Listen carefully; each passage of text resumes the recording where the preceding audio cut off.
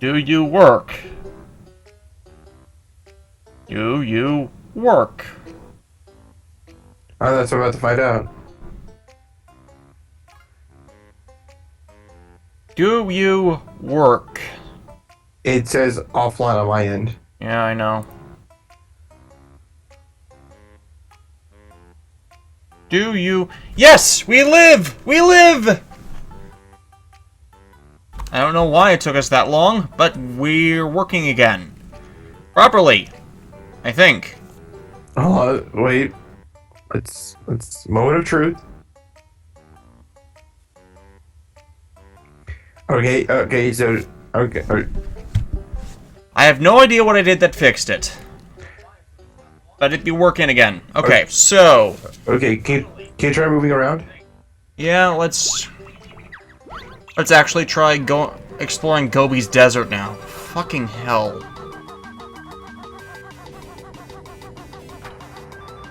What is with this I never got that. You waste 5 seconds of the travel time in just opening the damn pot. Stop. Matt? Okay, so, Davis? Yes? Okay, so while there is still a delay, everything is occurring in real time. Like, I'm not experiencing any delays. Yes! Crap! I'm terrible at this section. So, yes, hi everyone! I'm sorry this took us so needlessly fucking long, but YouTube seemed to have screwed over OBS, my recording software, in getting this to work, and we've been having stream issues the entire last half hour. Thank you for coming in and staying with us. Welcome to the Hotel California. You can check out anytime you like, but you can never leave. I wonder if that's what they say to... I wonder if this, like, he's so bad I don't want to even utter his name, but, the Superhero Tyson director? I wonder if he, like, that's what he says to, like, all the executives at Toei. Like, they want to leave his grasp, but he wants to have some sort of dirt on them so they can never leave. Producer, Shinichiro Shirokuro. Yeah. Like, I wonder if, like, the people at Toei, like, know how bad those, like, films are, but for some reason, they can't get rid of, they can't get rid of, like, the guy behind him. Yeah. Yes! And now I need to find a door or a hatch or something that drains all the water. Maybe getting the Jiggy will do that. Huh.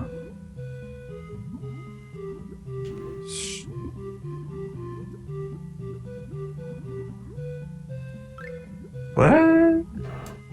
Yeah, that's what does it. Oh, okay. There we go. Okay, so, what was I gonna say? While you were fixing everything, I was looking at Crunchyroll like news just to see if anything was worth noting, and I saw this one article that was kind of amusing. That apparently, the Ghost in the Shell standalone complex, like those guys, yeah, have teamed up with like a cybersecurity part of the Japanese government or like one of those things. No way. Yeah, to promote cybersecurity. Like, I'm not shitting you. Like, I'll link you to the article. It's amazing. It's like one of those moments that make you go... Send it to my Twitter, please, because obviously I can't look at it right now. Okay, Hang on, why is there a flight pad all the way down there? Am I supposed to drain the water to somewhere else?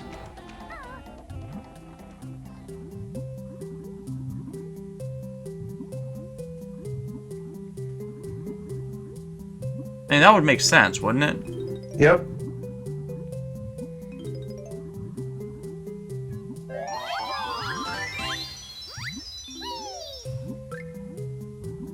Maybe I wasn't supposed to do that until later or something. I don't know.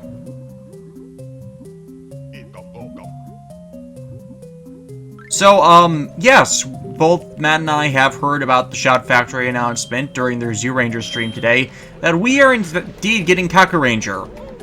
And yeah, a stream like that is a perfect time to reveal such a detail, since, you know, you have everyone together that would be interested, that would be excited about that. So, yeah. Yeah, I just sent it to your Twitter. Yeah, and my phone just bleep-blooped in confirmation of that. Now we gotta run past the... Oh, son of a... The speed boots don't help with that. Why won't the speed boots help with that?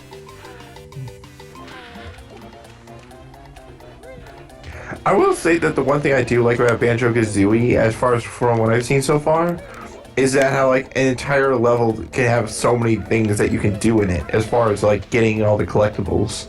Banjo Tooie is even deeper on that, yeah.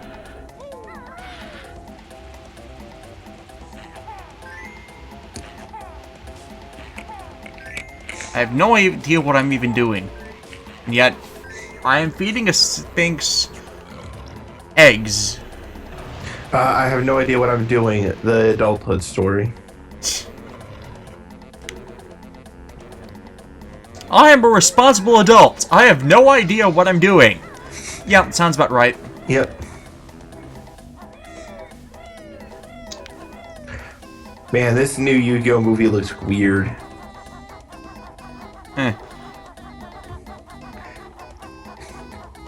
That'd be funny if like in the middle of a Yu-Gi-Oh episode, like a Banjo Kazooie reference is made, and then like it blindsides everyone. Like that is my dream, to like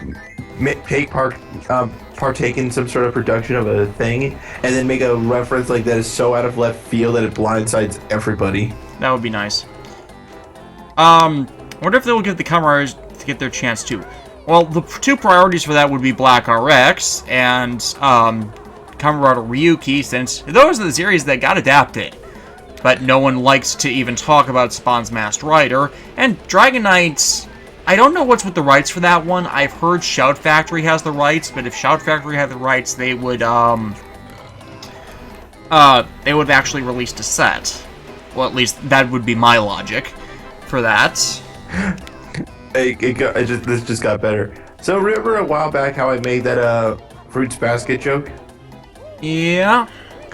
Somebody like reblogged my post and said my favorite anime is gone out. WTF have you done? And I responded, the fruit Jesus' work. And then he just responded, the end me please. The what, please? Okay. So no, I didn't clearly understand the word you said. Oh, sorry. I said after he said, what the fuck did I do? I said the fruit Jesus' work. You know, like I got that part. The what, please? He said, end me, please. The end me. What's the end me? Like the same guy who asked, WTF have I done? He just reblogged it saying, end me, please. Envy as an ENVY? No, I said end me. I'm sorry. Oh, as in reaction to the pun. Yeah. Like, it was so bad that just, like, end me now. Ah. Okay, into the pyramids. Said no one ever. There's card games in pyramids. There is King Sandybutt's tomb. Turn back or face his wrath. How bad can his wrath be? You choose not to heed our warning. Prepare to run. Run, Banjo, run! Run, Forrest, run! It's a maze with a time limit. Why? Hang on. What is it gonna do? Kill me?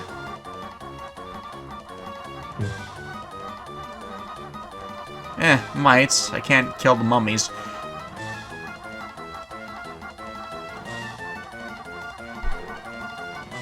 Fuck. Ooh.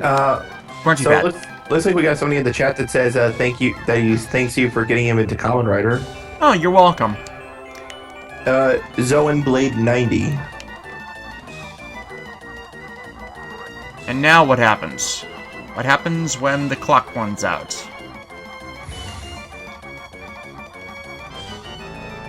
Uh-oh. I'm almost out of lives. That bastard!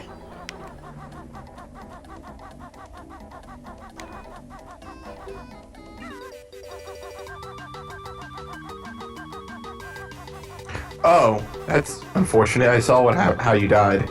Yeah, that's kind of cheap.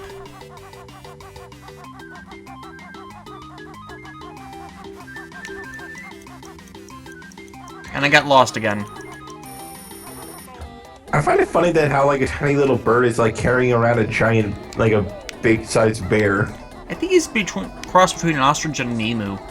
Mm-hmm. That or that backpack is dimensionally transcendental. Hmm. It's bigger on the inside. Mm-hmm.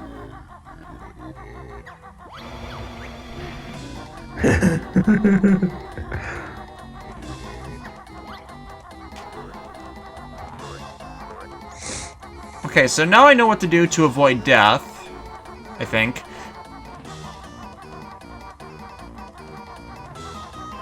Oh my god. What?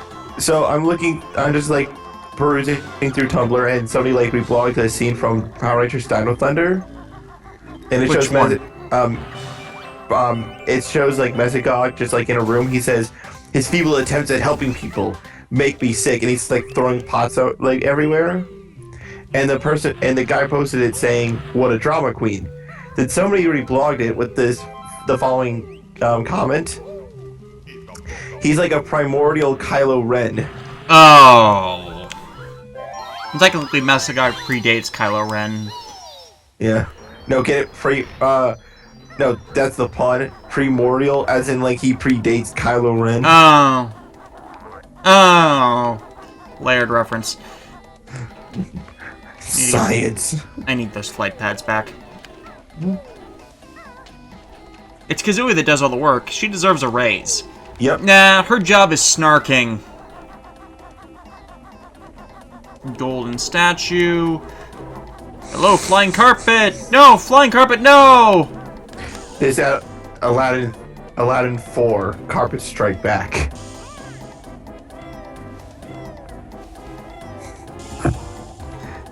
So, Five Nights at Freddy's the RPG. I've gotten requests to play that, as in not actual Patreon. Yeah, you should review this request, just that people suggesting I play it. And honestly, I watched MatPat's stream of the game last night, and yeah, no, I think I'll skip doing that. That's probably like the most jarring thing I've ever seen. Like going from like a horror kind of game to his theory for that is like it's the last dream of the kid as he's he either dies or gets turned into Golden Freddy. Mm-hmm. Or the puppet or whatever identity he's supposed to be that does that. Watch as it's revealed that like Scott Cawthon was just really trolling everybody this entire time, and like he legitimately just kind of made it up as he was going along. It wouldn't surprise me. His thing about lore becoming too convoluted kind of infers that, to be honest. Mm-hmm. Because, like, maybe it's because the way he made the game, but sometimes like I feel like a horror story should just be a simple like killer animatronic story, nothing more. You know what I mean? Yeah, but then admittedly the animatronics possessed by the kids, that's not a bad idea at all. Oh, that's not. I totally agree. Just that you get too involved in it at the points, and then you have to have an internet personality that's over obsessive about details tell you how it most likely happened to figure out what was going on. Oh, MagFest. When is that date exactly again? It was like it's the 18th through 21st, I believe. Sounds about. Damn you, Magic Carpet! No, I don't want to go on a magic carpet ride, but you don't give me the boots anywhere. And you're flying down like the day before, yes. On the 17th.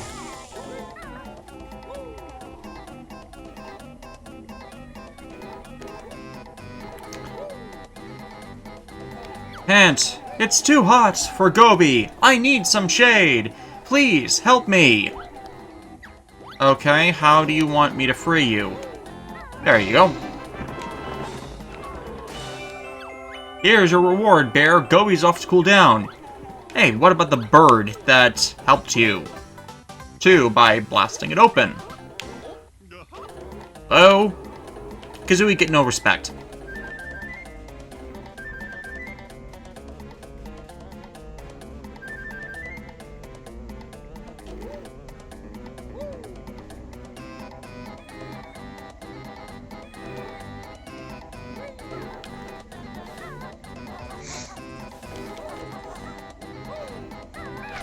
Mac, like, I'm so excited for MacFest.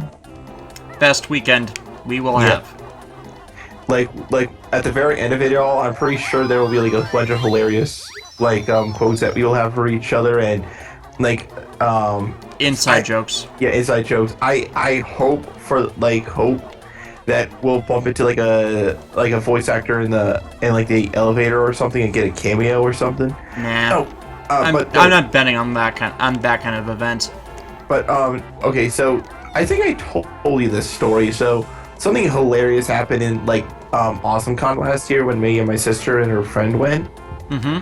So it was that year where Walter Jones and most of the original Power Rangers were attending, right? Mm-hmm.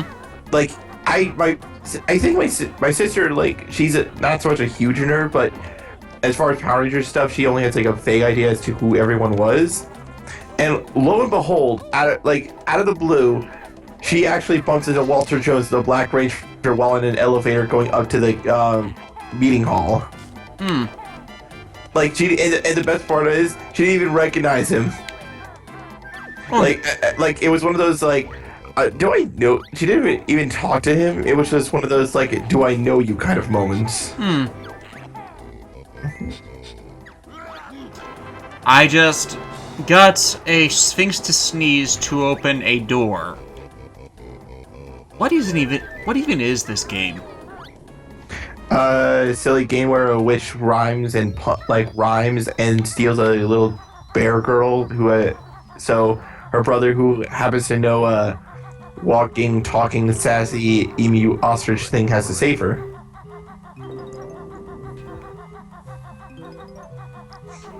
Aren't those the best kinds of games where this kind of It's ludicrous but makes sense in context. Yeah, that's my favorite kind of thing, when something is so ridiculous, but yet when you actually learn about why it's ridiculous, you go, okay, you win this round, right? You win this round, asshole. Yeah, you may for all intents and purposes, you should not make sense, but yet you do.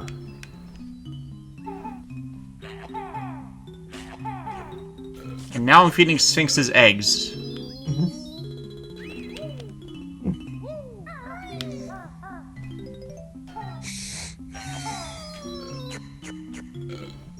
Hey, wait, I didn't recognize these sounds. They used that for Banjo, for Donkey Kong 64.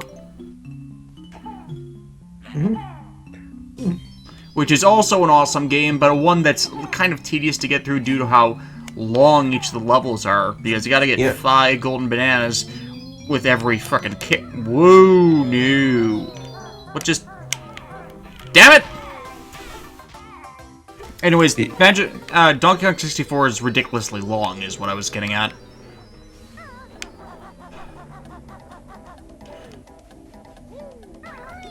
Gunker wants rain, gasp. I'm shriveling up. How's your nuts, bark breath? Wait, we did this earlier. Need water. Help. I know what to do. Ah, lovely water. Drunker feel great.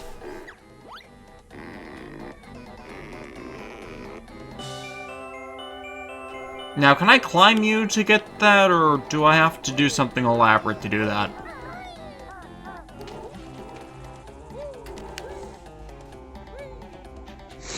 Oh, and yeah, don't forget that I have the burger changer for you. Yeah. Thanks for that, by the way. You're welcome. I'm actually concerned about my packing habits, because I gotta fit all of that into a suitcase and a backpack. Well, it's I guess this is now the time to like learn more about efficient packing styles and stuff. Yeah, but, everything I have to fit in there. Costumes, props. Just, like, next time I do reviews on location, I'm going to have to not script them so it gets so elaborate. Or maybe like next time we do these kinds of things, I try to do something on like see what I can do on my end. Yeah, we've already got a few things that we're going to be using, so... Yeah, when I eventually do manage to start on my own review show, like, and I was thinking about like reviewing the JoJo series, and like I'm already like thinking about how to parody like the nature of Part 4, which like all you need to know about Part 4 is that like at the simplest core, it's a bunch of kids that are trying to stop a mad serial killer that's running around in their town. That's Stardust Crusaders, right? No, that's Stardust Crusaders is Part 3, where Shotaro and like some others have to go to Egypt to defeat Dio, who has revived. Because of course it was him, Dio. Yeah, and they're like, it's a long story as to how he got revived, but actually, Matt. Yeah. There's a joke I made a long time ago that I kind of never actually put in a video. Yeah. Superhero Tyson Z. It was me, right. Nito. It was me.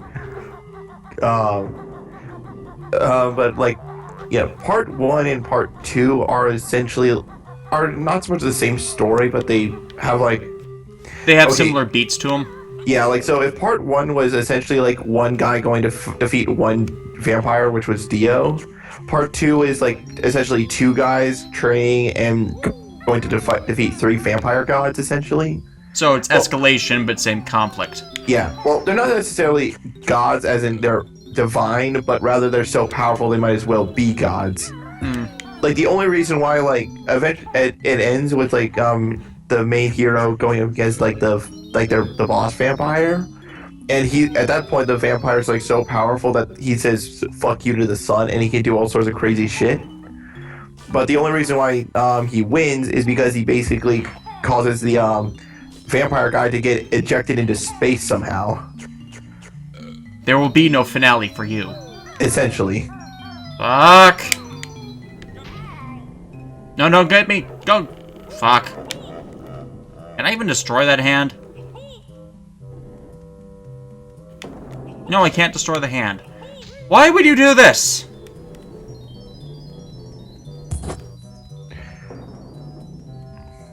Oh, what you could do is, like, when you're in that position, you could do, like, a backflip and then glide kind of thing.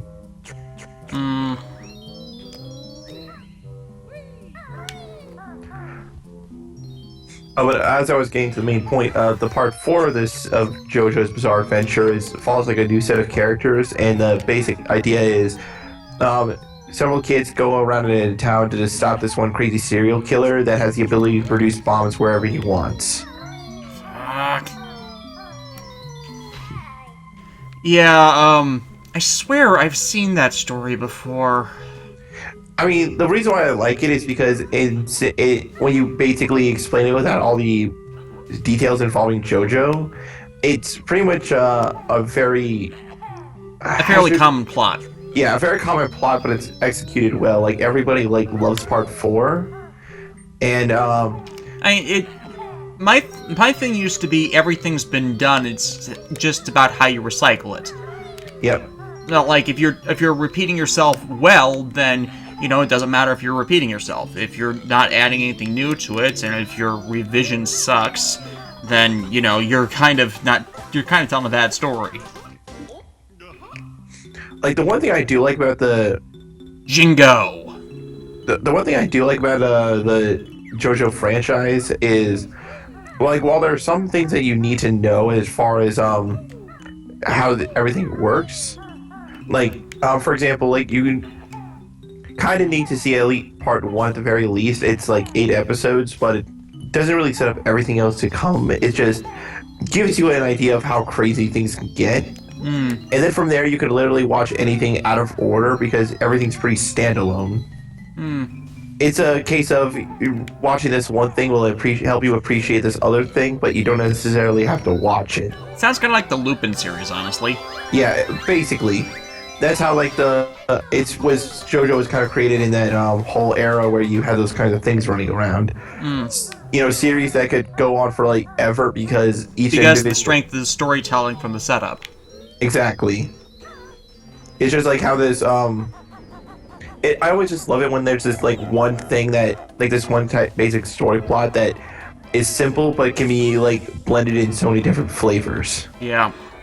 I mean, Lupin the Third, it's the heist story. It's always the heist story. But how wacky does the world get when you don't really need to... Damn it. Out of lives, too. When you don't need to worry about continuity. You just need to worry about, Like, I mean, the JoJo series has their continuity, but it's never like you must read this one thing in order to understand this other thing. You know what I mean? Yeah. It just all it does is help you appreciate the other things, really. Yeah. There's a game series that I like wish came back, but with, you know, better stuff. Spyro the Dragon. They had a revival. It wasn't popularly liked. Oh, I remember that. It was just what like I tried to play some of their games, and I'm like, this. I mean, the reason they needed the revival was the PS1 games were good. The first two PS2 entries were terrible, and I mean terrible. Like, I tried playing like one of the Spyro games, and I was like, this doesn't feel like a Spyro game to me. Like, I literally stopped playing it and then returned it to the library where I picked it up because I was just going, this doesn't feel right to me. Like, it felt like it was doing a lot. Like, if it was any other character but Spyro, this would be kind of fun. But since it was Spyro, this isn't what Spyro's about. You know what I mean? Yeah. Granted, I'm not very good at the first Spyro game. Honestly, you don't really need to be supremely good at the first Spyro game. Like, what I really remember fondly about it was just running around the levels trying to collect all the gems and then just hearing the catchy as hell music. Which was performed by Stuart Copeland of the band The Police. Really? Yeah. Like, he did the music for a part for Spyro's 1 and 2, Ripto's Rage. I liked Ripto, and I liked Year of the Dragon. Yeah. I have never played Year of the Dragon, honestly. I've heard it was a decent game, but it was like the one classic Spyro game I never actually got a chance to play. Although I do remember playing the crap out of Ripto's Rage and like how fun that was. Yeah.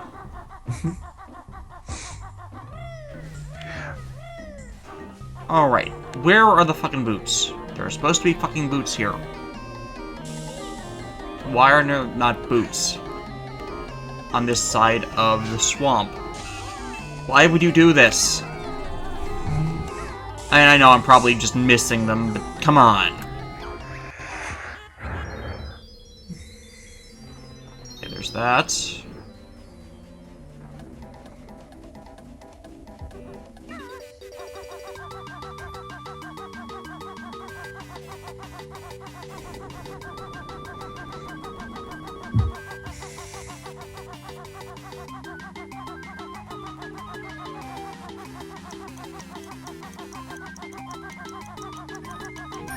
Okay, panel down. Got the honeycomb there. Now to go find a flight pad.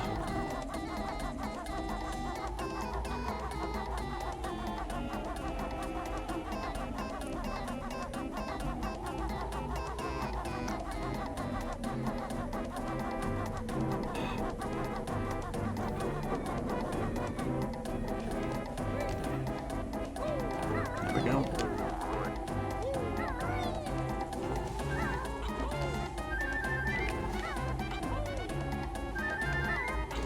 You know, it's always odd for me to, be good at the sequel and not the first game. Because then I feel like I'm missing part of the story.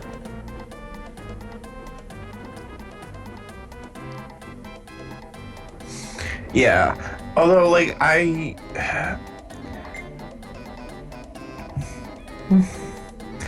And boom.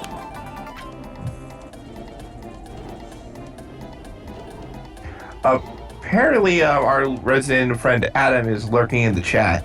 Really? Yep, there he is. I see you.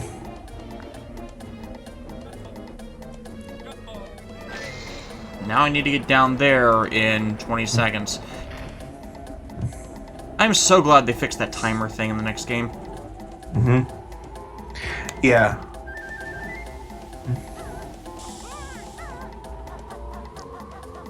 Yeah, like, honestly, like, that's what a sequel should do. Like, if it's not broke, don't fix it. But if there's, like, a decal that's messed up, then change it. You know what I mean?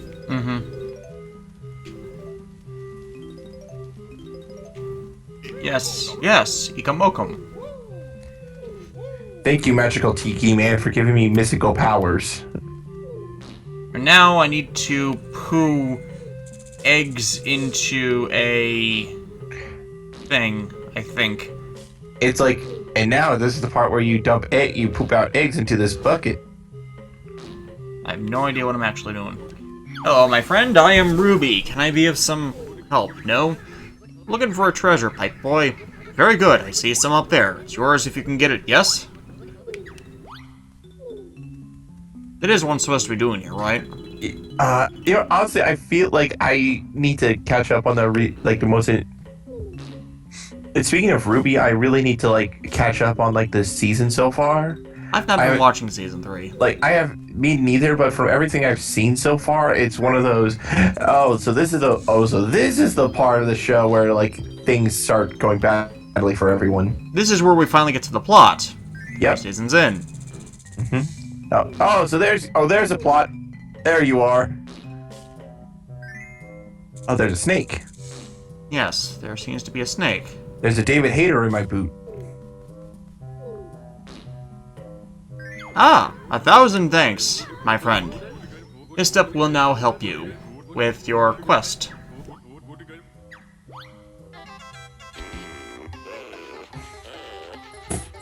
And jump.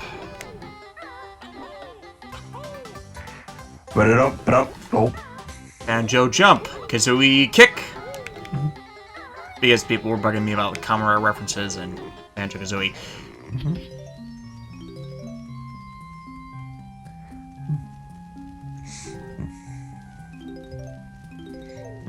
And as I was saying earlier, Donkey Kong 64 is way longer, and it's kind of it gets kind of confusing at points. It's way longer than it has to be. Yeah. I mean, it's a Nintendo 64 game, and back in those days, you had to stretch out everything that you had. Well, it was so long, they gave it its own memory expansion pack with every copy of it, simply due to how much stuff there was.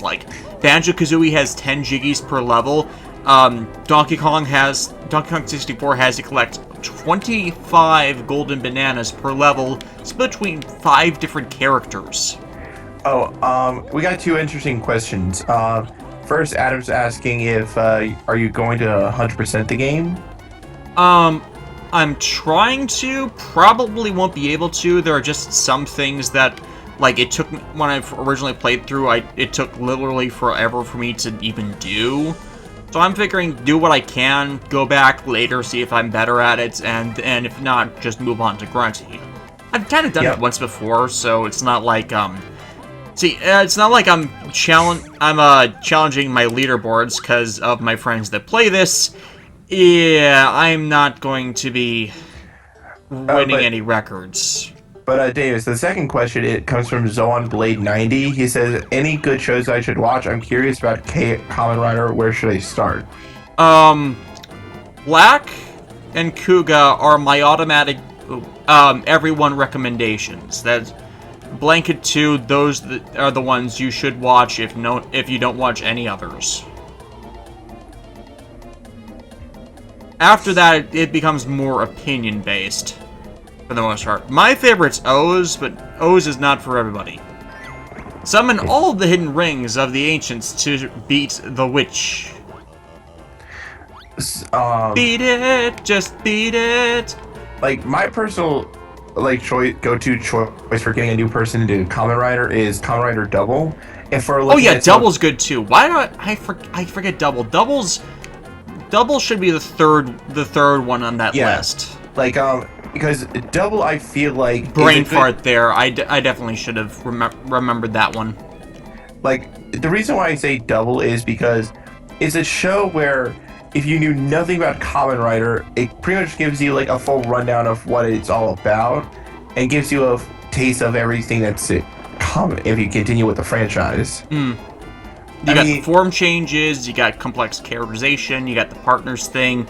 Yeah, you get the goods, and you get like those themes of sacrifice and like sacrifice and duty and all the good stuff that makes the Kamen Rider show good. Yeah, even though it is a bit goofy at points, needlessly so. But it fits. It's not excessive. Yep, and like the ending of the show will make you cry. I know I teared up. Yep. Like when the acoustic version of Cyclone Effect starts playing, I go, nope, not gonna cry this time. Nope, no. Too late.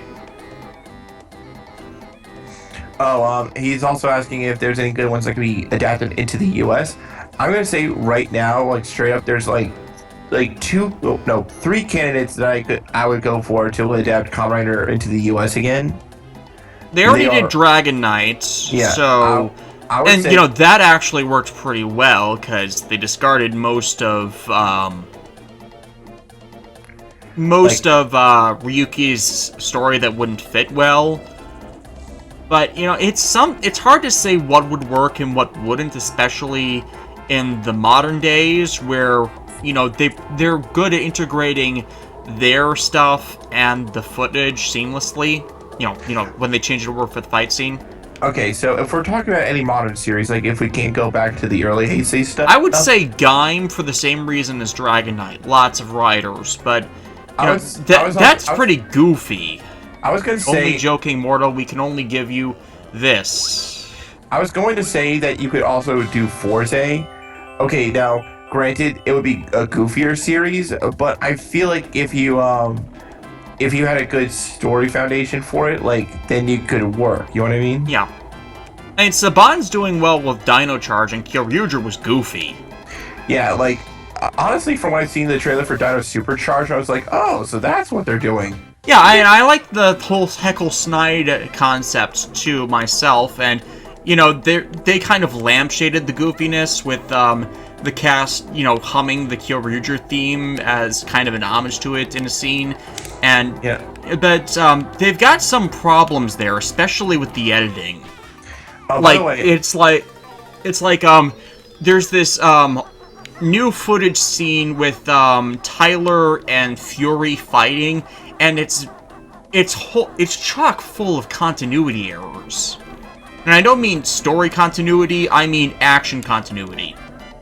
Like, oh, by the way, before we continue with this, Spirit of Virgo in the chat wants to know, did you make that logo of the show yourself? Or was it somebody else? I actually drew the letters and then cleaned them up in basic paints, and the scarred eye thing goes back years. It's like ancestral to stuff I was doing in like 2004, and it just stuck. Like, it's that thing that no matter what you do, it's gonna follow you. Yeah, I mean, even if I'm obviously not gonna scar my eye and then wear contacts for the rest of my life, but it's something that's me. Yeah, it's like you're not gonna become like the Scar Ride Davis or something like that. Yeah, no. Could Wizard work? Possibly. I don't know. That's kind of like honestly, if Wizard were to work, you would have to time it correctly with like something other magical related thing coming out. Yeah, Magi Ranger kind of did, especially with Mystic Force. They kind of did the whole Harry Potter sync-up thing. And Wizard worked because it was timed decently with Madoka Magica, and I think one other Magic series that they were doing at the time. I forget which. Like, one thing I would change about it with like Kamen Rider Wizard, like if I ever adapted it, like literally if I had to make literally the same exact show, but could make one change, is remember how I forget the Maya, I think her name was, how her rider Introduced suit, Mage earlier. yeah, not only introduced Mage earlier, but give her like a full on proper rider suit. Because while the Kamen Rider Mage is definitely a rider suit for all intents and purposes, It's a mass production rider suit. yeah, like I just don't like, for the character, I was like going, she seems awfully unique and she has all the makings of a rider, so why did you give her a mass production suit? Like shouldn't we have like a trifecta going? Like we got the wizard, we got the beast, so where's the witch? You know what I mean? Yeah, instead of just, generic mage. Yeah, like I just felt like a missed opportunity. Like there's like some things you could have done there. Yeah. Admittedly, we did end up getting the White Witch with, Koyomi taking over, Fueki's powers, but that was in the movie, unintentional, and they didn't change the freaking suit. Exactly. So, like, it's like Wizard was decent, but there were some opportunities, I feel like, thematic-wise, that they could have. Agreed. I think they should have introduced Mayu around the time they created Wizard Old Dragon. Zoan and Adam gave a good point. They could release it when the Doctor Strange movie comes out, or like when the Monica concept movie, when that gets made, or like when that comes out again. Wait, they're doing they're adapting Monica Magica? No, like apparently like there was a concept movie that got released, and like in the concept movie, maybe it was for like a third movie that's possibly getting made, but like it was movie. Fourth movie, I should say. I'm sorry, fourth movie, and it was pretty trippy from what I've heard. But like Monica has like a new outfit and everything, and it was, I literally know very little. Yeah, about it. I would love a sequel to Rebellion to finally, settle things. I mean, I don't mean Homura and Madoka fighting, but kind of finding a more permanent resolution. And, them going off into the sunset. Happily. Oh, by the way, so here's something that will probably blow your mind a little bit. So it's not confirmed yet, but you know about the mobile game Fate Grand Order, right? Yeah, you've been playing it a lot. Yeah. So like the game developers have teased like a crossover of some sort. You know what I mean? Between like it and another franchise. You're thinking Tsukihime. But no, they're going to do Tsukihime, but no, the first crossover they're doing is apparently going to be Monica. Really? Yep. Like it's not confirmed yet, but it's just one of those leaked data kind of things. That there's apparently space for a cast, like an Archer Monica and a caster Homura. Huh. Although, like, I guess that would fit her archetype, but then who would be a berserker? I was thinking who would be assassin, who would be lance. Okay, some of them have sword and arms that would fit that. Like Kyoko is obviously a lancer class, but I saw like somebody like linked me to a piece of fan art that I thought was actually pretty cool. It showed like a Archer Monica and a Lancer Kyoko, but it's something that I didn't even realize could be a thing. A berserker Sayaka. Yeah, that could work. Considering what happened to her in Monoka Magica. Yeah. Because like to be a berserker class, you just need to have at some point gone batshit insane. You know what I mean?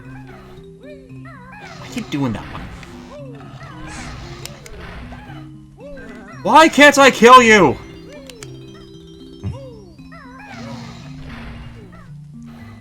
That's the wrong one. But I suck at memory puzzles. But again, nothing's official yet. But should that, like, all I know is that if it becomes official, like then there will be like the fan art community will like have a field day. Yeah. Also, something I've seen them going a field day over. What? Amiya Lily and Amiya Alter. Amiya Alter? Yeah, not just Amiya Alter, Amiya Lily, and like, what would that end up? What would generate that? I mean, how would we have an even darker Archer, and Counter Guardian Amiya than we already have? And then, well, obviously, Alter and Lily, one of them has to be normal Shiro. Mm-hmm. Oh, I already did that one. But I need the extra life, so what the hell, let's climb the thing. oh, so, like, okay, so it told me to devolve into this tangent a little bit, but on the wiki for Fate Grand Order, like there's some like leaked character data, so some stuff that we know we're getting. Among other things, we're definitely gonna get Ramses in the game. Return the slab! Oh, speaking of which, I did make that joke. I actually photoshopped a Ramses head on top of like that Ramses from Courage the Cowardly Dog. Like, that's always what goes into my head first, because I can never remember the song that goes with it. Because there was a song in that episode. Yeah, there was that. But some other things that I thought were kind of interesting were was that there's apparently gonna be room for like a child Medusa for some reason, and like or like a more demonic version of her. But something that I thought was funny. Somehow Taiga's gonna be able to be summoned.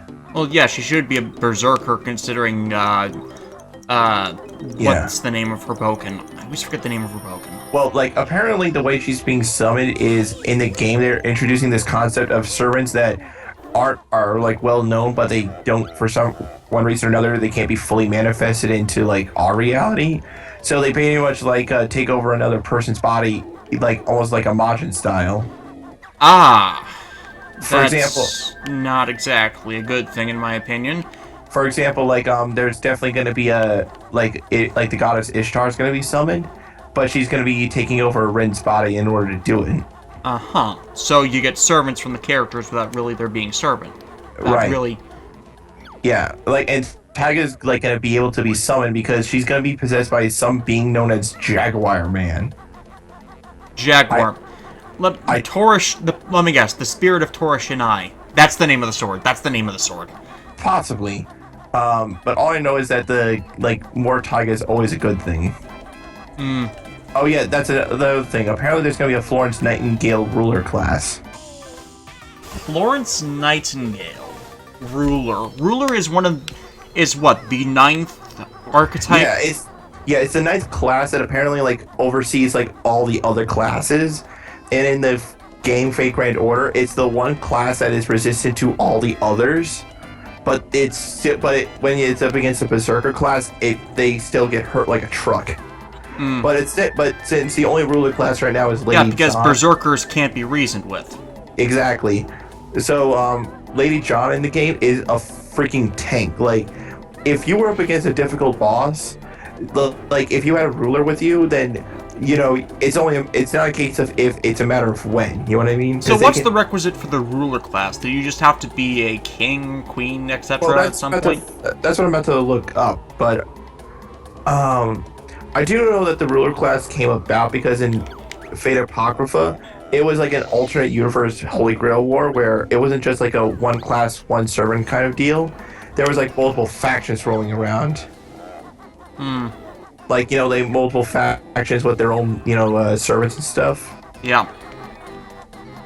Okay, so I need the shoes, and I need to get them over there fast, So it says, Ruler is a non-standard servant class brought forth for the purposes of presiding over Holy Grail Wars.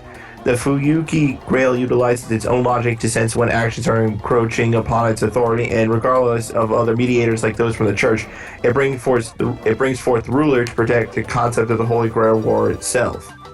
So why didn't that happen in the Fuyuki Grail War then? That's what I'm reading on. Ruler takes neither side of the battle, but only acts in the interest of the Grail, according to Joan of Arc. Wait, that would make sense since it was possessed by the spirits of Angra Mainyu. Mainyu might have superseded the ruler class. Yeah, it says one of the criteria to be summoned for the ruler class is possessing no desire for the Holy Grail.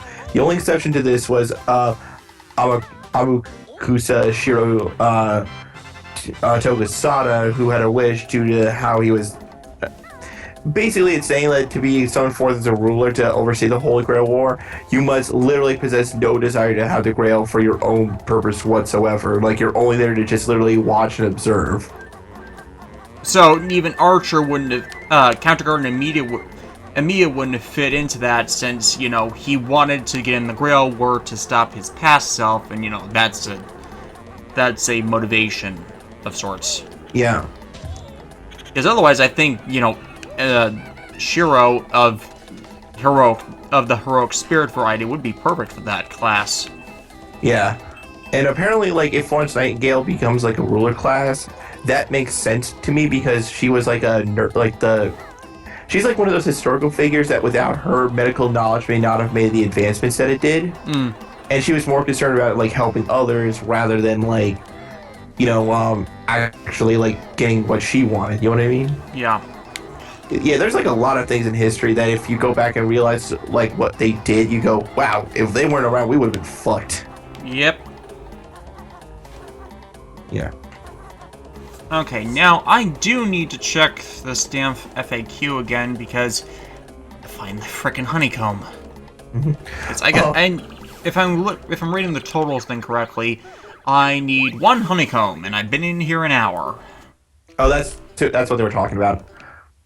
Okay, yeah, like the weirdest thing about Fate Apocrypha is the idea of Shiro Kotomine. Just basically.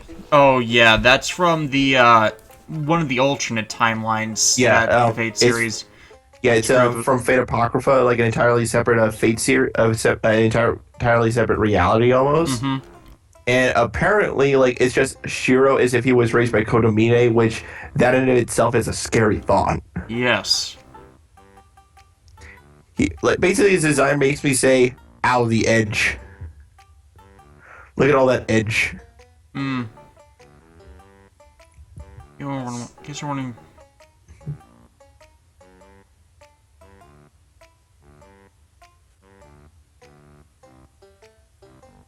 Ah! That's where it is. I am going to torture an innocent camel. Ah, Davis, why? Don't torture the camels. Too late. Okay.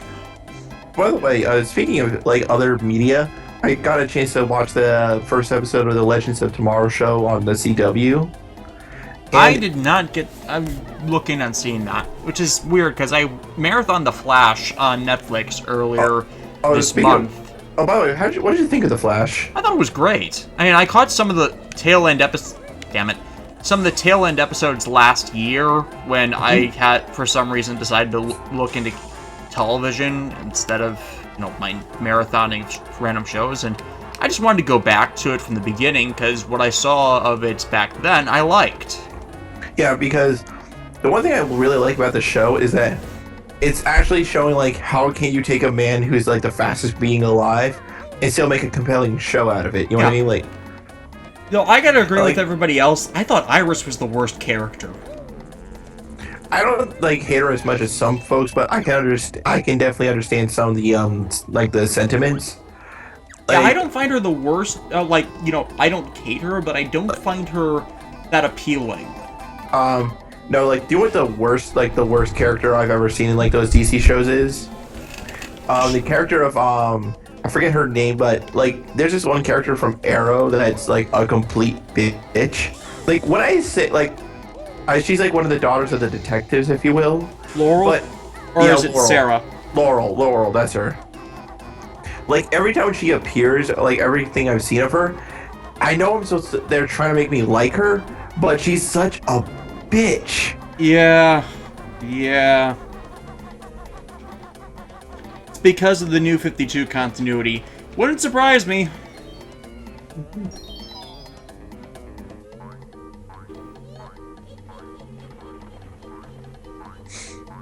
Oh, not you. What I was gonna say, but, like, the Flash, like, I just saw, like, one of the newer episodes, or, like, the return episode for, like, the second half of season 2. And it actually showed once again that how you can make a character like the fastest man alive still have a challenge, because his opponent was this man named the Turtle. Oh, yeah, I remember that. Well, I didn't see the episode, but I remember the Atop the Fourth Wall episode about that.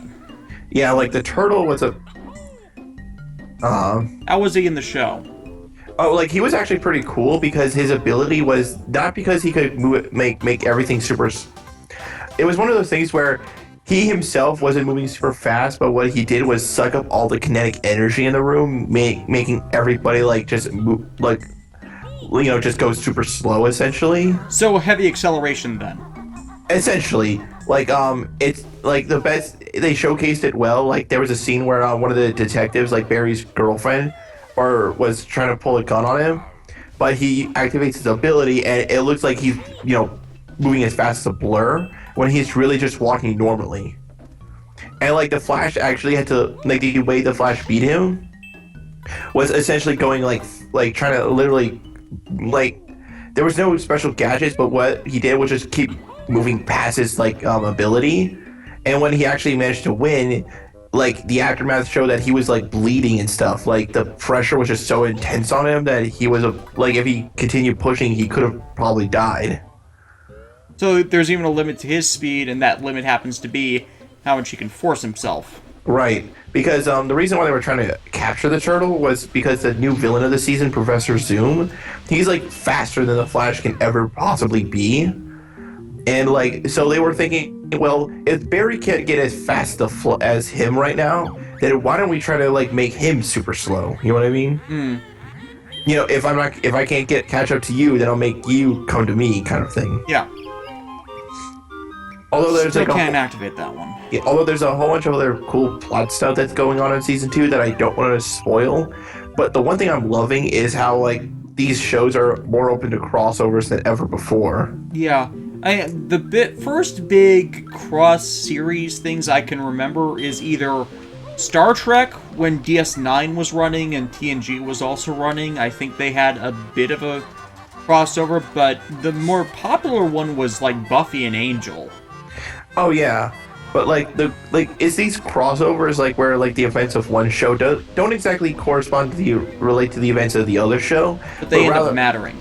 Yeah, like it feels like an active universe when like saying this. The reason why I have this suit is because this one character made it for me when I visited them or whatever. Yeah. Plus, since they're set in the same, they're filmed in the same city. Their production staffs are nearby. Yep.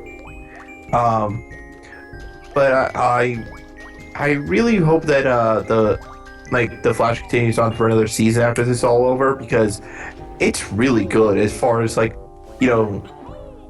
was already excited for it when it first was announced, but after watching it I was going, you see, this is how you make a superhero show as far as like giving him obstacles and stuff. Yeah. Sort of like how in One Punch Man, like, even though Saitama could easily, like, literally one punch his way to victory, his own struggles are things that he can't exactly just defeat in one punch. You know what I mean? Yeah. I mean, enemies are easy, but personal matters, that's hard. Yeah. And, like, the enemies that the Flash fights aren't things that he can easily outrun, essentially. Okay, there's some that he can outrun, but is always the manner, like there's always something that he can't exactly like duck and dive over.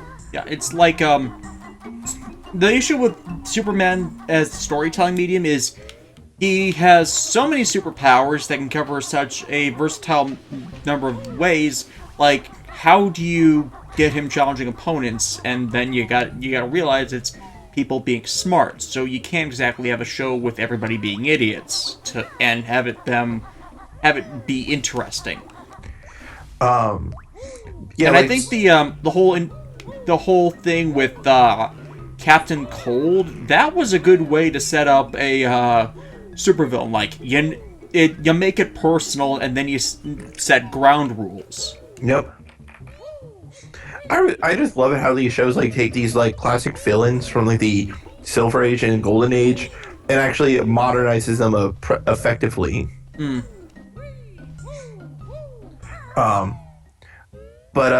Yeah, like Superman, he's more of an ideal. Like, so while while Superman's fights will always end with him winning, he's more of like this is how you be a good person kind of thing, right? Yeah. Like, I have the power to literally conquer the world in a second, and yet I choose not to. You don't want to take over the world. You don't You don't even know what you would do with it. Beyond shout at it. Mm-hmm. I love that quote. Yep.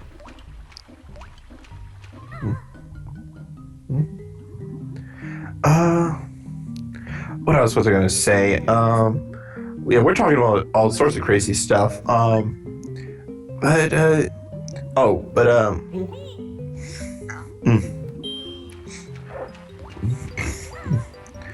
what else was I gonna say? Something that,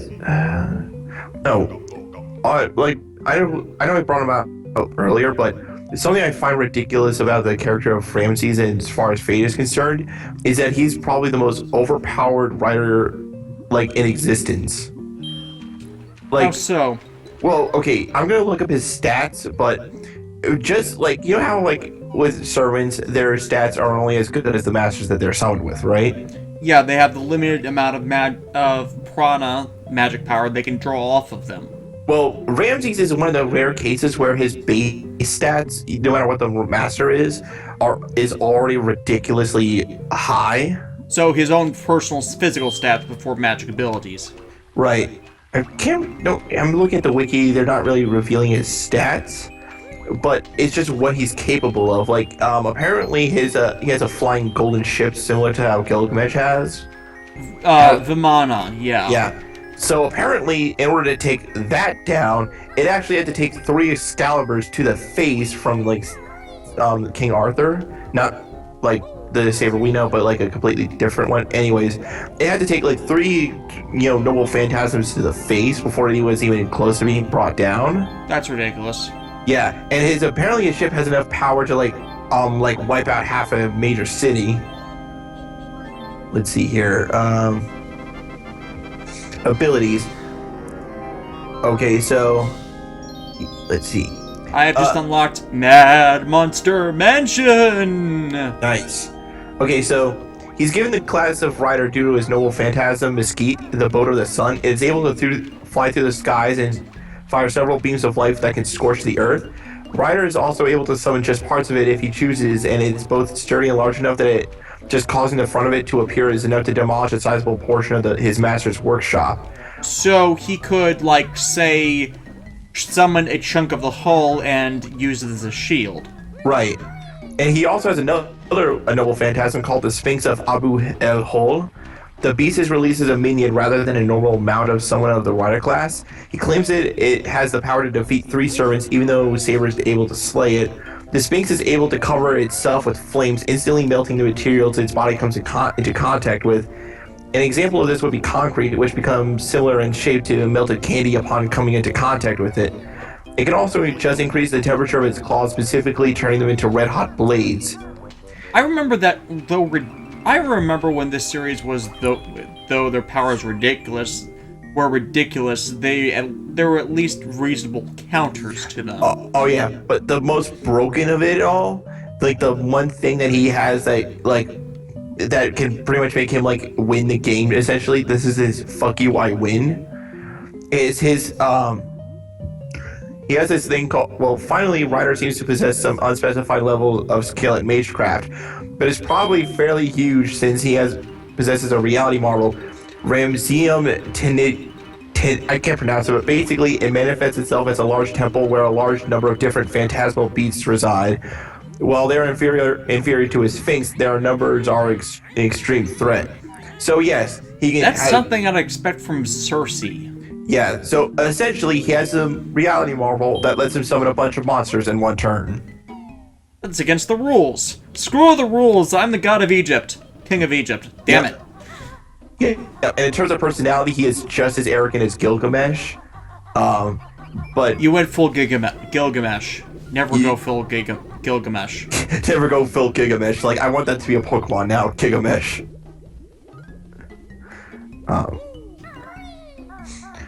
But like, yeah, like that is ridiculously overpowered. But yeah, like that's what I think I just like about when you talk about servants and stuff, because you always have to wonder, why is this one servant going to win? Because he has this one specific ability that lets him, like, it's one of those, like, chess matches, you know what I mean? Yeah, like, just Archer's awesome because Well, he has close range, he has long range, and then he Yeah. can summon esoteric things. But the counter to that is he doesn't exactly have the internal power to generate them en masse. If he does if he does too much, he doesn't have the power to be an effective fighter. So he's best on to be one on. I would think he can defeat most servants in a fair fight, but then you have the things that just aren't fair. Yep. Oh, another. I will get off the Fate tangent and after I finish this one thing, but there's just like one particular thing that I thought was pretty interesting, and as a case of this is an interesting noble phantasm. So you are aware of Jackie the Ripper, right? Yeah, that was actually a pretty interesting backstory for her. Yeah. Her noble phantasm is, well, she actually has two, and they're the ones that make me go, ooh, so you actually have to be strategic with this one. So the first one is like a weird lantern thing that creates like a poisonous fog, if you will. Yeah. That's like that can like seek out opponents and make them like get distracted or whatever. So nothing too terribly crazy. The second is a bunch of knives called Maria the Ripper. It like by itself Instant kill against women. Well, yeah, it's only instant kill if it fulfills 3 certain conditions. It's at night, it's foggy out, and it's against a female target. And considering how many historical figures are turned into women in this series, it's not as unbalanced as people might think. Yep. And look at what they did to Leo da Vinci. Oh yeah. Although, like, I as I was saying that one article, that one post I made, that is like so bonkers ridiculous that it goes back around to, yeah, I can see that's something Da Vinci would probably do, because like the reason why he can't, like there was like that gender bend thing going on was because apparently Da Vinci was just like went up to the ground, was like, meh, why not? Oh, but back to Jackie. The reason why there's some strategy is because her first noble phantasm makes things foggy, so yeah, that's already one of the conditions for its use already. Yep. Oh, but like the Maria the Ripper by itself, if you like just. I mean, partner her with a caster that can turn enemies into women, and it's like you got instant kill there. Oh no, wait, rephrase that. Can gender bend people and make it night. Yep. And the best part about it is that like just by itself, it's just if she stabbed you with them, it would just hurt a lot, right? But if those 3 conditions are met, she actually has the ability to manifest the knives inside of the target and then like shred them up from the inside. Dude. Well, that would... To be fair, that'd be kind of useless against Amiya since his body is made of blades, but still. Yep. It's like, ha! Joke's on you, my insides are already blades. Jokes. Damn it.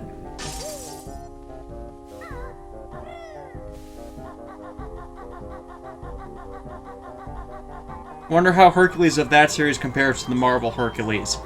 I have no idea, because I have no idea what the Marvel Hercules can do. I like the Marvel Hercules is essentially as strong as like the myth Hercules. So it would just be a case of a berserk Hercules literally fighting against a more sane Hercules. It would just be like one of those, like, who I've always wanted to know though, who would win, the Hulk or Hercules Berserker? Well, the thing about Mad Enhancement is they don't need to use it. They just get a stat reduction. And I think for Hercules, being able to go in and out of Mad Enhancement would be more beneficial. Because, you know, then he's got all these other noble phantasms that he isn't exactly using when he's out of his mind. Yep. Oh, so apparently there's going to be a new Transformers movie. I haven't seen any of them since the second one. Okay, I'm going to be completely honest. I saw, like, Age of Extinction, and while it was bad, it was the first time where I felt like there was some effort here. Like, everybody, like, the big criticism of the movie is Optimus Prime starts hating humans and sounds like he wants to kill them all. Well, they've been acting like dicks for 3 movies. I think at that point it's warranted. Yeah, like that's what I was about to say because, well, given the context of the movie, where like for some reason the CIA's hunting down his Autobot kind after they saved their asses I mean, the multiple reason times. for the humans starting to do that is stupid, but they've acted stupid all 3 fucking movies. Yeah, and like I feel like at this point, Optimus Prime would like he could tolerate a lot of shit, but hunting down his comrades for like no real justifiable reason other than you guys are scared of us. Like you. Here's like, the thing: it's justified for Optimus, but it's not justified narratively. Damn it! Yeah. Stop that. But like I'm the kind of like I'm not trying to like excuse Bay of any of his fuck ups. I'm just like when those movies do something right, I would like to at least point it out to show, you see, there's some effort here, and this is why this movie is even worse, because at some point Sony was going, like, trying to put some thought into this, you know what I mean? And, like, the worst part of Age of Extinction, though, was, like, how the Dinobots literally show up in the last the last 30 minutes of the movie. And it's almost like in those superhero Tyson films where, like, the big crossover power-up occurs, like, right the fuck out of nowhere. Like, remember how when the Tokutras and the Curiosers combined their mech, and that because Gabutira somehow turned into a train? How did he turn into a train? Exactly. How the fuck did he turn into a train? And why didn't you save that for your crossover movie? Yeah, exactly. Why did you save it for that one? Wait, that's right. Sense. That one sucked. Yeah. I mean, it's better than how most of Tokyoja went, but that's not saying much. Yeah, that's like saying, like, this pile of shit is slightly less smelly than this other pile of shit.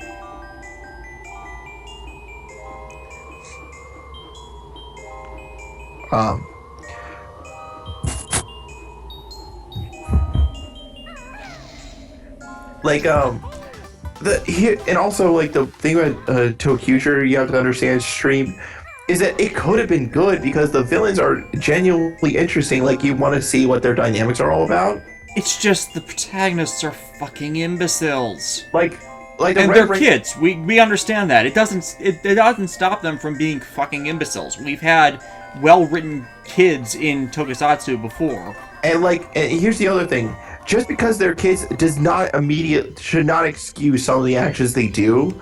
Because even when you're a kid, you learn from your experiences. Even if you're not fully sure as to why you don't do a certain thing over and over again, you at least learn, hey, maybe I shouldn't touch the hot stove every now and then. There's a point where you should fucking know better.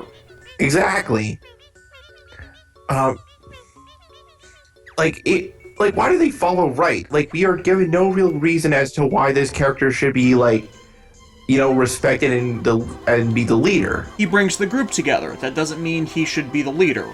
Yeah, you don't automatically make the guy who's the heart of your Captain Planets and the Planeteers team the automatic guy you follow. The leader position should always go to the person most qualified for it, no matter what their color is. Yeah, and they used to do that in Sentai. Yeah, what's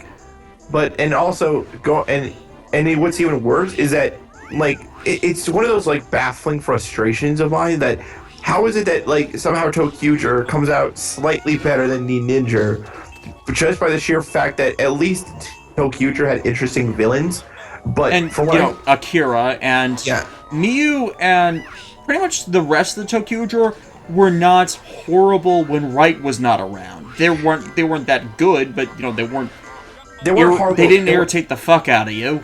Yeah, but with Ninja, Takaharu is one of the worst examples of the hot-blooded red-headed protagonist that you'll ever see in Sentai. Because how would you like it if you saw old school Sentai heroes or Toku heroes like Jiraiya or Ninja Red and all those other guys pretty much be like, well, we have more experience than you clearly, and we know what the fuck we're talking about. But let's learn a lesson from this idiot. Yeah, what the actual fuck? You have a prime opportunity for these crossovers, and yet you fuck them up every single time. How do you do that? How do you consistently fuck up every single crossover you ever made? Am I right, Davis? Yeah. I mean, Tokyoja, the versus Tokyoja just premiered, and I think just premiered. I heard something about it. It's around there, and you know, at least they're similarly toned, so, oh, you couldn't make something that freaking awful. Could you? Probably. And, like, it's a real shame, too, that, like, because, like, honestly, like... You don't want to hate these shows. You don't want to. Like, you love the... Like, me and Davis, like, love Toku and all that stuff, but for the love of Christ, we know they can be a lot better than this, so what the actual fuck? And you know what would be an easy way to fix these shows pretty easily? Cut down on the fight scenes and give the characters actual fucking character development. Exactly. There's just so much fighting going on. I don't understand why. There doesn't need to be. Like, is it really less expensive to, like, film? Is it really more expensive to just film, like, out of suit stuff than it is to shoot fight scenes with? You know what I mean? Yeah, I don't think suit actors have a union, and so, you know, they get paid something X amount no matter how many scenes they shoot with them, so maybe that's how they're cutting costs. Which is a really scummy thing to do. Yeah. I just hope Zoologia is good, because from the basic character setup, I'm going, there's some dynamics we could have here. Like, these beings from another world, like, learning about, like, how things are going on this planet, or, like, you know, like a... that would be a decent reason for the Red Ranger to be the leader, because he's actually from this freaking planet and knows what's going on it. Yeah, he could actually, like, lead them around and go, like, this is why this is this way. You know what I mean? Yeah. But also, speaking of Zoologia, like, some details about the villains have been released. And they're planetary exterminators again. Yeah, only this time it seems like they're going for more of a roving gang of barbarians angle, but like, I just like and apparently each of the generals has like a different shtick as to what kind of game they're gonna play. Game. Again. Yep. Again. Although, turning serious battles for the fates of humanity into games. Although, from like what I've seen, the way from what the details were laid out. When they said game, it meant like less as of a fun, like they're doing it for funsies, but more of a, you know, like how in Kuga when the Grongi were killing people, they were doing it as a quote unquote game. Yeah, because they were sociopaths. Yeah, I hope they go for a similar direction. Like they just like killing, but they're just playing fun. They are calling them games simply because, well, that's how evil they are. Oh, well. So it's more ironic than... Yeah, it's like less of it's less for funsies and more of a, like, hey, we're just gonna start like hurting and killing a lot of people because we totally can, and each of us are gonna do it in a slightly different way. Like, one person will focus on physical pain, the other will focus like on emotional, mental stuff. That could work. Yeah, and apparently like this group of aliens, like, apparently they're like well-known conquerors that they don't really exactly conquer the worlds, but rather they do this thing where every 100 planets they select the 100th planet. So these aliens apparently go from solar system to solar system, killing and murdering a lot of people. But like every 100 planets they select, every 100th planet they destroy, they select that 100th planet to like run a series of games on, just for like the funsies of it. Like to relax, since, hey, we've done so much already, let's celebrate. Yeah, and let's celebrate by like killing even more people, but let's do it in a more funsy way instead of like a straight up warmongering way. Which, you know, if they're doing that at least gives a context to why they're doing it, versus Ninja, where, oh, these are gonna be serious ninja brawls. Nope, let's play a game. Yep. I feel like with all these games from Ninja, there should be like a Jigsaw joke at some point. Hey, you want to play a little game?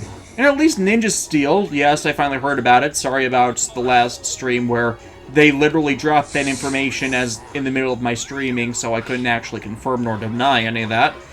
At least when they gave us the details for Ninja Steel, they phrased it so as, hey, we're giving this a framing device. So yeah, all of this nonsensical game stuff in the original, in Ninja, yeah, that'll make sense now. which I honestly really like because that actually shows that they were thinking creatively, just like back in the old days when they saw like an idea for a Sentai and they were like, you know what, let's make something out of this. Hmm. Like I remember hearing about like how when they got the detailed notes for In Space, they were like, this seems kind of like space themed. Maybe we should really just make it about Power Rangers literally in space instead of it being like cyber based. Hmm. But Why hey, can't I run against him? but heck, at least we got a framing device this time, and I just can just imagine how many creative stuff you can go with this. You know what I mean? Maybe like as the series goes on, the games get increasingly more deadly as well, deadlier as in like it's like the happy clown slowly going mad kind of thing, like the why aren't you guys dead yet kind of thing. No, Q. Games? Did Yeah. someone say games?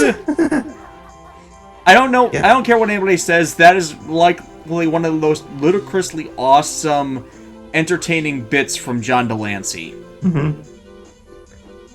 Especially in the context of him now playing Discord recurringly.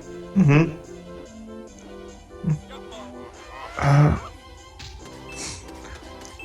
But yeah, Ninja Steel, not the most creative name, but I'm with Josh Saucedo in that Shinobi Steel gets the alliteration. Yeah. Plus, then its initials are NS, and you know who else has the initials NS? Yeah, Ninja Storm, which Yeah. okay. Yeah, I can understand. I never really thought of it that particular way, but yeah, I totally agree now. Yeah, because most of the series so far have avoided, having the same acronym. Yeah, like even though like Power Rangers Samurai got split up into Super Samurai, we just say Samurai because there's no point in calling it Super. You know what I mean? No one dignifies the super renames for the seasons because it's still the same fucking show. It's still the same fucking characters. Yeah, There isn't a Sentai. There isn't a real season split with them. You just run it over 2 years. That's it. Which I still think is fucking stupid. It's Nickelodeon. Yeah. The ancient ninja arts of electric guitars. Should I Yes. show them the guitar? Yep. Show him the guitar. All right, stream folks, you're in for a treat. You're about to see something amazing. Ladies and gentlemen, I activate the Melody of the Awakening Dragon! Yes, I built this. I've been building this for the last few months. It's finally done! I can just imagine like a forging montage where like you're just banging steel on an anvil and stuff, and you're making all sorts of stuff. Wrong setting.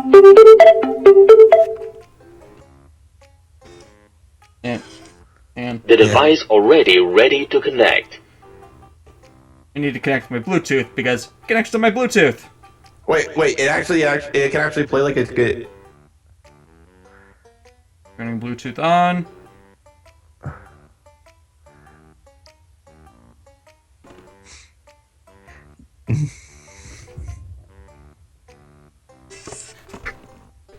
Hang on.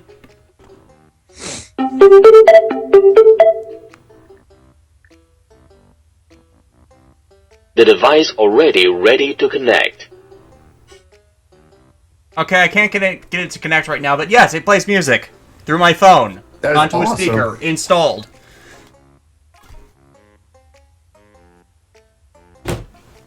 Anyways, back to the game. And yes, I am going to have fun with that at MagFest once I get the rest of the costume complete. Please try harder this time. Here we come. Because this is where I went rage quit last time, because these fucking things only die from this one move, and it's so fucking annoying.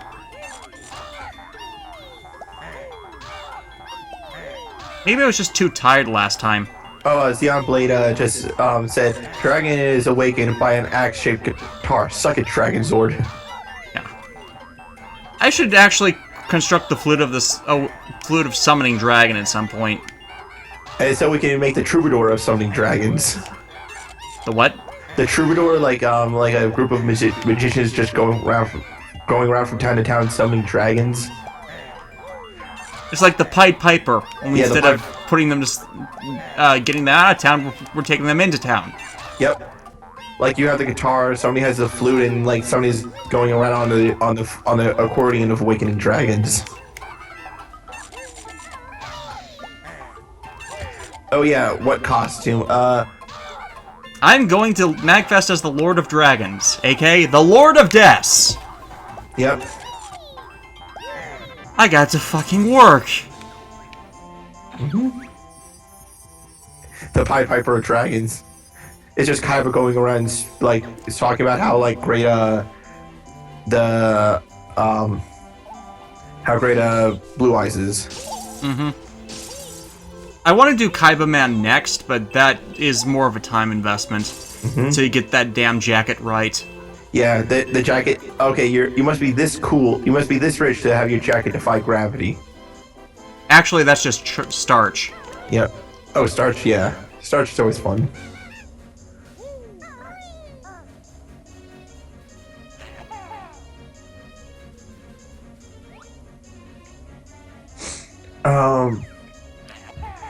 What was I gonna say?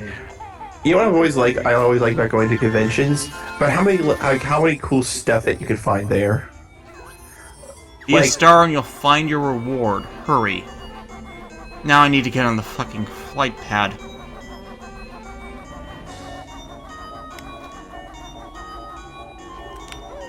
You know, I really hope the Dark Side of the Dimensions has most of the Blue Eyes support be involved in Kaiba's new deck. I'm just wondering, like, what the deal with the new Dark Magician cards are. I'm betting they're the XYZ monsters. Well, because, like, apparently, like, Dark Magician Girl's gonna have, like, her own little posse of, like, other Magician Girls now. Although that makes me wonder, like, okay, so, is Pegasus creating these cards, right? So that means at some point Pegasus, like, Industrial Illusions was just like, you know what, guys? We need an idea for a new series of cards. How about something new and original? A new gameplay style? More Dark Magician Girl Sentai team? Perfect. Last one's thrown out the window. Yeah.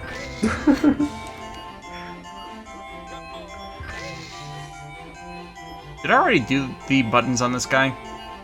I think I have so. no idea. Because that's the problem. No. Boom. No, I mean, I did them in the thing, but I don't know if I got the jiggy that goes with them. Oh well. Get jiggy with it. Na na na na na na. Get jiggy with it. Na na na na na na. Get jiggy with it. Yeah, that was one of the funny things from the completionist review of this game. Yep. Speaking of which, me playing this game at the same time he's streaming it on his show, that was completely unintentional. Although, like, I saw one of their episodes, and like it got fucking hilarious at the end of one of them. Like they were in the bay with a giant metal shark. Yeah. And like it was more of a personal joke, but it was one of those things where like the entirety of it like resulted in everybody in the room just not being able to like move from like how hard they were laughing. You know, like that moment when like everybody in the room just dies, kind of thing. Not to promote like other shows and stuff, but I saw a Saw review yesterday. Yeah, I'm amazed he didn't revive the Burn It rating for that, because that definitely isn't something you'd want to donate to someone else. Yeah, like why would you inflict that upon somebody else? Yeah, Rusty Bucket Bait, Adam, that's what it was. But like, yeah, I actually saw the Let's Play of that, and it really was as bad as the review didn't really like showcase it didn't even cover like half of like how bad it really truly was. The horror. The unadulterated PG-13 horror. Of a bad movie tie-in game. That's kind of oxymoronic. Yeah. I mean, what other kind of game do you have? Oh, by the way, so since Fairly Odd Parents is apparently like officially out of ideas. They're getting another Kieran to be a kid with fairies, and they're out of fairies, and so they're co-dependenting Cosmo and Wanda. Which, obviously, like, the show should have ended, like, eons ago, because at a certain point, like, your show has to end when, like, in order to justify it continuing, you go against the basic idea of the show itself. The long-standing rumor for that is they canceled Danny Phantom to make more episodes of Fairly Odd Parents. If that's true, if that rumor is ever proven to be true, then that would make so many people pissed off, because even though Danny Phantom ended pretty nicely, all things considered, the season 3 was kind of meh, in my opinion. Yeah, I mean, and it was obvious from from how the Nickelodeon especially screwed with its releases that it seemed like they were out of ideas, but it's more like they were forced into concluding things when they kind of had more stories to tell. Like, I'm not saying, like, Danny Phantom should have gone on forever, but if you could get, like, another season out of it, then I think everybody would have loved to have seen that. Yeah. I mean, like, Danny Phantom was really great because it combined Ghostbusters and the basic concept of Spider-Man into one show, essentially. Mm-hmm. And plus, like, they got pretty creative with, like, the ghost powers and everything. Like, and let's not forget the hilarious box ghost. Backwash. Yeah. That was a hilarious bit, in my opinion. Yeah. Or like Hey Arnold. Yeah, that's another one that got cut down early, because they had another story arc, and most of it was left on the cutting room floor. Same with Invader Zim, too. Yeah. It's like Nickelodeon kills all of their great hits for stuff that no one actually enjoys. Exactly. So it makes you wonder, like, this is why, like, nobody defends executives. I mean, I liked My Life as a Teenage Robot, but they never had it on at a decent time. Oh, yeah, like, I really like that show, too. It was like, are you trying to kill all investment and entertainment in your shows for just more fucking SpongeBob? I mean, like, Nickelodeon is I wonder if they teach students in college classes about marketing and all that stuff, about, what was I gonna say? You know how, like, in schools they'll, like, use bad examples to showcase how not to fuck up? I wonder if they do that with Nickelodeon. Like, see this? This is how see how Nickelodeon doesn't listen to their audience? Don't do that. You went full retard. Never go full retard. Yeah, like, I don't read... Yeah. That's a quote from the movie, I'm forgetting the name, but it's the one where Robert Downey Jr. It's Davis. It's Tropic Thunder. Tropic Thunder, that's it. Yeah. I'm a dude playing a dude disguised as another dude. Yes. Where's that last present? Oh, yeah, like, Hey Arnold was also one of those, like, surprisingly... Man, this is a good show right here. Oh, yeah, it was just normal, but it was like growing up in this one area as a kid, and there's not really that much fantastical about it, but it was good simply on strength of characters. Yeah, like, I mean, come on, if you didn't cry a little bit during, like, their Christmas special, like it got real sometimes. Yeah.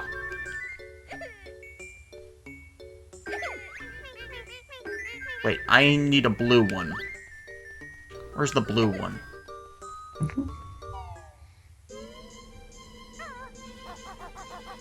And if someone in the chat goes, I'm blue, dabba dee dabba die. Oh, God.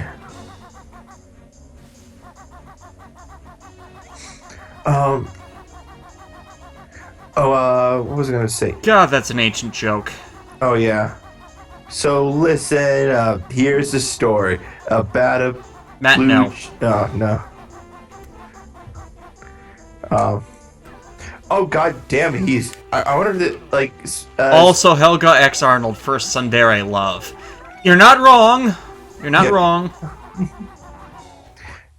Adam, don't you dare.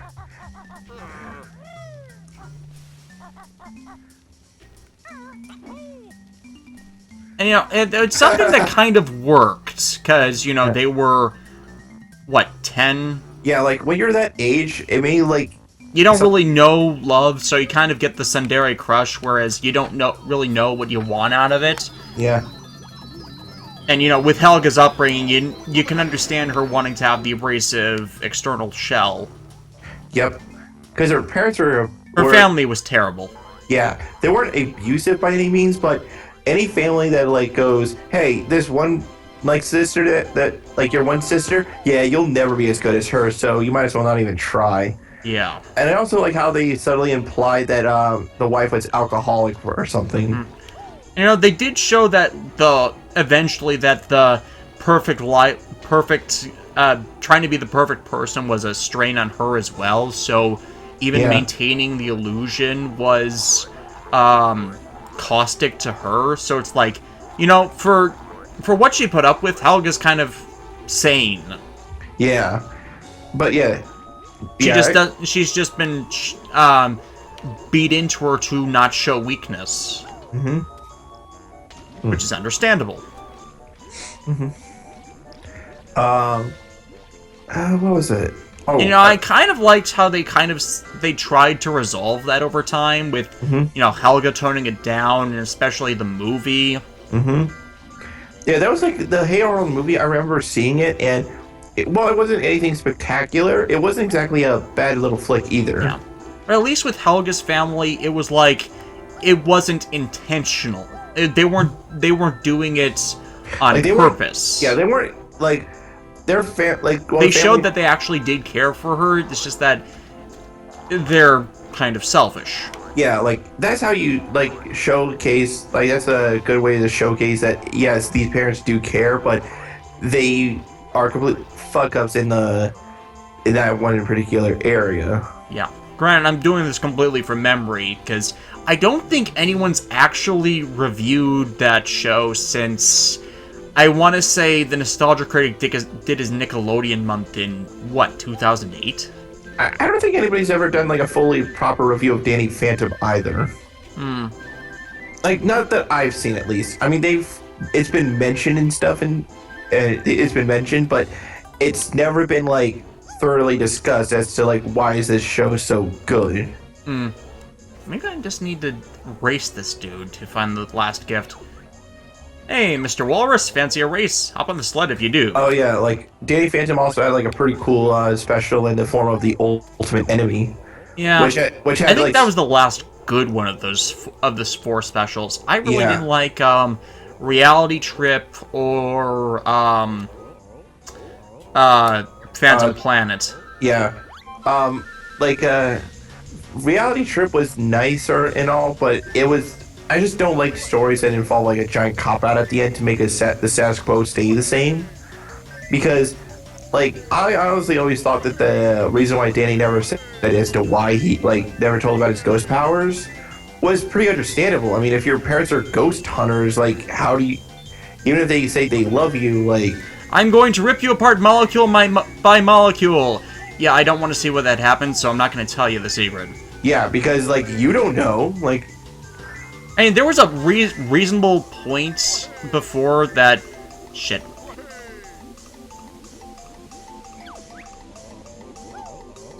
Fuck. You're the lead! Nah, I failed.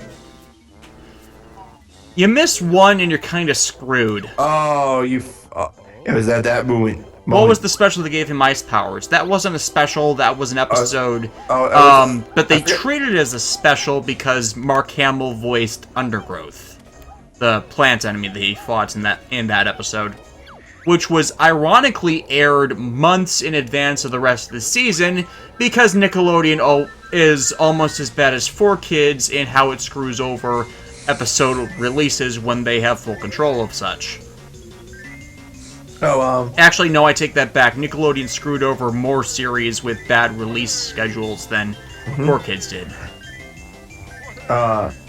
But the Ultimate Enemy was, like, pretty good. Like, it actually had, like, straight up murder in it. They didn't say it, but you know what happened, right? It's like, this is actually appropriate. Jet dying in Avatar The Last Airbender. Nickelodeon censors couldn't actually refuse to show the death, but they could at least do, like, no, he's lying, he's not going to be okay, that heavily implies it. So, you don't need to do, sorry, no, he just went off into the cornfields and, he's went missing, I've been trying to find him, over actually showing the fucking body. Mm-hmm. No, I've still not forgiven them over how they treated GX and 5Ds. Yeah, I remember, watching GX, I remember watching... Okay, I don't remember watching the full episode, but I remember at least catching the tail end of it with, everybody coming back from, the other dimension. Yeah. And then things just ending, and I'm like... He went to the stars. Yeah, he went to the stars, and I'm just like, that's it? No, it's not it. You got a whole nother season. I legitimately... Oh, that wasn't even the last episode of that season. Yeah, I legitimately thought for the longest time that GX never had a 4th season, because I was always under the impression that, what you saw is what you got. And then when I learned that there was an entire 4th season, I was like, wait, what? Yeah, well, I was more fortunate than others on that, in that, due to 4Kids screwing over the entire release schedule of GX, in that it ran a year longer than almost a full year longer than it should have. Mm-hmm. I was getting the episodes online in basic YouTube, and so I saw there's this playlist, but this is obviously the ending of the series, and that doesn't make sense. And then next part of the playlist, these are subtitles because this is a Japanese series. So almost immediately, I was in on there being a 4th season, and I watched it, and hey, cool, I can't wait for them to dub this. And nope, dub never coming. Next week, dub never came. 6 months later, they started in on 5Ds. I mean, honestly, I do appreciate the 5Ds dub. There's just some aspects of it that I legitimately like, but there's other things that I'm like... they don't drown out the relationship between Aki and Yusei. Yeah, they could have. Yeah, okay, is it great?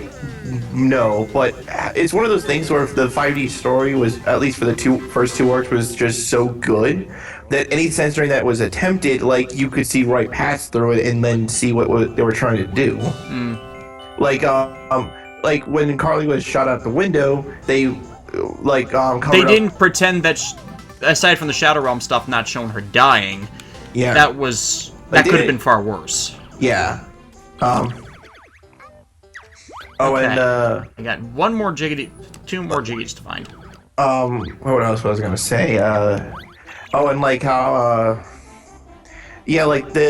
The dub never really exactly, they try to censor it, but there were just some aspects of the first two arcs that the story is just... It's still a bad dub, but they could have been worse. Yeah, it could have been a lot worse. The only casting choice that I didn't really care for was Jack's English voice. I'm not sure why they made him inexplicably British or what that accent was. It's half British, half... Actually, it might have been Austrian. Yeah, which I don't understand why. I mean, although I forget the actress's name, Veronica Taylor as Carly. Perfect. The voice of Ash Ketchum. Yeah, before Pokemon Company got the rights to that back, and they produced their own dub. Yep. Carly dying, that one hurt to watch. Yeah. Yeah. At least in full, and it's supposed to hurt because you got invested in the character. Yep, you got invested in the character, and when I saw it, the subbed version, I was like, that is... And it's a tragedy that she would then become the enemy. Yeah, forced or no. Because it was one of those, she didn't want to become the enemy, but it's she got shot out the window, and then she comes back 5 seconds later. It's hey, guess what? You're going to hell now. And there's this. That's one of the big problems of the 5Ds dub, and how they resolved it by how they changed the dialogue, and that it wasn't Jack's dueling or her faltering. It's the actual love between them that was strong enough to break her from it and allow Jack to free her and save her.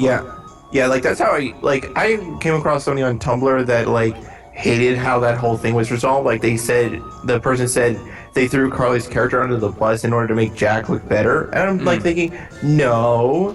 I've always wanted to make a message saying no, because Carly was the one who initiated the, like, if it wasn't for Carly intentionally taking a dive for Jack in order to make sure he would win, like, they would have both been, it would have been a double knockout, and you know what I mean? And that's the problem with the dub. It would have made sense had they not changed things throughout that entire arc.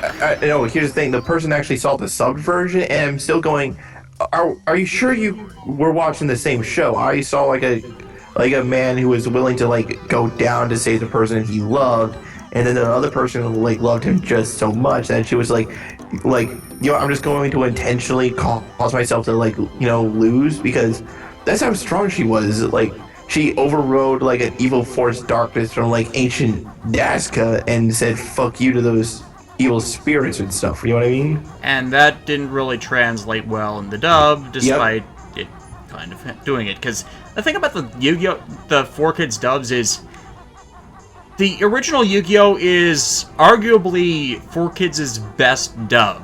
And I know I'm threatening to lose my credibility by saying that, but yeah, they pretty much all go downhill from there. Because the first, like, I always say and that, mind you, the bad stuff about the original Yu-Gi-Oh! Dub is where the abridged series gets most of its jokes. yeah. That and mocking the general silliness of the series, because let's face it, it is a silly series. It is. It doesn't make it a bad series, but it's silly. It gets silly, but it just makes us go, man, wouldn't it be kind of awesome if we did live in a world where playing card games could make you millions of dollars? Technically it can, but you need to win annually, because yeah. a lot, because there's a championship. But yeah, you get what, but you want to be like that kind of world where like that wasn't just like a passing hobby thing, that was a legitimate career choice. Well, professional gaming is kind of picking up, but I don't think they're at the card games point. Yeah. Not unless we get the dual disc things going. Come on, it's 2016. Where's my dual disc already? Well, we do have holographics technology. It just needs to be in a box. Yep. And there is this kid. There are people in Japan that have figured out have kit-patched their own holographic tech that interfaces with their actual frickin' dual disc. Yep. The problem though then becomes reissuing the freaking cards, so they have RFID chips. Yep. Which, but what else was gonna say? But, oh yeah, the GX dub, it was like, just watching the first season and then like continuing on. The problem with GX is the same as the other Yu-Gi-Oh! Dubs, is that when you trade over to the subs, there's this character dissonance. Yeah, like for example, like there's the biggest example, of course, is the character of Chaz Princeton, aka Manjome. Jun Manjome. Yeah, Jun Manjome Sanda! Yep. Like in the subbed, like he's a jerk, but he's very serious. He's very serious. He's less of a goofball, like less full of himself at some points. But he's less of an arrogant jackass. You see more meritable character elements. It's not like once in a blue moon where the story forces them to actually show it.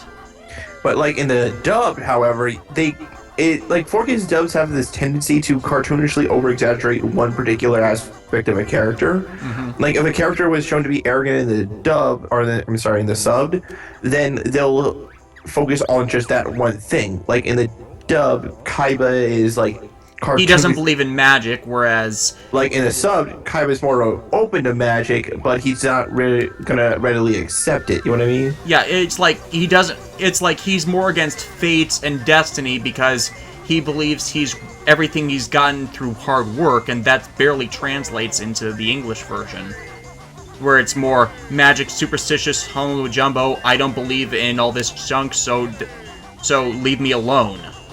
Yeah, like in the dub, it's very, even as a kid, I thought it was jarring. Like, you're clearly seeing evidence to the contrary, so why are you continuing to deny it? Or at least, like, and every time you are open to it, you're just going, you know what I'm saying? Yeah. But yeah, the fourth season of GX, if you guys have never seen it, watch it, because it is the shortest out of all the Yu-Gi-Oh! GX seasons. But I feel like it's certainly the best. This is like the point when GX actually like Well, it only got cut short, and they decided to move on to the next one ahead of schedule, was due to conflicts with the actor Ken, who played Jaden, or Judai. Because he's like a singer or something? Yeah, he did most of the orchestral music. And then in Season 4, we got Psychic Lover. Oh, yes. Precious Time Glory Days is such a kick-ass opening. Yes. Now, I actually like the music for GX. I know I'm in the minority on that, but... Oh, I like it too. Like, they're just, like, some tracks repeat themselves a ton, but for the most part, it's, like, some pretty solid stuff. Yeah. Now, the GX dub music, again, one of the things you can say positively about 4Kids is their music library isn't as bad as it could be. And in fact, the original Yu-Gi-Oh! Theme they did for their dub of the original Yu-Gi-Oh! Series is actually pretty damn freaking epic. So, you know, there's not absolutely everything atrocious about them. It's just that whoever's fucking localizing the content they import is fucking terrible. It's a case of, it's not how many fuck-ups they do, it's just what they fuck up in. You know what I mean? Yeah. Like, good actors, decent. Like you, they didn't need to do original music either. That's the thing. It's one of those things where we don't want to exactly. And you license the content already, and that licensing contract includes the music. So why are you putting more into it when you're getting less out of it as a result? How are you going to make it into a retrospective? Because there's a lot to cover in the franchise. I'm doing it arc-based, like I cover an arc in a video and then move on to the next one. I've actually got an introductionary script half written on how I'm approaching things. I need to get to work on those. Oh, by the way, I was gonna say that GX Season 4 is awesome. It's awesome. Like, they're like, while it is certainly shorter due to like outside reasons, like what is there, it's pretty some epic shit. Like the very end, and hell, it fixes some of the issues with the prior two seasons where they sidelined half the cast that had been there since the beginning, and you know, had character development stuff they could be doing, but nope, gotta have these other characters in. Yeah, and like the cool thing on Season 4 is like when the final duel against the darkness occurs, like it's one of those, like, look how far this character has come kind of things. Like the summoning of Neos Wiseman was pretty badass, and like Jaden's like, oh, what's that? You steal my friend away? Fuck you, super polymerization, right? And also the final duel with Yugi, that was also awesome. Why was Neos Wiseman not actually made into a fusion monster? That's my only complaint. Yeah, like, that makes no sense as to why it has to be an effect monster. Like, a fusion monster makes a lot more sense. Because, you know, that was the thing. That's literally, not because, even if it would have made the card a little bit more broken, because it's a fusion summon, so you can just polymerization your way to victory. Still, like, that's what happened in the show, so why is it in this one time you make a card, Arc V is amazing, I love it, by the way. Rayra PTSD freaking me out, like, seriously. Oh yeah, there's a character named Rayra, who's we don't know much about him. Yugi won that duel. You're referring to the Jaden versus Yugi one, I'm assuming. Now, correct me if I'm wrong. Did Jaden have any other cards left in his hand in that duel? I don't think he did. Or maybe he did. I can't remember. Because I want to say if he had one last card in his hand, that could have been honest. Oh, that could have been it. But I think what the point of that duel was that it showed that, like, while Yugi certainly won, they were both definitely equals in terms of, like, dueling capability. Yeah. Like, it was one of those, like... he had to go from Yugi to Atem to actually finish it, so, you know, that's not exactly, saying it's saying that if he lost, he still has a ways to go until he's worthy of, being handed the title King of Games, but it's certainly closer than anybody else has. Yeah, before, like, since we're on the Yu-Gi-Oh! One last thing about GX. What was I gonna say? I did like how the only thing I really don't like about it was season 3. Well, but don't get me wrong. There's some good stuff in season 3. That's like when things get like when shit really hits the fan. There's just some moments where I'm like, why is this taking so long? You know what I mean? The fuck just happened? What? I got assaulted by a ghost, but why did they not get me away from them? Same thing with Neos Wiseman happened with Neos with Valkyrian. Yugi summoned it as if it were a contact fusion with his 3 Magnet Warriors. That's actually how the card works, though. You can send the Magnet Warriors from your hand or from the field to the grave to summon Valkyrian. That's always been its effect. Yeah, but like with Neos Wiseman, it was an actual fusion. So, as to why it's not a fusion card makes no sense.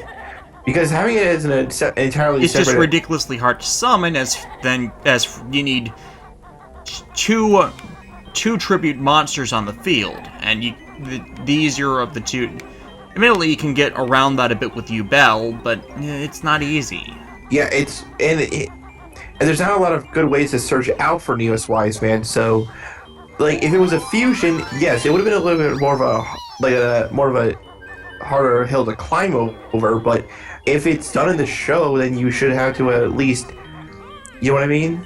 Mm-hmm. Like there's a anime effects for various reasons that get changed, but Neos Wiseman kind of difficult already. Like limited, so they have to be on the field already, and then summon it from the fusion deck. Yeah, because summoning Yubel and Neos Wiseman to the field, that's not a hard thing to do. Like, anybody can really do that. The hard part is actually just making sure Wiseman is in your hand to do that with. Nobody ever speaks or debates what the best Yu-Gi-Oh! Fights ever in the franchise. Well, that's because there's all kinds of bullshit going on. Mm-hmm. With those that can, make... I don't even know what I want to say. Okay, I think what you're trying to say is that nobody has ever really done that because... It's not easy to judge something equivalently. Like, you can't exactly, equate, the fight to, the game that saves the world from by rewriting the past to, a guy saving the world from being consumed by darkness to the dude fighting... trying to keep a giant time-displaced city from crushing its current counterparts by using Super Saiyan dueling ability, for lack of a better term.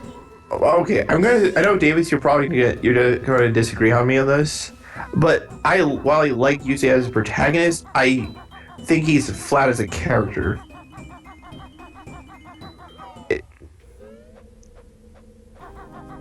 Okay. I just don't like the fact that he, out of, at least all the previous Yu-Gi-Oh! Protagonists up to that point had some sort of a losing record. I don't recall Yusei only losing once, in the entirety of 5Ds. The first one's off screen with Jack Atlas winning against him to get Stardust Dragon. The second one was against Callan the first time. And that one has mitigating circumstances due to him only losing because his dual runner broke down. Yeah. But it's just... I'm not saying he's a bad character, it's just... If you were to ask me, who's my favorite... He doesn't exactly have as good a challenge as everybody else. Right. It's sort of like when Superman walks into the room, you know he's gonna win. But I will admit, though, the final battle against Zone, that was the first time where I felt like Yusei could legitimately, lose, since, he's dueling super bullshit cards from the future. Yeah, the Time Lords. Not that Time Lord. Yeah. If somebody ever gets around to abridging the final fight of 5Ds, they should, try to Photoshop the different Doctors' heads onto the Time Lords. I summoned the 10th Doctor! Yeah. Wait. Adam sums it up. Yusei doesn't change as much as the others do. Yeah. Like, okay, Aki goes through some development, Jack goes through some major development. Crone, maybe not so much, but he definitely gets some stuff. Heck, even like towards the end of the series, like Leo at the very least goes, stops trying to be as a, tries to improve himself. But you say he experiences like no major like growth because. Well, Leo's had his character development delayed. That's part of the problem. Yeah, delayed, I think is to say. Because Crow was there. Yeah. I know I keep saying this in every other stream that we were part in. I will never forgive the third season of 5Ds and the fucking Crash Out arc. I will never forgive it. For another day. Yeah, for another day. That's an entire another rant. I do not want to unleash upon everyone. But yeah, Davis, I hope in your during doing the whole Yu-Gi-Oh retrospective, will give you time to at least catch up on Arc V because, like, it is as good as everybody says it is. I've got everything but a good translation of 5Ds. I think since Crunchyroll licensed that one has pretty much any fan subs of that have pretty much died out. Yep. Took me forever to find the complete GX sub content. Part of the problem is that no one ever has actually good copies of 5Ds either. It's like the highest I've been consistently seeing is 288p, which is looks like crap. Yeah. Normal YouTube keeps it goes down to 288, but it's normally you see it at 480 or 720. Well, Arc V does get a dub. No. Arc V's dub is arguably the worst dub ever done by any Yeah, like it's the worst. It's the worst dub that anybody who's been affiliated with 4Kids has ever produced. Because before there was a lot of mitigating circumstances, or at the very least, whatever was changed, it was like head scratching, but nothing completely out of left field. You know what I mean? But in the Arc V dub, things are changed that are just make you go, okay, what the fuck? Like Yuzu's name is changed. Character like the classic. It's almost like they're going back to the One Piece stuff when like things would get like horribly photoshopped paint over. You know what I mean? And everybody hates the 4Kids dub. I've seen this at conventions. Anybody plays the 4Kids rap, it's like a mob. It's like a mob of people wanting it to stop.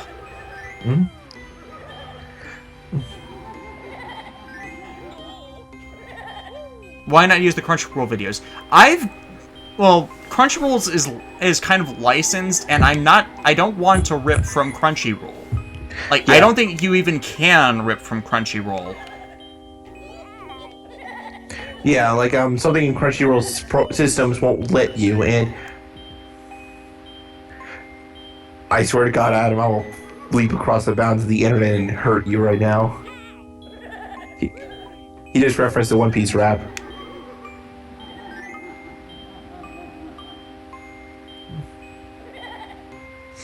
The fuck just happened? Why won't 4Kids get, like, I don't know, stop. I mean, 4Kids is dead. That's part of the problem. They were sued for fraud, and what was left of their assets were bought out by Konami specifically to do the Yu-Gi-Oh dubs. And they only got that because at last minute, as they finished 5Ds early, specifically so they could get their hands on Zell, so they would have the rights for that to barter for someone to buy them out.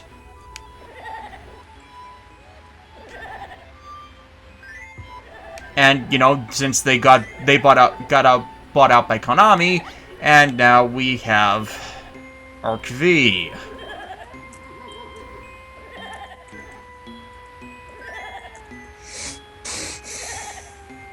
No, seriously, they literally did commit fraud. They had all these agreements and weren't paying TV Tokyo for it. And what about for Lid's Ultimate Tiga?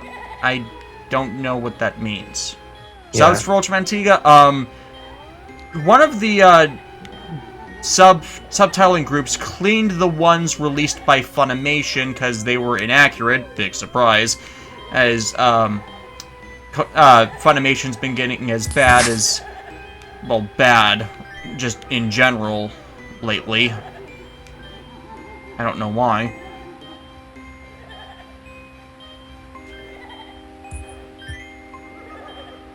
But yeah, they were the Funimation sub DVD releases were considered inaccurate. So I don't remember. I forget which group has updated them, but they have been updated. Yeah. What was I gonna say? I think with Funimation Davis, the reason why they've been going downhill, it's become more about quantity over quality. Like, yes, you have the ability to dub this thing, but why are you going to dub this thing? You know what I mean?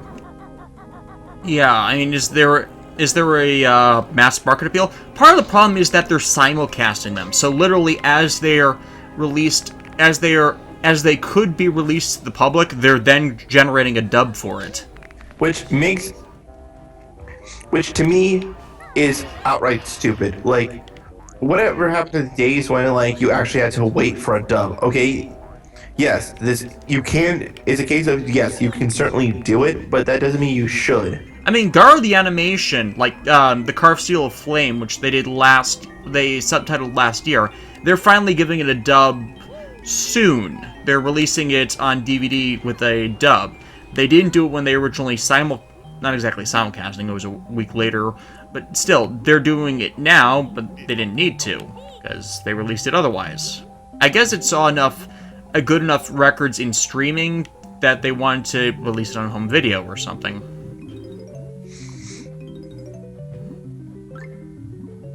Which, I find that a good thing, because I like Garo, and I kind of didn't really get into the Carved Seal of Flame when it was being streamed. Maybe just because I was too busy to keep track of it. Viz doesn't have Yu-Gi-Oh! Distribution rights, so... Oh, that's a reply to a previous comment. Yeah, but Viz also has the rights for Yu-Gi-Oh!, so why can't they redub them? Yeah, because they don't have the rights. Konami does. Viz has the rights for the Yu-Gi-Oh! Manga through Shonen Jump. Because Viz is the importing company for all the Shonen Jump material. Sentai Filmworks is one of my favorites. Hack, and my new favorite is Akame Kill at the moment. I think you mean importers. That kind of got weird. And Sentai Filmworks does, or if you meant they have the rights for .hack, no, that's Funimation currently. Or is there another show with Hack in its title? I don't know.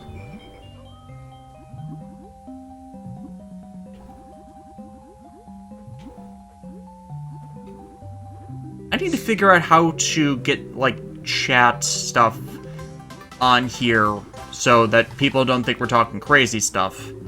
But the thing with OBS is it only records full windows, so I can't, downsize stuff to slot it in individually. What was I gonna say?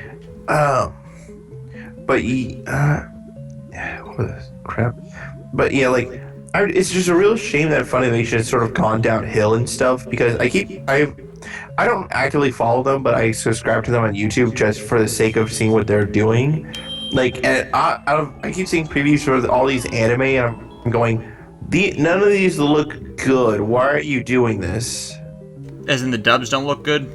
Well, I don't even hear the dubs. I'm just looking at all the different titles that they're releasing, and I'm going...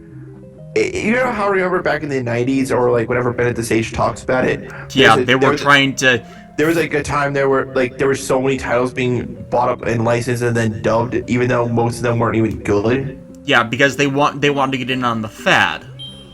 It's like anime is not a fad anymore. It's got an official place because of years and years of interest in it. So I don't know why. And I get wanting to get to the appeals, but why don't you see how it's considered back in Japan? Like don't import things needlessly. Yeah, like, import the things that are of good quality to generate interest again, because there are some things that have yet to get a dub, and I don't know why. Like, I know this is just strictly Funimation here, but, for example, Gundam Build Fighters, like, that has yet to get an English dub, and I don't know, for the life of me, I don't know why. Like, it could easily get an English dub of it, could so easily work, you know what I mean? Part of that is marketing, because, the big thing about Build Fighters was it was done kind of in honor of the fandom that had been buying all of these models for decades. And, that was, hey, we have some story potential here. In that, we have all these Battle with X shows out right now. Why don't we do that with people and this hobby?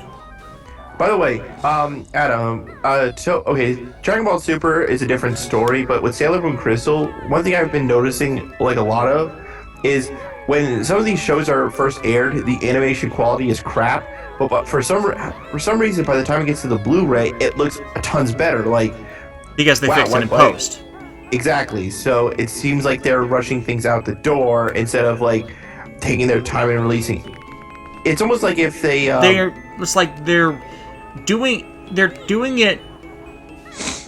getting it done at the last minute instead of, like, buffering it appropriately. Right, and some shows end up doing that. Sorry, some productions end up doing that. Okay, that's the heavy door from before. What are the odds I need to... Speaking of which, Deathbuster's hype. Yeah, I like that arc. That is so cheesily 90s sounding right there. Deathbuster. was like Kill Destroyer Taken or something?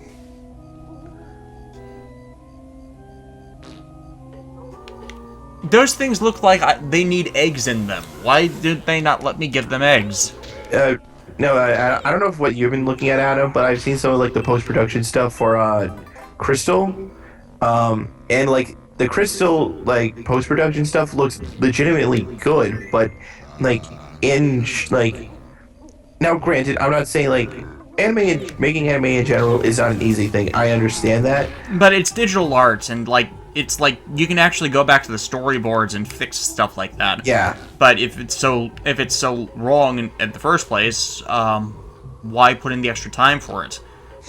But, like, Dragon Ball Super, it's one of, like, from what I've seen, it's one of those, like, it's gotten to the point where it's no longer hilariously bad art, it's just straight up bad. Like, you've probably seen some of this stuff, right, Davis? Unfortunately. I try to not think about it because I'm not that big into Dragon Ball. Oh, I know you're not that big into Dragon Ball. It's just, like, as a person who understands and appreciates animation, like, you can go look at it and go, what the actual fuck, man, right? The thing is, some of the animation issues is, like, if you go back and frame by frame certain Yu-Gi-Oh episodes, they do screwy stuff with Kaiba's fingers. But you don't notice it because it's in motion. And it's only when you freeze the frame that you see the flaw in the animation because, it's not in action. Yeah, like, honestly, like, that's my... Whenever... And, the problem with Toei in specific is that they hold on those odd things while other people are talking to save in animation costs. So, yeah, Toei is doing both the Dragon Ball and Sailor Moon Crystal things. And, like, so it wouldn't be horrible if they didn't hold on the frame. Yeah, like, honestly, whenever somebody complained about when Crystal was running and then people were bitching about the animation issues, it was always seemed to be animation issues that occurred between frames. Like, if you saw it all in one go, you wouldn't notice it, but it's only when you hold on that one image that you complain about. Like, of course that's gonna look weird. It's in motion. Like, you're not supposed to, like, freeze on that. You know what I mean? Yeah. Like, yes, there are other examples when characters are just sitting sitting still that the animation looks It's goofy. um, But like, why are you complaining about this character looking funny when it's supposed to be the character from far away? You know what I mean? yeah.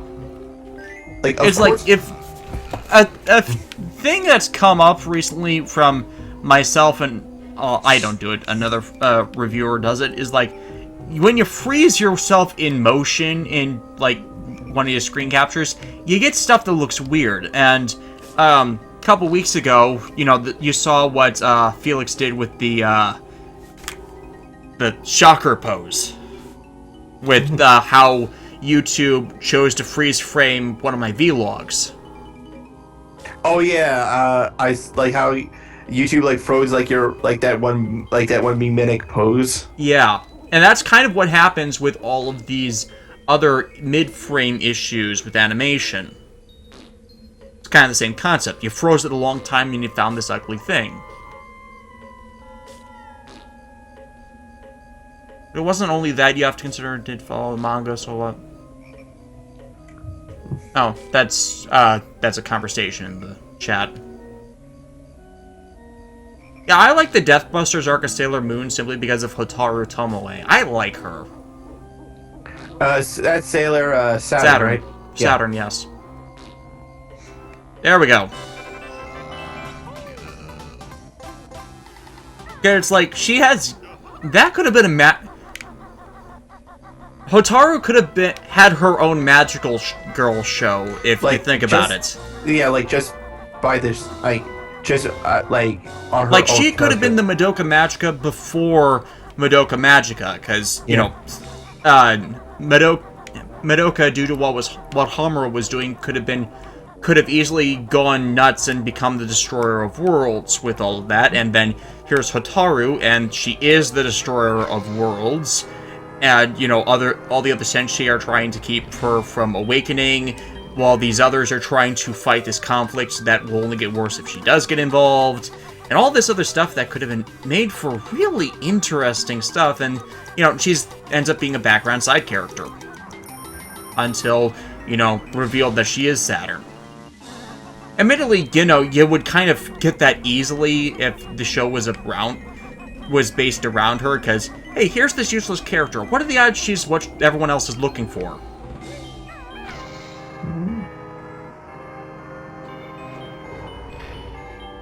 Now, you see, with this one, they actually fixed the damn timer issue and don't show you how to get to it before the thing, but I have no idea what the fuck I'm doing. There we go. I lost about 3 seconds with being confused by the camera angles.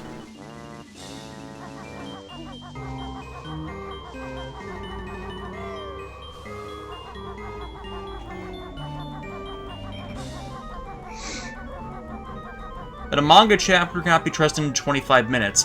A lot of shows would beg to differ, actually.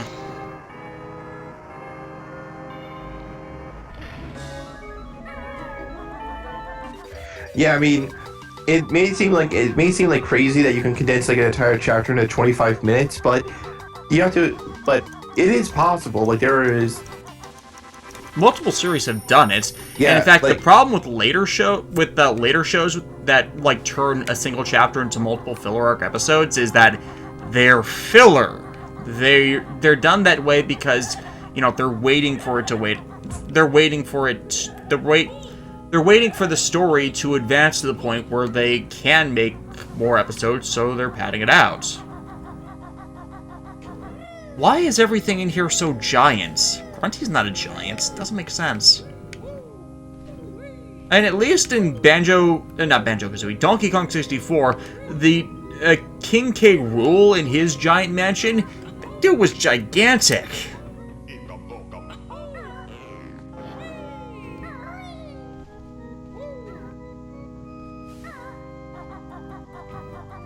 Hello, Mr. Giant Hand.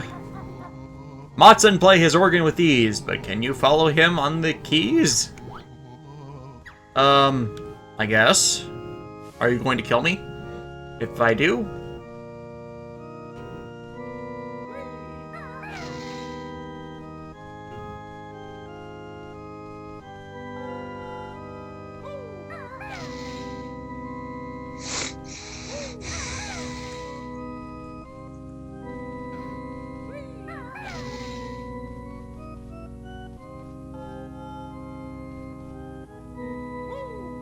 Not bad, Bear, but now watch me. Copy this tune, and amazed I'll be.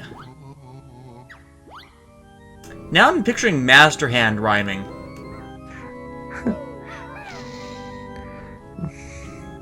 Hey, I just met you, and this is crazy, Hand.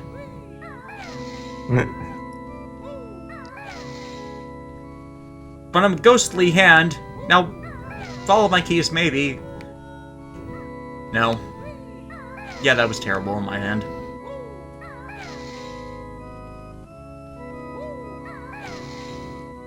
I'll say it's better than the tip-top minigame with the turtles.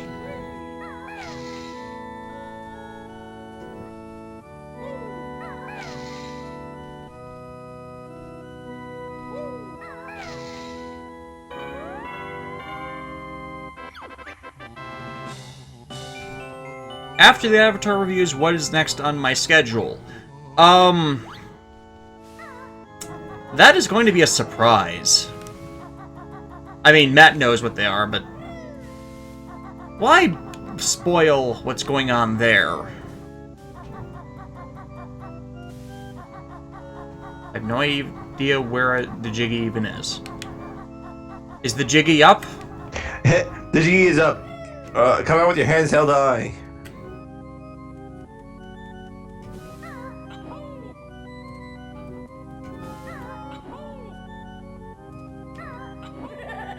I'm not you.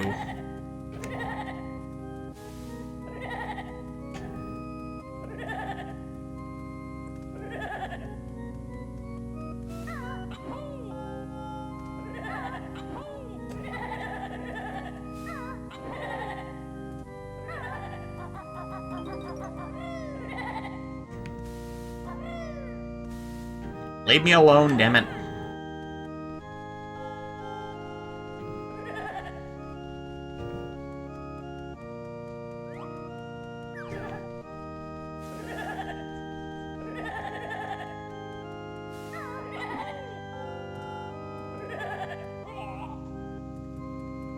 I'm so glad the next game doesn't have invulnerable enemies. That's just fucking annoying. Oh, that's how you deal with them.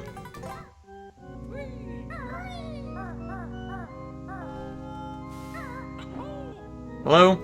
Matt? Hello? Yeah, I'm here. Okay. This got quiet all of a sudden. Yeah. Too quiet. When Matthew goes quiet, that's when you know something's weird. Alright. When Matt goes quiet, you know something might be wrong, because then he's plotting things. And nobody likes it when I plot things. Yeah, when you plot things, that's usually when you go Saber and Irisveal crazy. Yeah. And you're playing with the dolls. Oh no, that's when I'm like when I'm playing Yu-Gi-Oh. That's when I'm plotting my Keikaku. Keikaku means plan. Yep, all according to Keikaku. Keikaku Dori. I just have to climb the book. Yeah, I have to climb the book. Ow! How rude!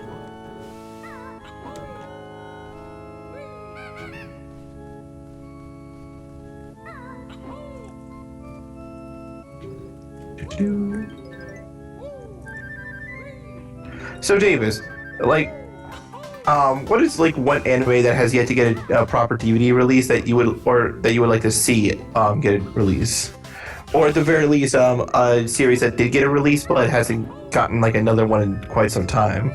Most of the Bandai anime backlog kind of fits in there. Mm-hmm. Because I love a lot of Bandai series, and never got the chance, or has not been out on TV in a while.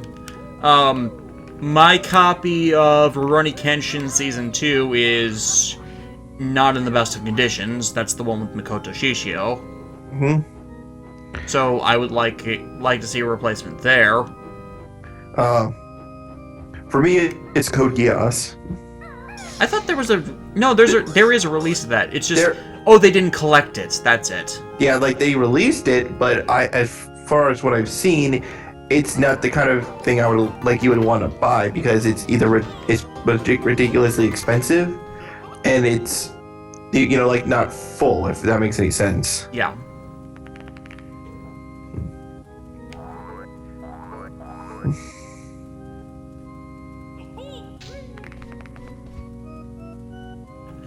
Thing is, I don't buy a lot of anime anymore because of monetary issues. Yeah, monetary, and most of the anime that you want to watch anyway is like you can get streamed and stuff. Sort of, yeah.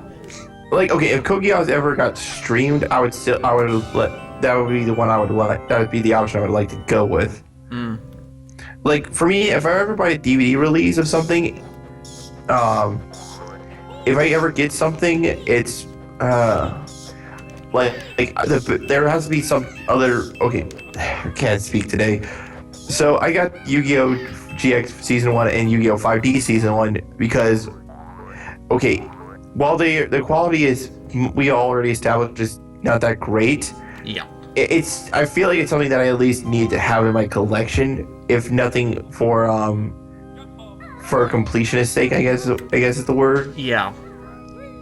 Like, I'm not gonna buy the other seasons, but I need to at least have Season 1 and stuff, so I can at least do a compare and contrast kind of thing. Mm-hmm.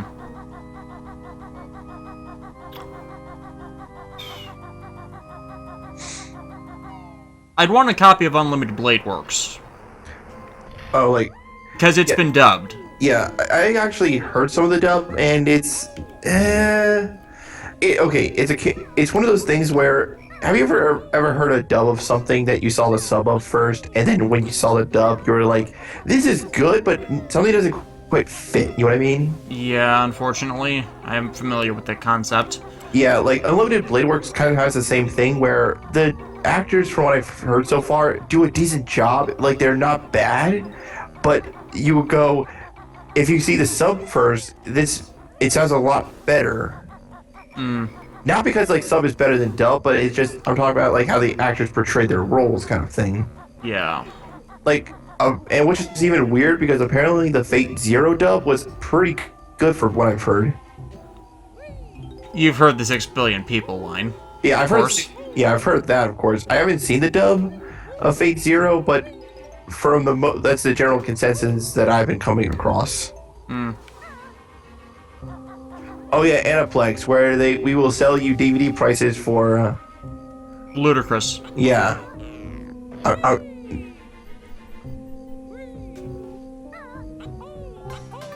Banjo Kazooie, where if you search everywhere, you are rewarded handsomely. Okay, not so handsomely. Maybe we'll throw you a 20.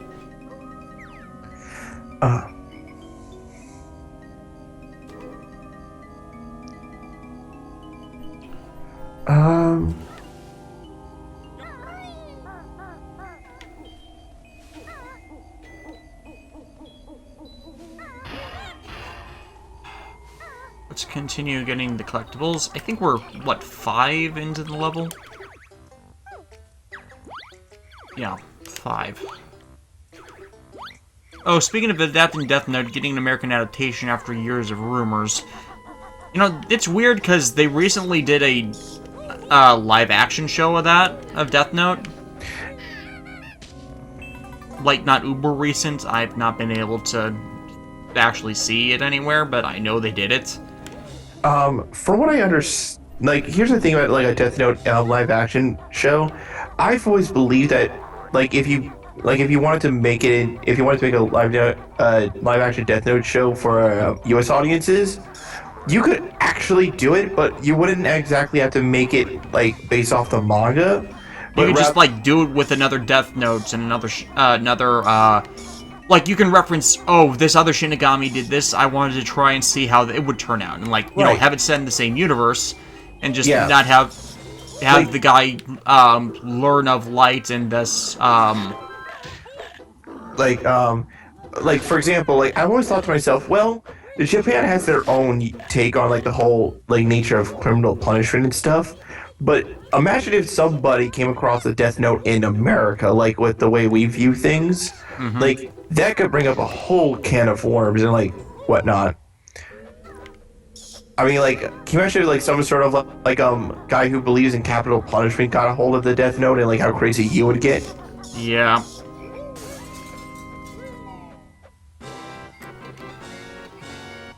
Oh no, it's just another secret area with an egg that I've already obtained. What, a Death Note, Adam?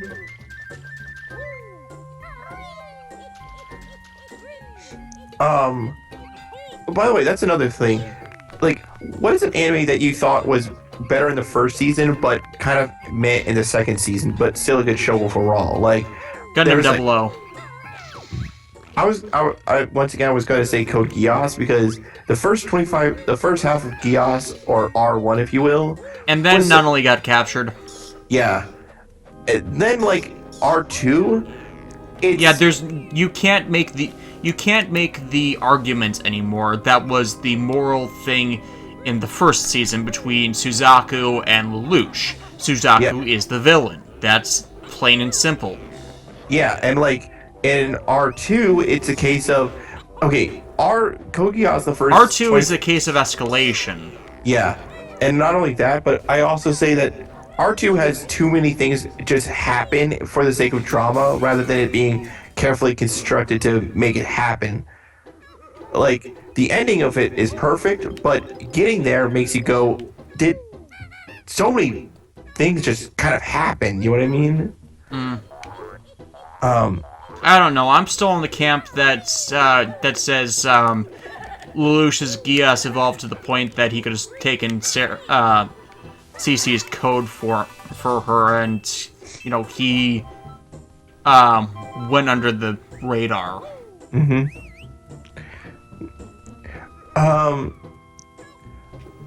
Oh well, it's I like how I just like how it's like the most not Gundam show that you will ever see that is still kind of Gundam-ish.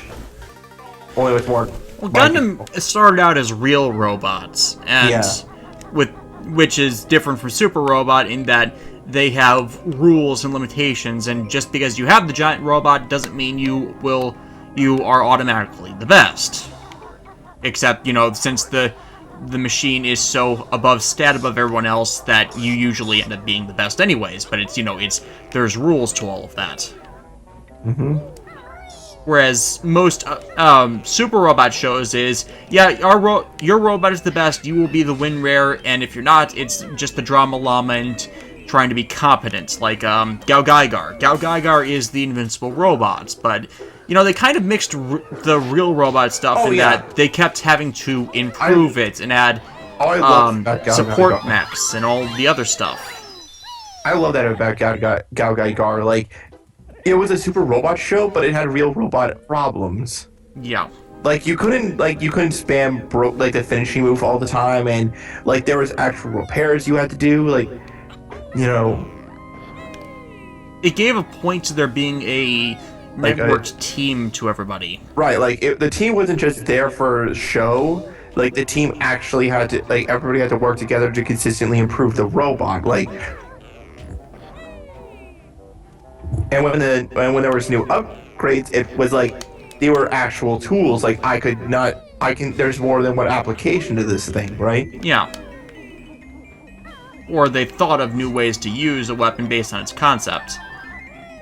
Okay, one more Jingo, and we'll have 6. All right, I'll be right back, Davis. I just gotta take care of something. All right then.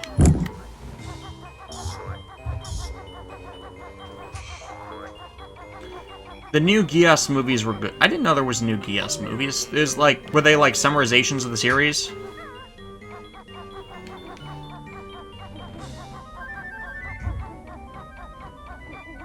When does everyone think Evangelion Part 4 is going to come out? 2024.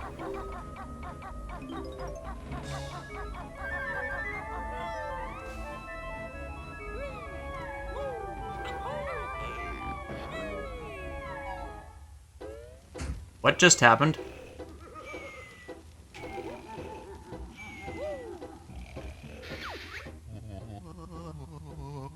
Oh.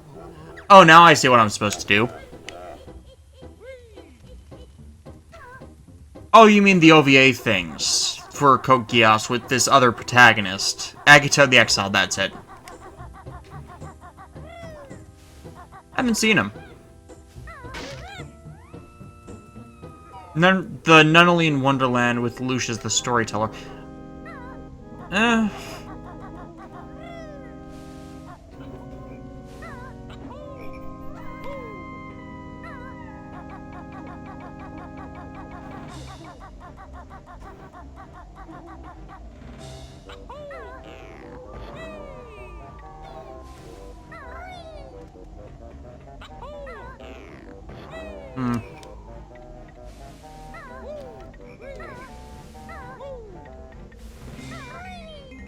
No idea what just happened.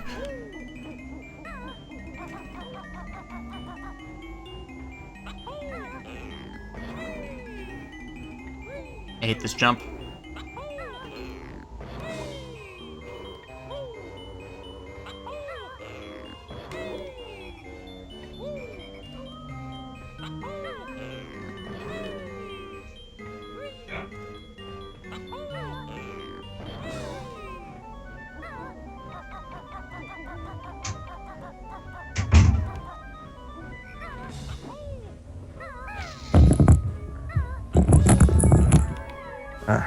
I'm back.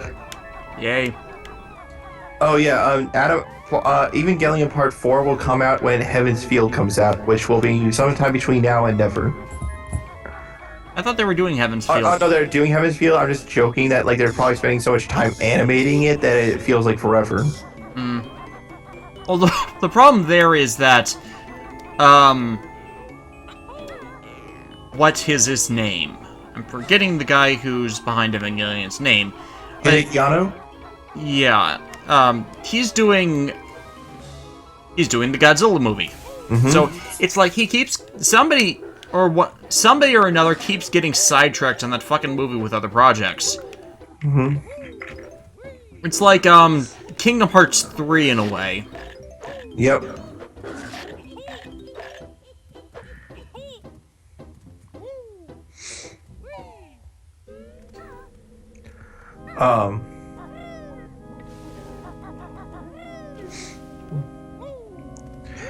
What was I gonna say? I hope that Godzilla movie does good. I do too. As I've said before, I did not like the 2014 movie. I liked it, but I can understand why you didn't like it. And like, Bryan Cranston's character was good. Yeah, like honestly, I think you and I both. So you could have had a much better movie had you kept him alive but injured, and then had a family reconciliation story. But like no, I totally agree. I like it, but as in the same way, but I like it, but just because I don't forgive the flaws, but rather what's there, I'm going, okay, the movie is like this is why I watched the movie. I don't think I would ever watch it again, but I think it's decent for the most part. But I totally agree about the Bryan Cranston thing. Like he stole the show. You know what I mean? Like he stole the show, gave it back, and then stole it again just so he could say he could. You know what I mean? Yeah. But as far as like the new suit designs that we like for the Godzilla that we've seen leaked, I mean, the teeth thing is weird, but if they're trying to go cosmic horror angle with Godzilla, to kind of take it back to being a horror movie, I can kind of get that. Yeah, like I've also like you mentioned that his skin looks like he's breaking apart, like he's growing. Yeah. And I'm going, okay, if that's the way the angle they're going for, then by all means let's do that. You want it? Yeah. Because I have no idea what I'm supposed to be doing now.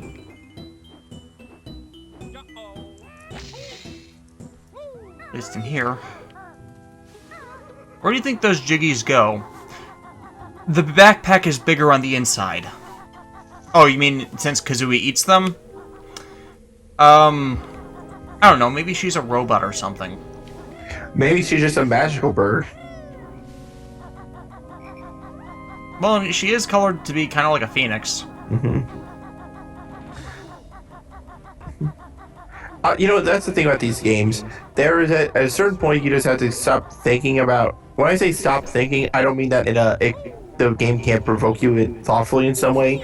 It's that your mind wanders to places you really shouldn't be going. Yeah, like if we were to really stop and consider all the strange things going on right now, the game falls apart. Like when some people's when I there's games out there where you're meant to not think, and there's games that they want you to not think, but not thinking makes you stupid.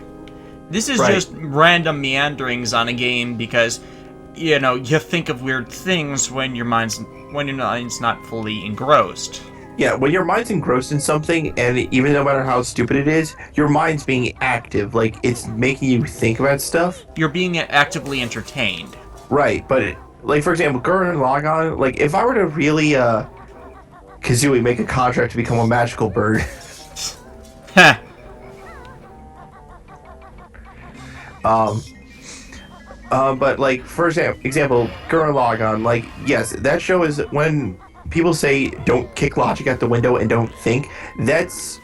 I think that's more of a that's more of a surpassing your limits thing than you shouldn't think about this at all. Right, like when Kamina says kick logic out the window because that's how Gurren rolls, I take that more as a forget what like common logic will say about our situation. Like if we think we're gonna fail, then we will fail. Like it's the whole classic I think therefore I am kind of thing. So it's not even the reckless don't think about the connotations of your reactions. It's just that they don't matter in the moment. Right.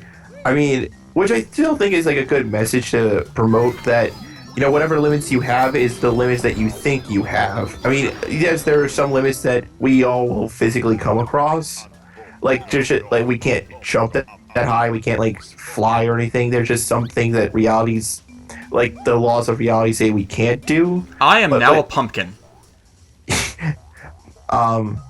But like as far as like if somebody says you can't go off and do this one thing because there's just no way. You can't tell me what to do. You're not my dad.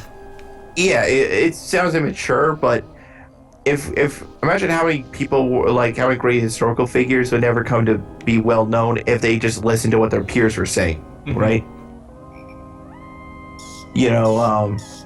And also as far as like the googly eyes pumpkin. This is something Giga Beetle would think of. Honestly, this new Charlie Brown special looks weird. It's the Great Pumpkin Kazooie. How am I supposed to get upstairs, then?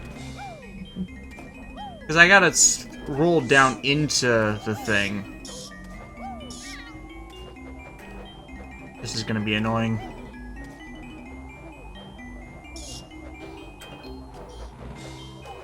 Crap. There's a window I need to break to get into, but that means I need to change back. Well, yeah, what was I gonna say? But yeah, like, but yeah, with Banjo Kazooie, there's a lot of fantastical stuff going on, but when we say it's an overall silly tone, so it fits. Yeah. Like, the only times when I feel like you should really be thinking about what the hell you're playing is if you're, like, say, playing a horror game, but in the middle of it, there's, like, a really goofy segment full of bright colors or something. Like, it fits tonally. If it fits tonally, there's nothing that wrong with it. Right.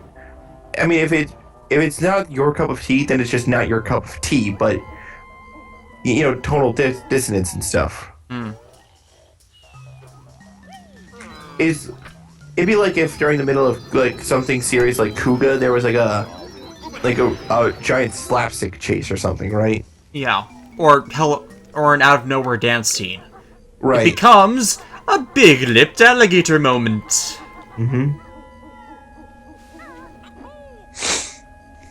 Yeah, those big-lipped alligator moments are like people mock them because of just how jarring it makes everything, right? That's my understanding of it, yeah. Yeah, like the moment where... It's that moment where when you watch it, you go, why was this here? And it just comes and leaves and nobody talks about it ever again. Although, unless the joke was the fact that unless that was the intended joke. You know what I mean? Yeah.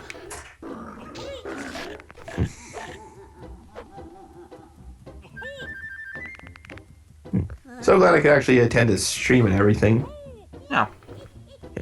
Even though I'm like watching a delayed play of the game, it's it's still nice to appreciate like a classic title when you see it. I don't know why these are opening up like this. It's not like there's anything here. Just need to figure out how to get the pumpkin upstairs.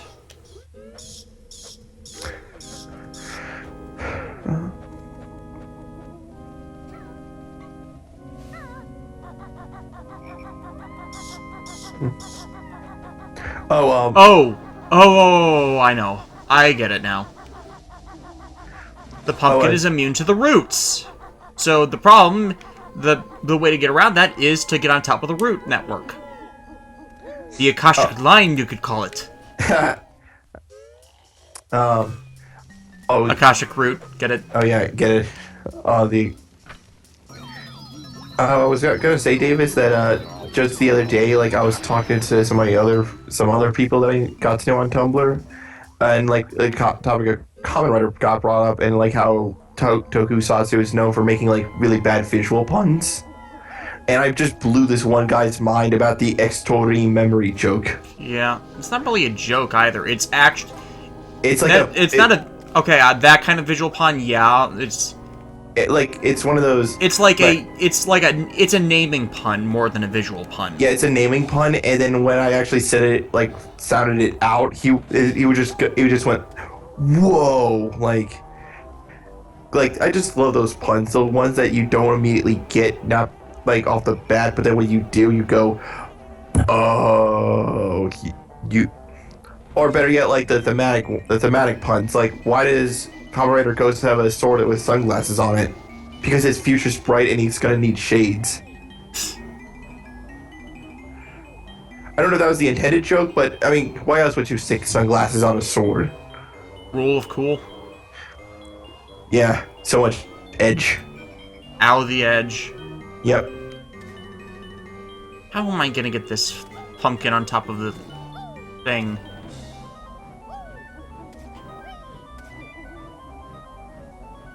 See, this is one of the most ludicrous things in the game. How do you get a pumpkin on top of a house?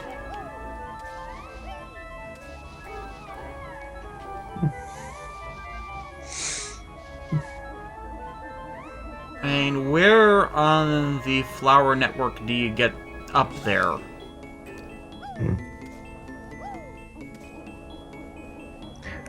At least this isn't like Mario 64, where every time you got a jigsaw puzzle, you had to be like ejected from the level. Get the pumpkin upstairs. That sounds like a euphemism, doesn't it? Kinda.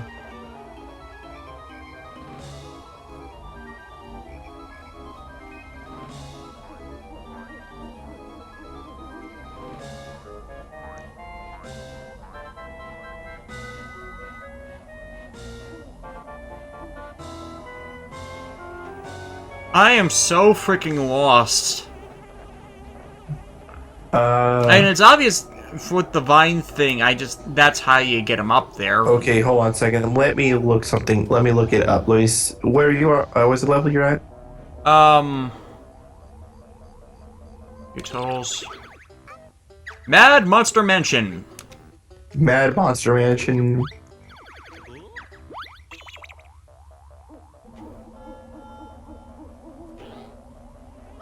Just need to find the right platform, I think.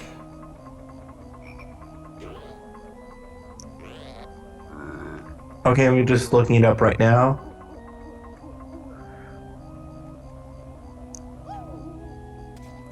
Okay, so let's see here. You did the potted plants, Jiggy, right?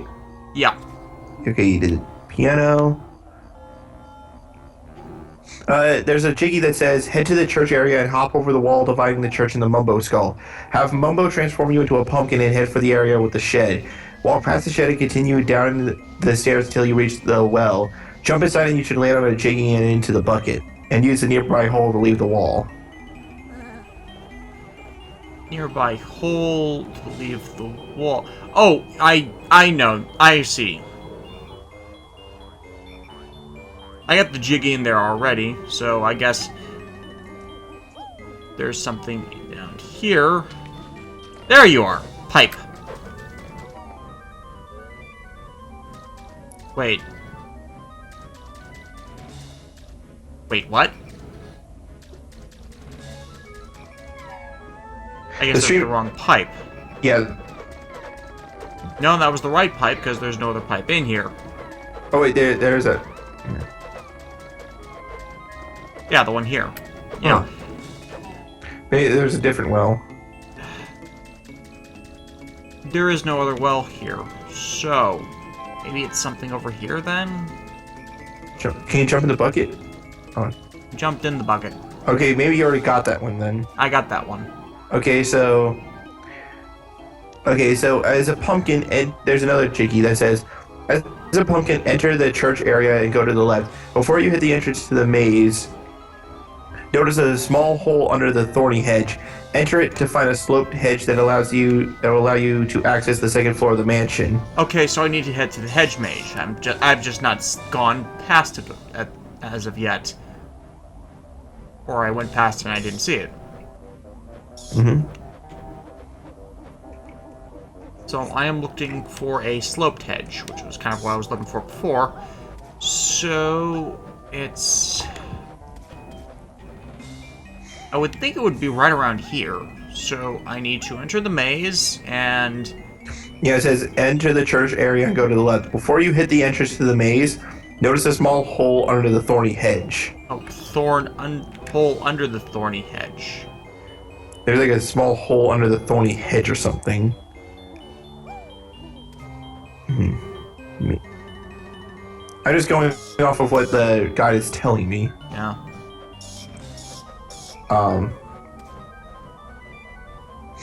Yeah. And it says, enter it to find a sloped hedge that will allow you to access the second floor of the mansion. Head to the corner of the mansion's second floor, enter the pipe. You will drop down into a small barrel and pass right through a jiggy. Wait a second. I know. It's right behind this locked door.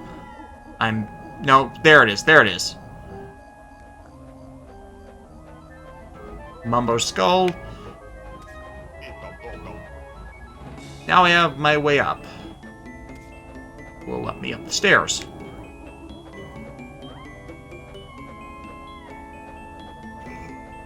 Wonder if there's anything involving going over the tops of this entire network. Yes, that would seem like a ridiculous challenge. Alright, so good thing I'm looking up this guide. I looked up the guide for you, so we would have been here for a while. Yeah. Okay, got the honeycomb, which was the other thing I needed. Mm-hmm. There's obviously somewhere I've not been since I'm missing 4 notes. Okay. 4 jiggies. Because it says the other jiggy is, as a pumpkin, use a slanted hedge to get onto the second floor of the mansion and enter the window we shattered earlier as Banjo and Kazooie. If we enter the bathroom, hop onto Logo the toilet and allow it to flush you down. Yeah, and allow you to flush it down the toilet. For your disgusting efforts, a jiggy awaits you at the end of the slimy tunnel. Happy landings, little one! Mm-hmm. Only in Banjo Kazooie where you being flushed down a toilet would be a good thing. Yeah, as a tiny pumpkin, no less. Ow! That was an ow there.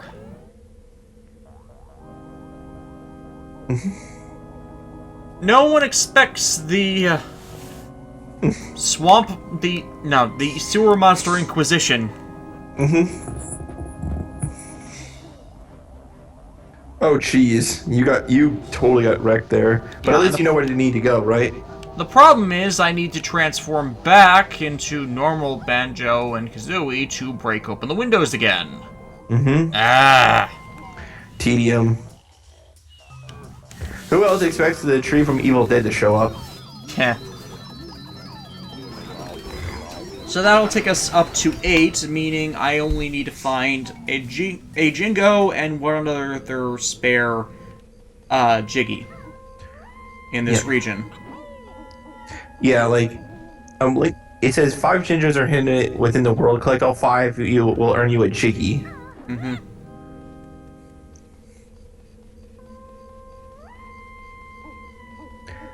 And also, there's like a witch. Did you hit the witch switch for this area? I hit the witch switch. Yeah. And did you get the second honeycomb piece? I got... Yeah, I got the second honeycomb piece, I'm pretty sure. Yeah, I got both honeycomb pieces. Mm-hmm.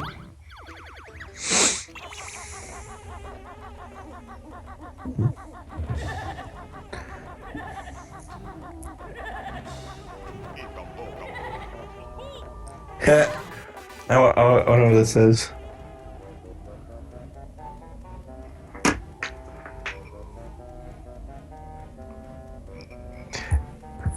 That's a funny.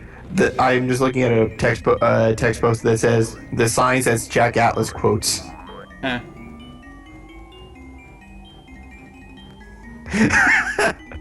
For Sagittarius, the quote is, "I look like a discotheque reject. I feel absurd."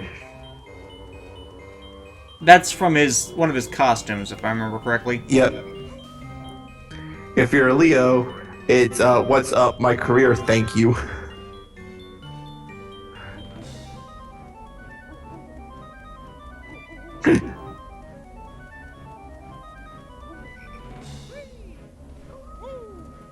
Now I need to break open all the windows and places.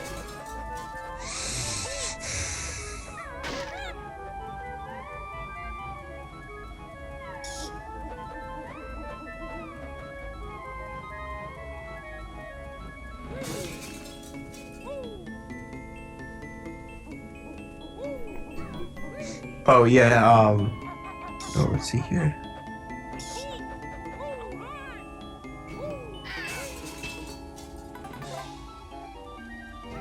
Aww. What? No, nothing. It's just like, as you know, that there's that magical girl spinoff of Fate, Prism Ilia. Yeah. Yeah, there was a recent chapter where things are getting like really trippy as far as like the whole alternate universe things.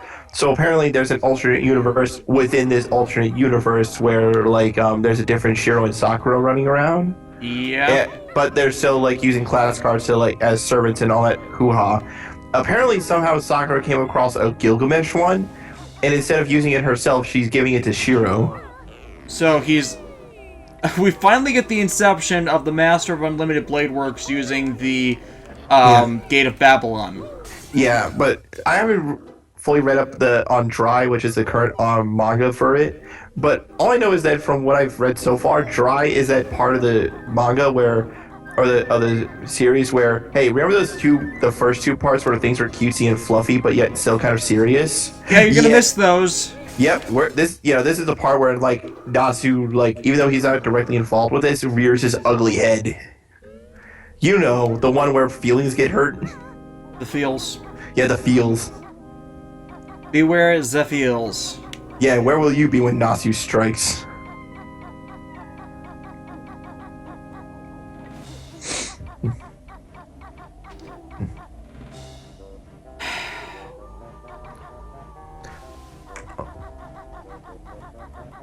Okay, open this back up again. I'm on the wrong side of the door.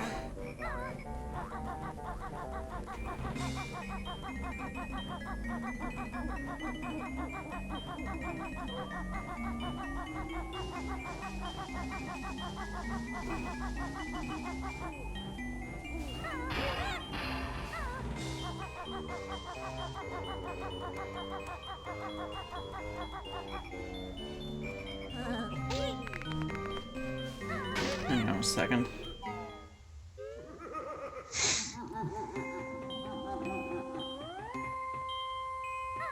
I think there's something up there.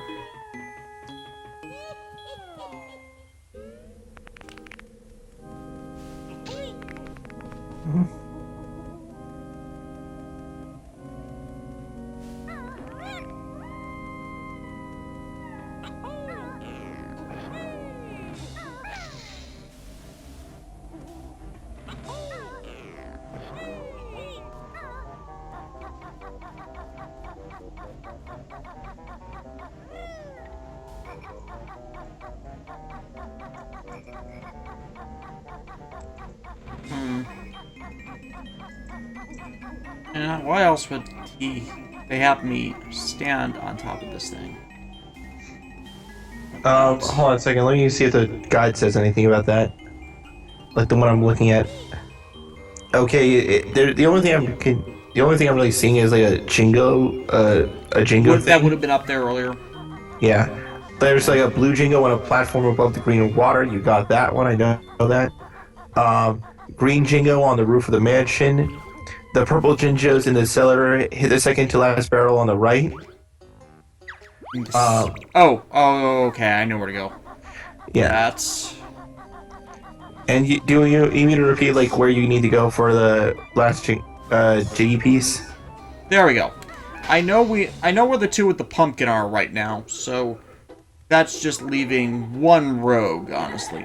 Yeah, and you have like 4 notes just floating around somewhere. Got him. The You notes, did? at least. Oh, sorry, it's just that the stream's delayed, so I. Okay.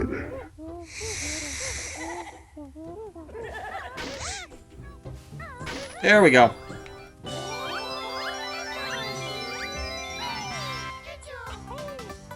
I just love that little beat right there whenever you get a jiggy. The music in this game is so good. I know, right? Grand Kirkhope at his best. Oh, there's the last jiggy piece, too. So all I need to do is transform into a pumpkin and leave the region. Mm-hmm.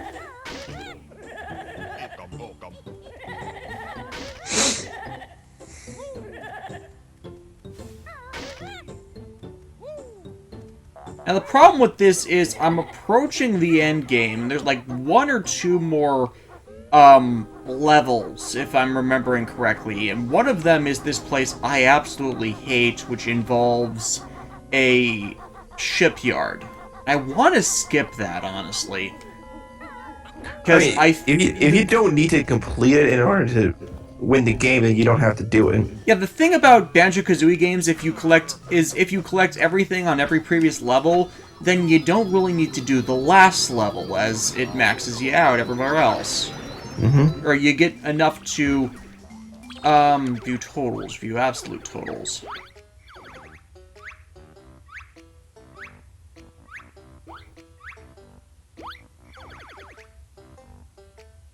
Yeah.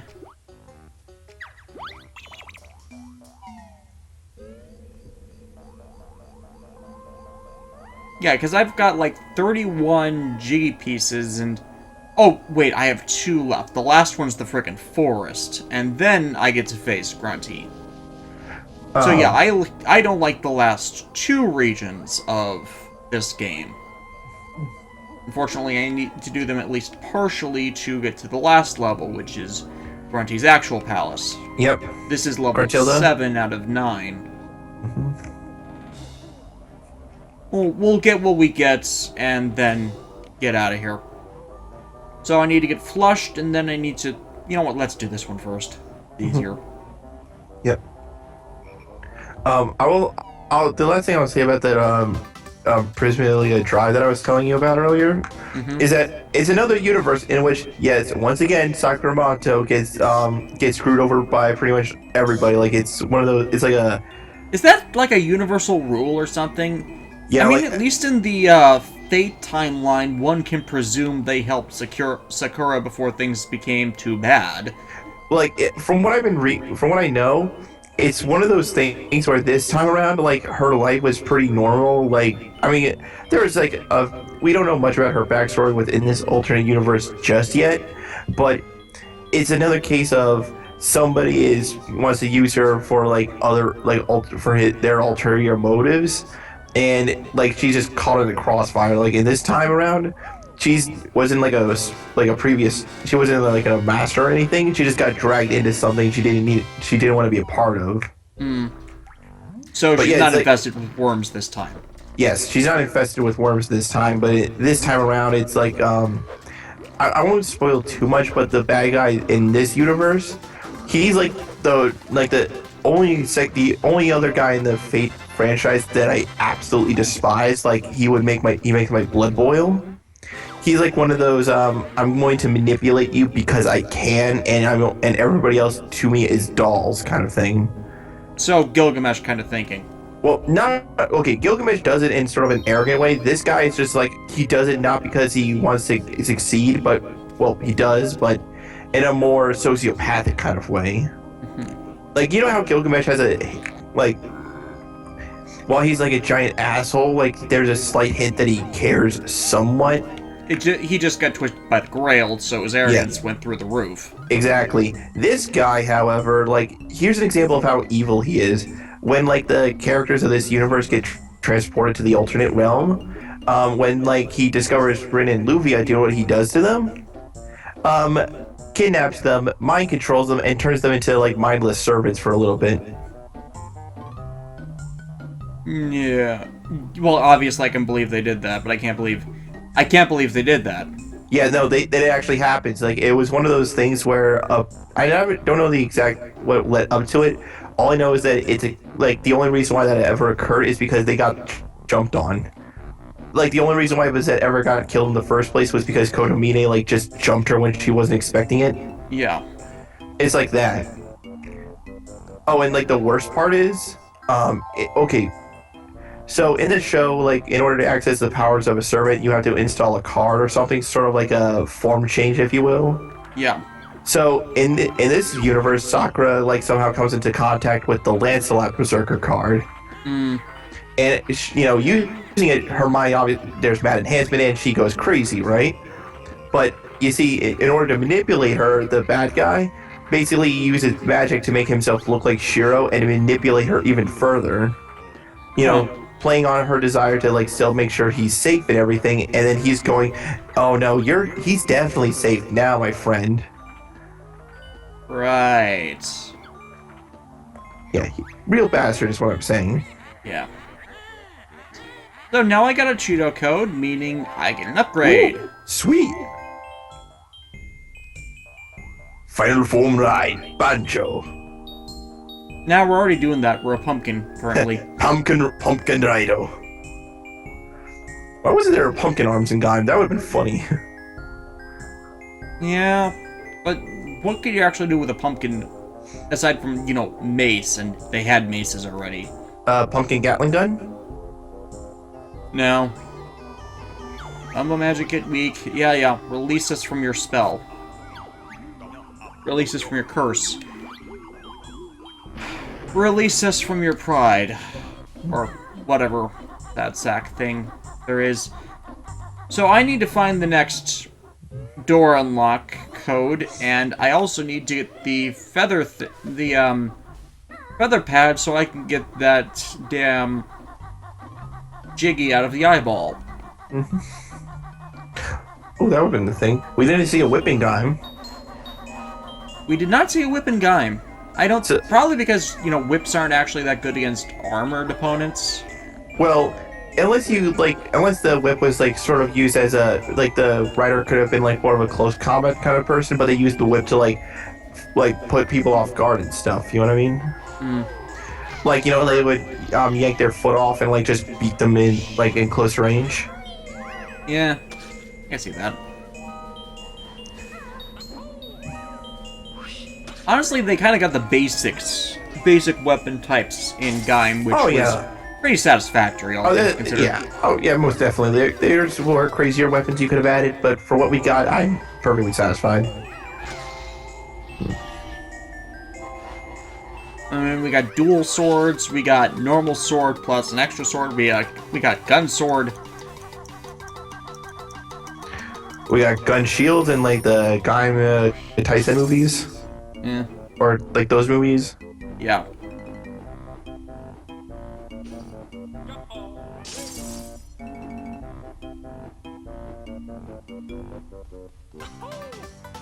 Has there been a gaming themed rider? I don't think so.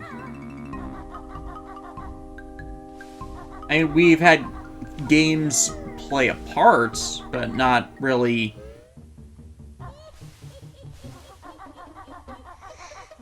Oh, that's how you open the damn things. This is probably where the door for the next thing is.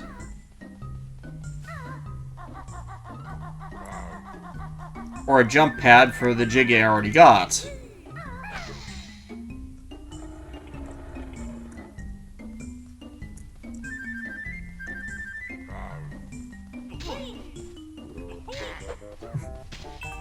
Oh wait, that's the one that leads all the way downstairs, isn't it?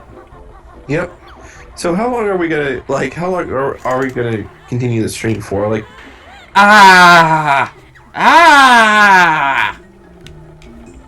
I'm that's where the boots were for getting into Gobi's desert, and why the fuck did I not see that before?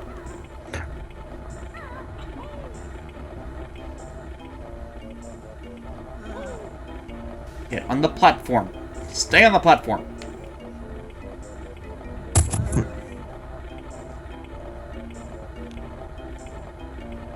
Aim yourself at the center of the damn... Ah.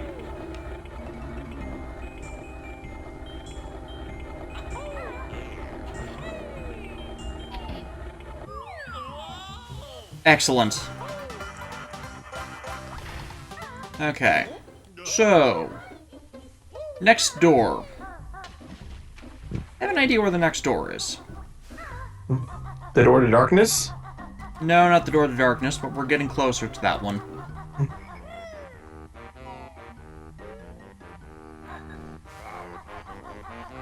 Oh, speaking of which, I need to finish the thing over here, too.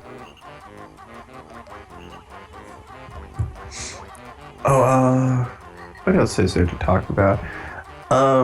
So Davis, is there a particular Gundam that you like or anything like? Yeah, like if there's like one Gundam that you had to have chose like to pilot, like what would it be? I want to say the Strike Freedom. It has the most versatility, weapon systems, and combat potential. Plus, it looks really good. And I know people don't like Seed Destiny, and I'm not going to argue with people on that because it is kind of bad. But I don't think the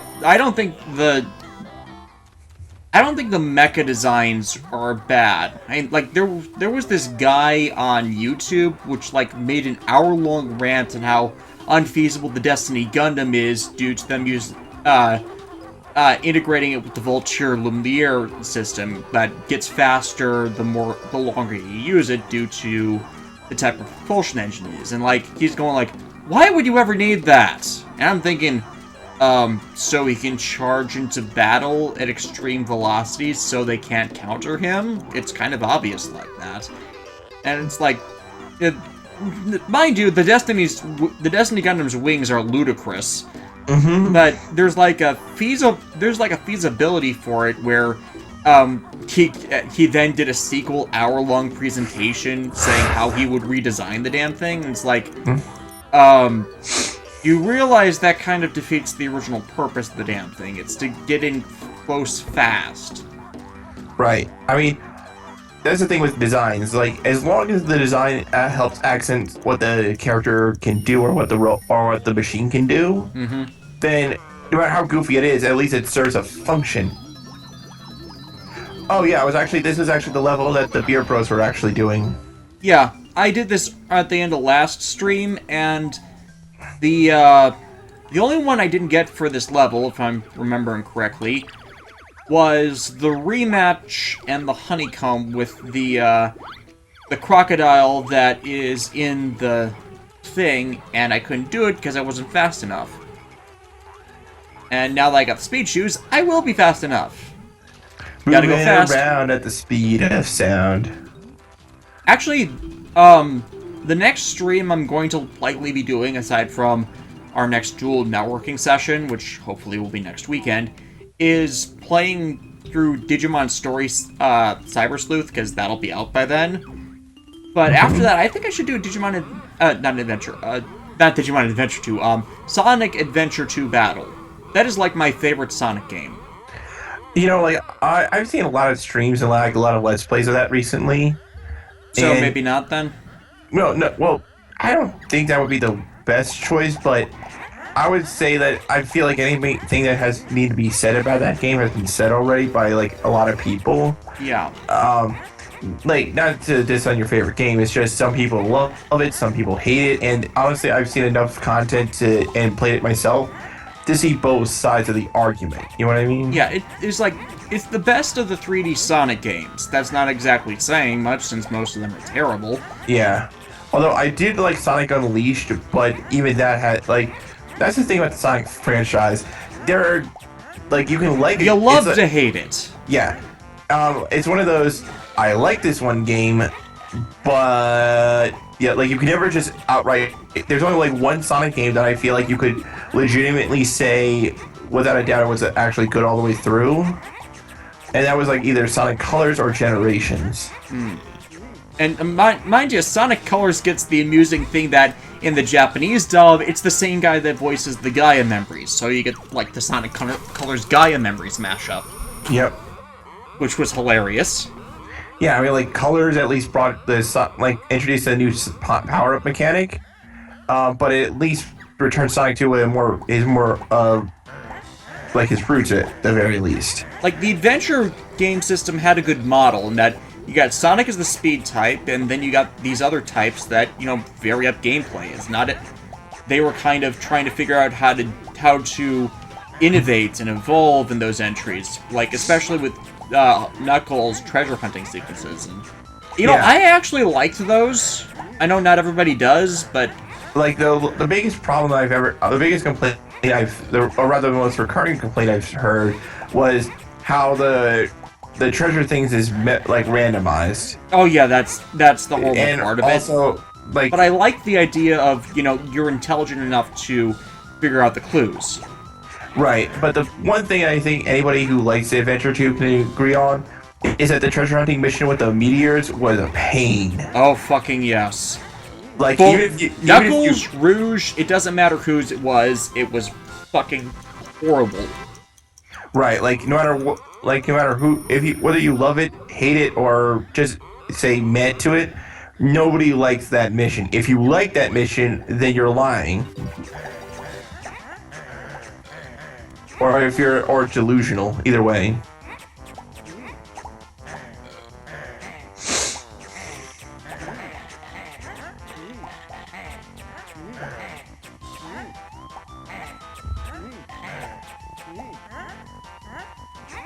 See, it's almost too easy once you get the speed shoes, but I'm not good enough at the game to do it without the speed shoes.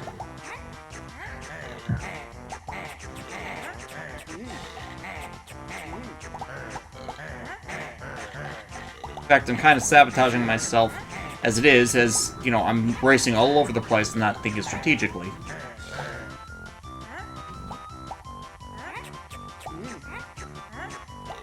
Now I can't find enough of the right ones to get up to speed. And now I lost because I can't get the last one. And so he's going to try and eat me. Oh, he's gonna try to eat me! Cannibal!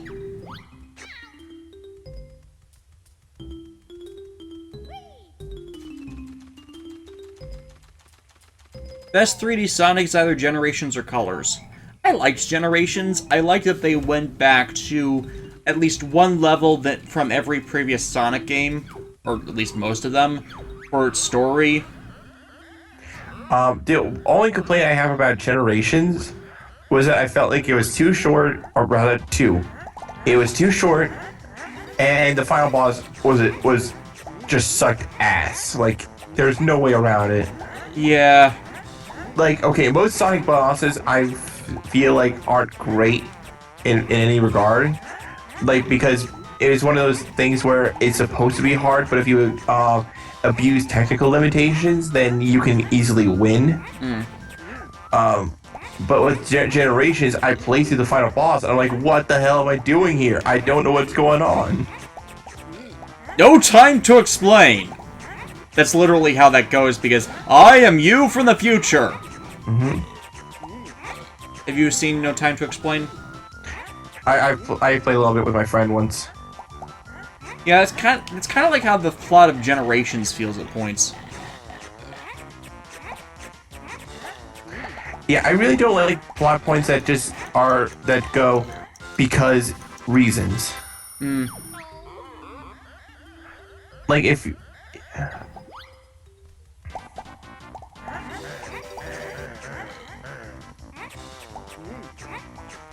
that's always a good question. Could Saitama or One Punch Man defeat Superman? Let's see.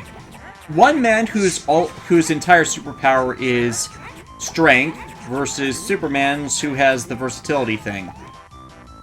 I'd honestly go to Superman being one of the guys that he needs to use 2 punches on.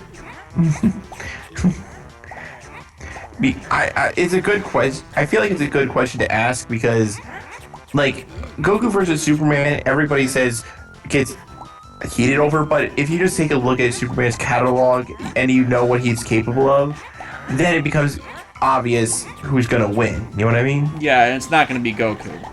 But Right. the problem with that argument is they don't actually make a good fight or debate out of it. It's always, strength versus strength. And, when you think about it, Goku has the martial arts techniques, but he doesn't really use them very much. He's more of a brawler as the farther on you go with him. Right. What? And with, like, Saitama, like, the reason why I feel like he could definitely give Superman a fight, or at least that could be an interesting fight, is because, like, literally the last episode of the series, I don't know if you've seen it, Davis, but it shows us, it definitely shows Saitama cutting loose, and then and when he wins, the bad guy says, yeah, you were only holding back, weren't you? I saw the manga version of that, and... Yeah. And then you go, how strong is he? Training every day with basic training techniques without letting his muscles heal. Yeah, it kind of gets ridiculous at some point and makes you wonder if there's actually something deeper to all of that. And yeah, like give me the red. Give me the red.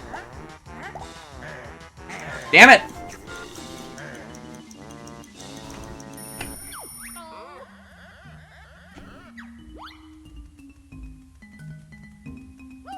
Ow.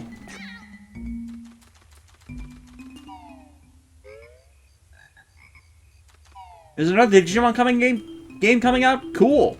Yeah, I didn't see that coming before. Yeah, it's been advertised several times now.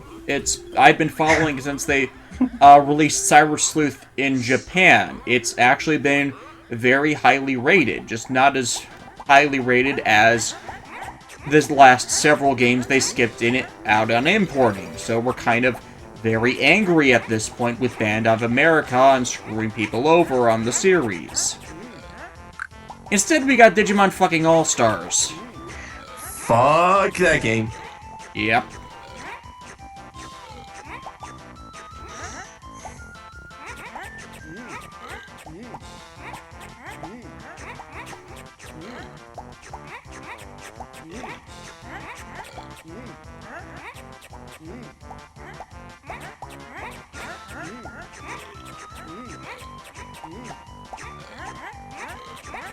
But yeah, I'm looking forward to Cyber Sleuth. The only thing I don't like about it right now is that they're not giving it an English dub. They're just giving it subtitles and letting Japanese audio track play, which is Band of America brand of not stupid, lazy. Because you kind of, in this day and age, if you're importing a game, it needs a dub. No questions about that. Oh wow. You know how we're getting heavy snow over here, Davis? Yep. Apparently it's so bad, in the city that, apparently some porches collapsed on some houses. That's surprising. Yeah. You're northeast. You would think your buildings would be built for snow. Well, clearly, we have the same, our city has the same problem as, any other major city, and that's, nobody wants to, pony up the money to, do the things that need to be done. That brain of laziness where nobody wants to go, maybe we should fix this thing. You know what I mean?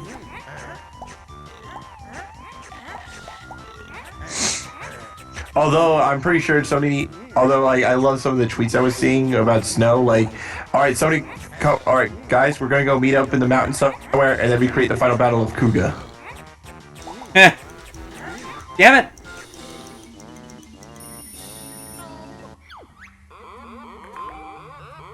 I'll be right back, Davis. I'm just gonna go get some grilled cheese. Right.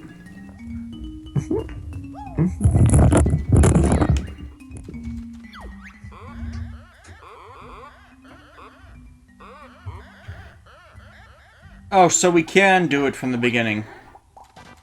Without having to go back to the beginning.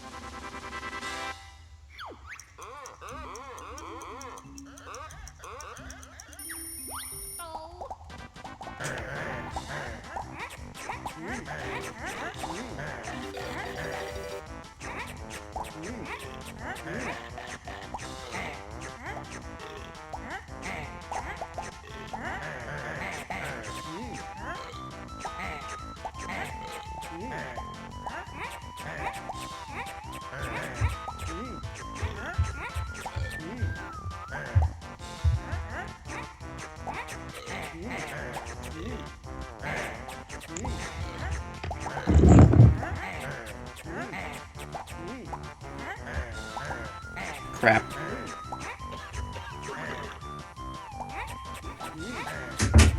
Just need to keep stealing his meals. Hello. Hey. Welcome back. Yep. And boom! Mr. Vile never lost before. Greenie Cadet Prize. Mr. Vile now has tougher challenge. If Greenie not scared, you must win next 3 games to win 3 extra lives. Each time Greenie loses, Mr. Vile chomps you for 1 for life. After B to slide off like a plug. Yeah, no. Oh yeah, there's a Metabots game coming out. Yeah, that's weird, because they've not done those in a while. I remember watching the original, like the Metabots on like ABC Kids or something, and Yeah. That was one of the game anime adaptation. Actually, it was the anime adaptation of the game. Okay, I need to find the honeycomb that's here. Go through the entrance to the swamp maze. Did that one.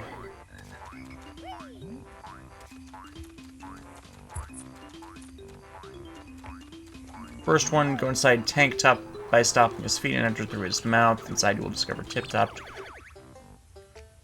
I got that one.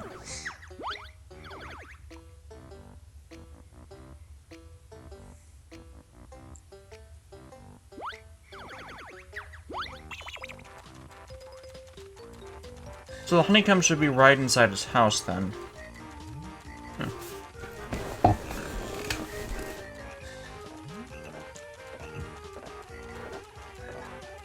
But yeah, Metabots. Interesting series about, well, it's Pokemon with robots, where you switch their limbs to give them different powers.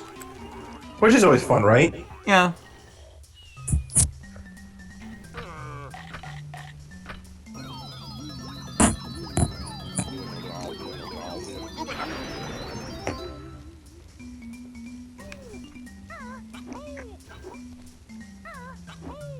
The one thing I'll always remember about Metabots was like how they defeated the final boss. Wake up, you stupid piece of junk! No, not that one. The one with the giant Metabee robot. Yeah, that's the one.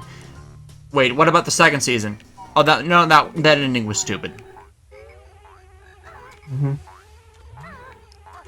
Oh, what? Like how they defeated it using toilet paper or something like that? It's pretty much that the final battle is they beat the killer robot, the Kilobot, and then, you know, the entire team shuts down, trying to get the kid that's been the villain of the entire run in making these killing machines, and we're supposed to feel bad for the guy when he's, it's an issue of de-escalation with its antagonist. Mm-hmm. If that makes any sense. Whereas, the first series was silly, but, they kind of sold the villain as being, well, villainous.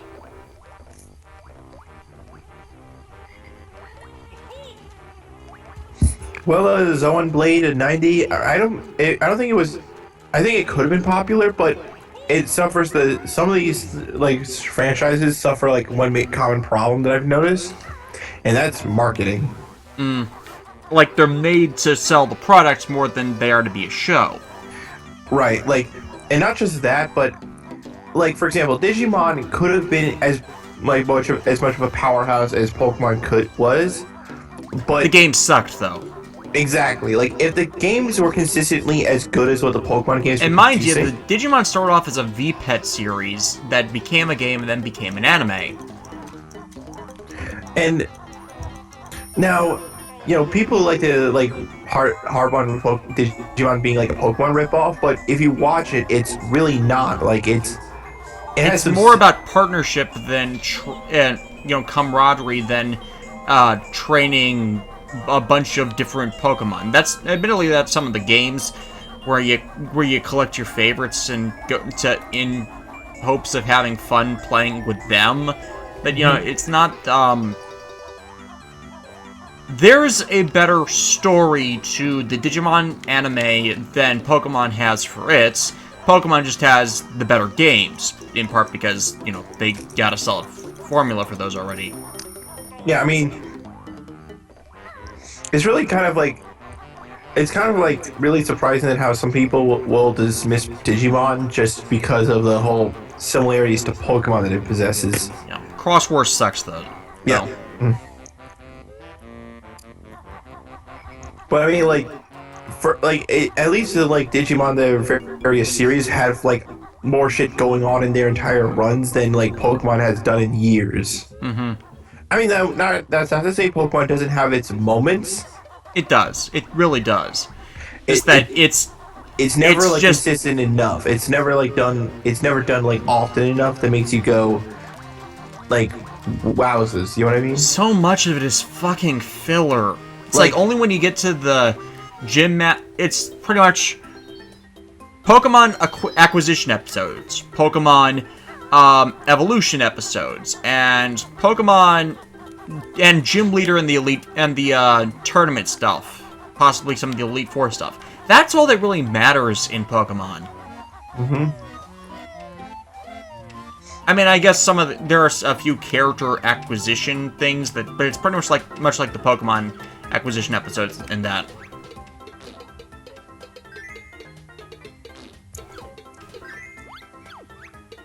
Is that a box that indicated a Jingu piece? No. Well, maybe at one point. Problem is, I don't know where to go next. So I'm just I'm inputting the Red Feathers code.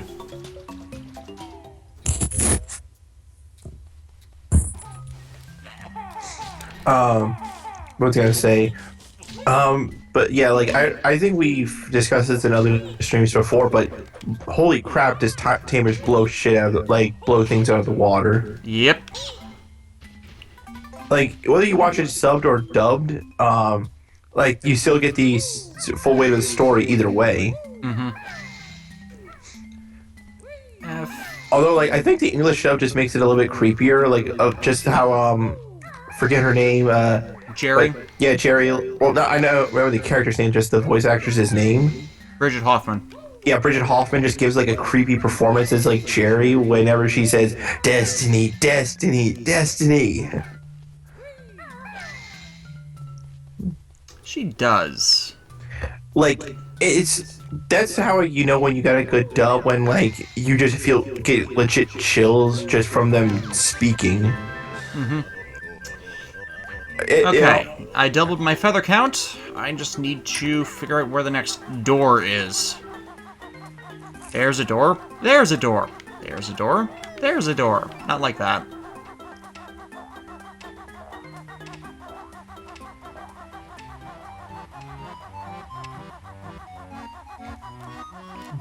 And the other problem with Pokemon is it's been going on for so fucking long without really having a point to it.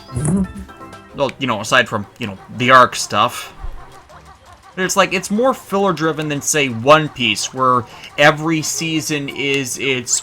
every season, every arc is its own adventure that's cumulative. And, like, yes, everybody says that One Piece is going on for too long.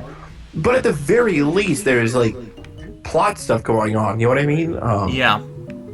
Like, Pokemon has never, like... I always didn't... Like, that's why I gravitated a little bit towards more... I watched Pokemon and did both Digimon and Pokemon as a kid, but the only reason why, like, I liked Digimon more was because as a kid I was going, why are they taking so long to get to places? Like, in the games, like, I can literally get to another town within, like, 5 or 10 minutes if I don't, like, grind anywhere. You know Well, clearly it's to introduce another Pokemon and to pad up the episode count. You know, you could probably, like, reduce it to, what, 30 episodes, 20 episodes, 26 episodes a series, if you kept it focused. I don't know. Also, Ash gets, like, no character development. Yeah, he gets reset. The only one that seemed to have character development was Team fucking Rocket.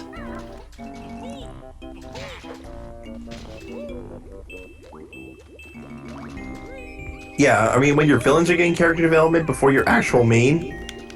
Now, I know, like, Ash is supposed to be, like, the insert character, like, that could be, like, every kid Joe man or whatever. Mm-hmm. But you can only do that for so long.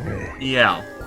I mean, like, at some point you start... Switch to another protagonist. Yeah, maybe like, this would have worked had you decided to... Oh no, he's the champion. He got his championship after...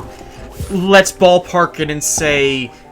first major reset. So, after No, not Johto. Hoenn. Maybe he won the championship at Hoenn and became the new champion. Then, let Dawn be the protagonist. Or have Dawn partnered with, what was the name of the protagonist for the Gen 4 games? And, you know, have a couple years with them as the leads. And not just trade off every region with a different girl partner. Yep.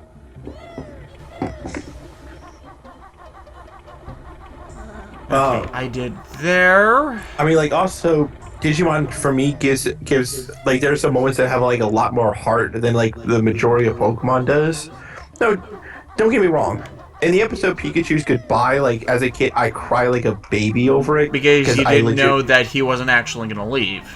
Right. I mean, like, but it's still, like, it was definitely an impactful moment, but Ash, about this, there's emotional stuff, but every time they suggest that somebody might be leaving or a Pokemon might leave and never come back, they don't really mean it. Like, it never sticks. You know what I mean? Most of them are back at Oaks' ranch, unless it's Charizard, who is at the Charcific Valley, and Squirtle, who's with the... Yeah. They leave, but the leaving doesn't end up mattering. Right. I mean, the only, like, one that comes to mind is Butterfree. But yeah, what happened to Butterfree? What happened? Oh, that's another one. Whatever happened to Pidgeot? Yeah, what Pidgeot? What? No, that's the thing. Like, Ash has all these awesome Pokemon, but yet he forgets that he has them? Like, what? I mean, I get some of the later series have him regularly trading out his Pokemon for equal training, but he didn't really do that in the early series. He didn't seem to understand the concept of it. I've been here. I got that door.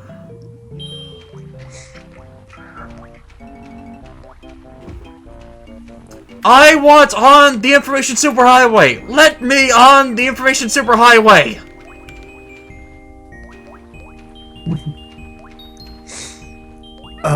That joke works better if you're typing angry at a keyboard.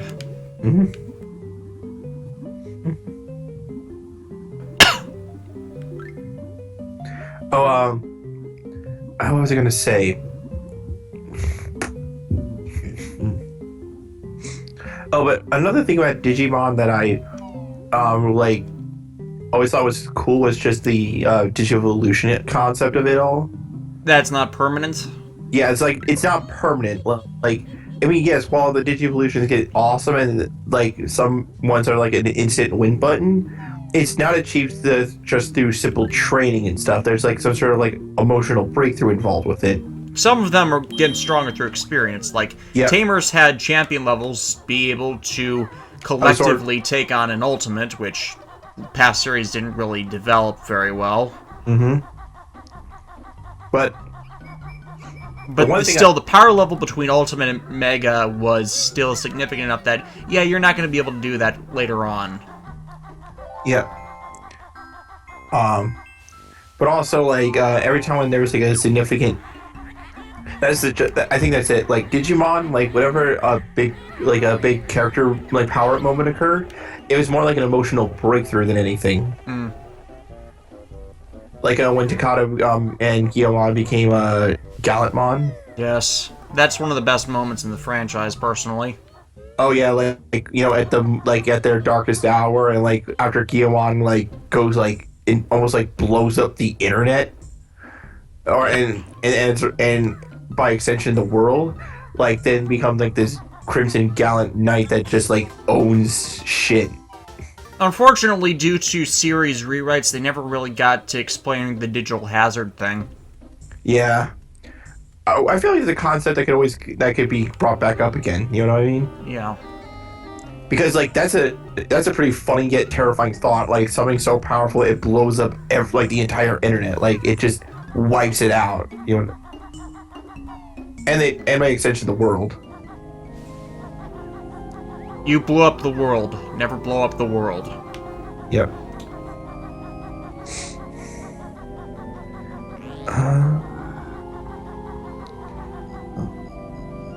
There we are.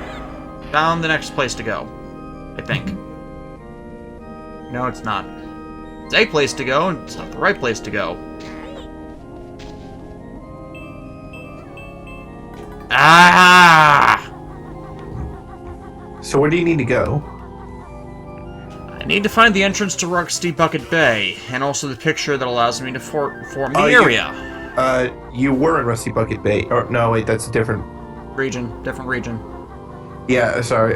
Wait, yeah, because the Beard Bros like actually visited Rusty Bucket Bay first. Didn't realize you could go in any order. No, you're not supposed to.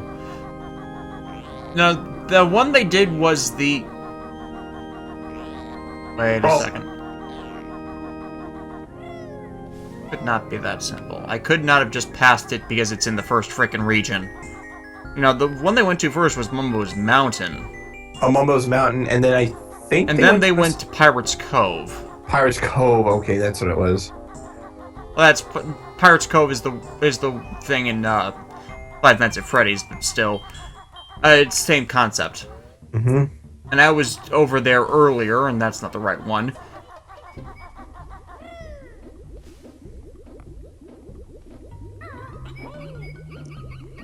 Digimon Tri was pretty good.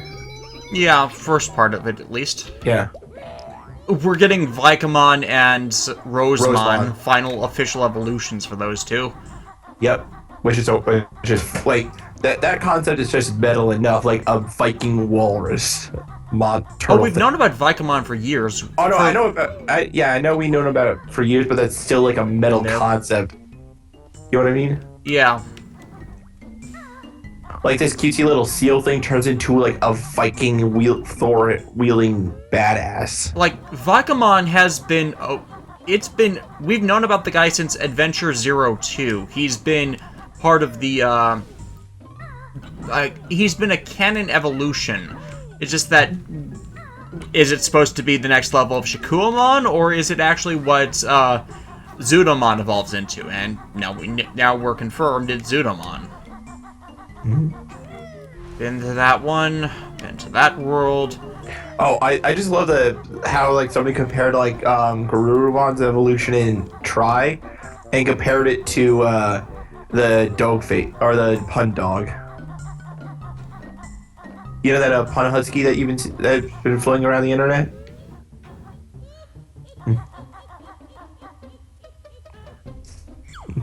Go back to the large water caverns, and you'll find the water in all 3 caverns has risen, and you'll enter swimming. It doesn't affect.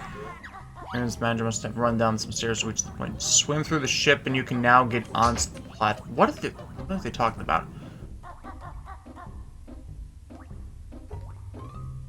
Oh. No.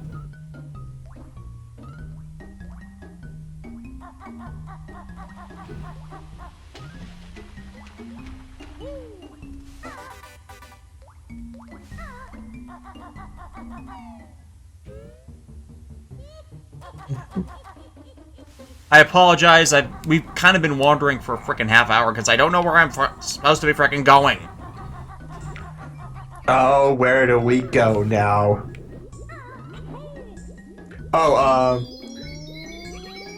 So what comes after? What was the season with Spirit Evolution? Frontier. Oh, no. You're thinking of Digimon Frontier. For And some then after reason, that- a lot of people don't like Frontier. I liked it for what it was.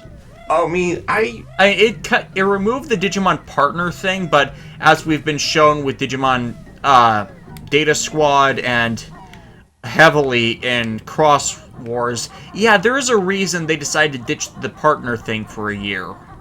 Because, you know, Frontier had pretty strong characters, all things around, and they were kind of introspective and relying on each other. I mean, I agree on that part. It's just I didn't really I honestly You weren't invested in it. yeah, I really didn't feel invested in it. It's maybe because the conflict to me felt less like it felt like it was only pertaining to just the digital world. And now, don't get me wrong, I care about the digital world a lot. It's just until Lucemon, you didn't really see how it connected. Right, like it just felt for the longest time like this conflict only matters to this world. Like, what happens when this world falls? Does the internet go away? Like, it never. I don't feel like it established. There wasn't a real framework for the connection and why they were recruiting all of these kids from this other world. Right. Now I need to change myself into a pumpkin. Mm-hmm. It took a while to get going. Yeah, we can agree with that. Yeah. Yeah, I'm not saying it was not good, and there was no merit to it, because this whole spirit evolution thing, while a very obtuse concept, like something that just came out of left field, I felt like it was handled well. Go Digital Rangers. Yep. Also, I did find like the voice work of the English dub to be pretty solid, all things considered. It was, yeah. Yeah, like Michelle Ruff did a great job. Steve Bloom is always great as always. You know, like I have about this. Even for the kid character, Tommy, like the kid voice wasn't annoying. You know, that's always a tricky line to follow, right? Yeah. Wendy Lee is awesome. Yeah, Wendy Lee is always awesome. Yeah, like nobody can never disagree. Nobody can say that the Digimon dubs are bad. Okay, there's maybe they can only take censor some stuff, but no, there's never been I feel like a really bad one. Aside from Fusion. Yeah.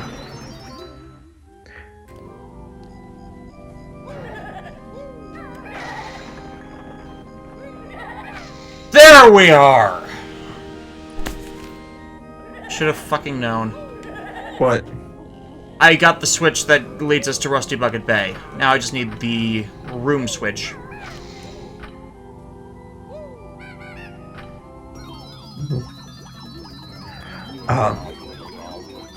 Yeah, the spirit evolutions were very cool concepts. I just wish they could establish what was more powerful than the other, because there's a point where there was the speed spirit evolutions, but were they mega level or were they ultimate level, or was it just like a sliding scale kind of thing? My understanding of it was the normal evolutions were champion levels, the beast spirit, and the beast spirits were like intermediary between champion and ultimate, with the fusion evolutions being the first of the 3 megas of the group.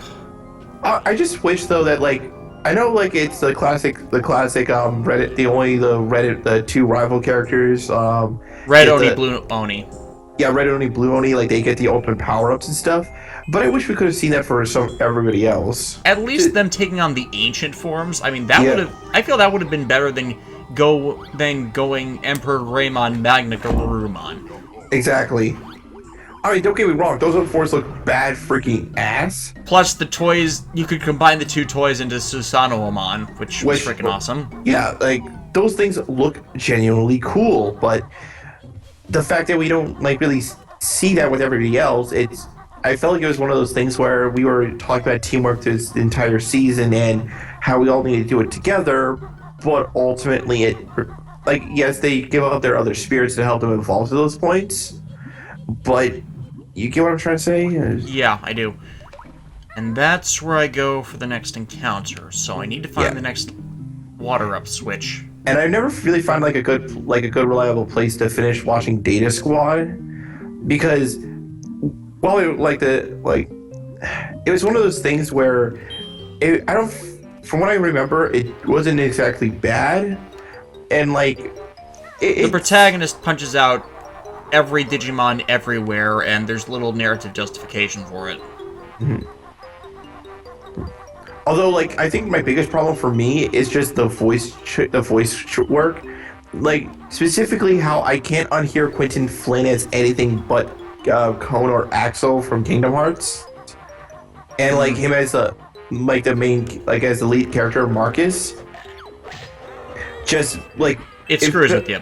It screws with you. Like, you go, I know this is supposed to be a different character, but I can only hear like a angry talking teddy bear. Okay, water level is high and dry. I have no idea if that's a good thing or not.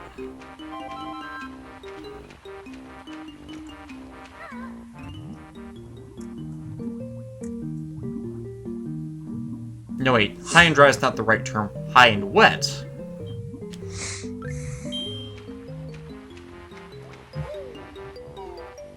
Although I did find the concept of a Greymon with a revolver for a hand pretty stupid and awesome the same way. Yeah, Riot's Greymon is awesome. I mean, yes, it's a Pokemon that a Digimon with a gun for a hand, but it's just like that special brand of ludicrousness that you can't help but smile at. Yep.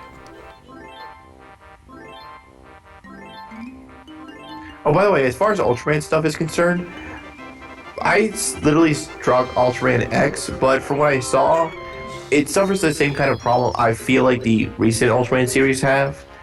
Maybe it's just this is just an Ultraman thing, but I felt like there's definitely no connective tissue plot. Like, there's no serialized story.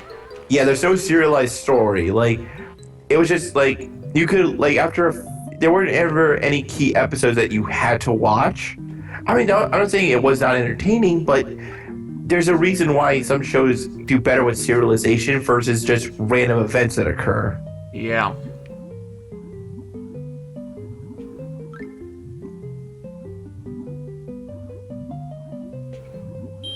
Okay, I have opened the door to Rusty Bucket Bay.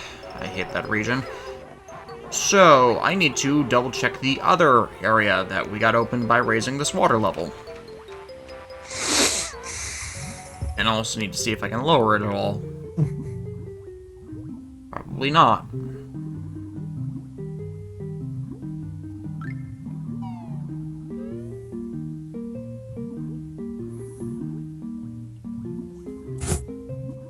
This should be the forest, then, if I'm remembering things correctly.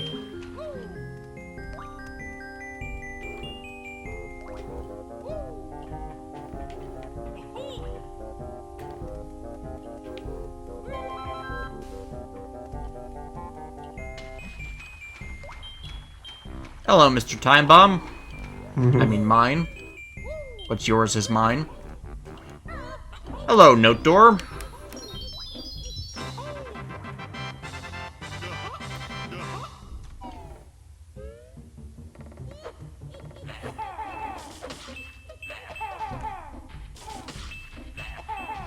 Okay, so this should be the entrance to the other forest.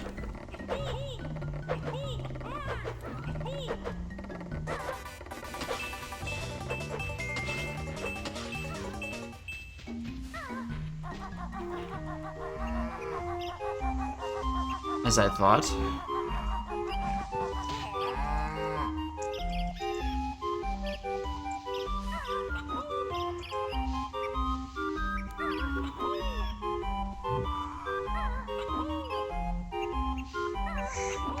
Unleash the buffalo!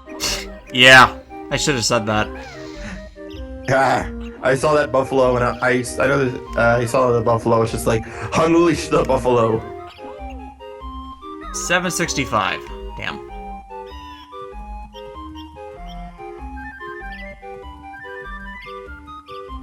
Hello? Hello? Something went weird with Skype. Hello, what do we have over here? Bumbo Skull?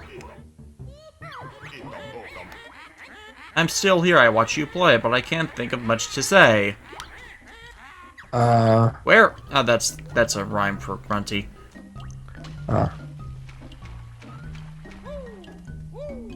Okay, on to Rusty Bucket Bay so I can get the note door open.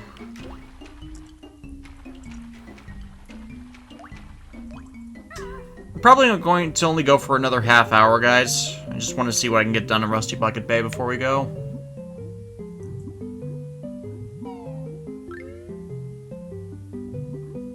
Man, we lost time on this one because Yeah. I got lost. It's the journey, not the destination.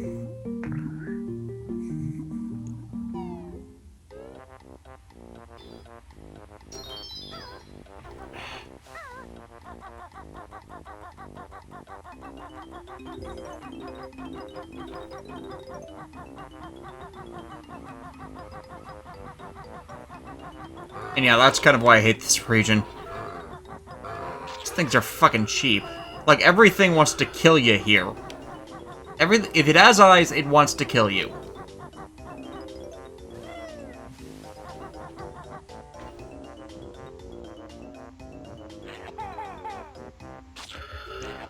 Is that, what is this? JoJo's Bizarre Adventure Part 3? Because there was an episode where, like, the stand was essentially a giant killer ship. And it was run by... Was it named the Titanic? Please tell me it was named the Titanic. It was not. Early in Stardust Crusaders, all the enemy stands were based off of tarot card names. Instead of music? Right. That was like a more of a development as the series went on. But as far as Dio's assassins were concerned, they were named after tarot cards, right?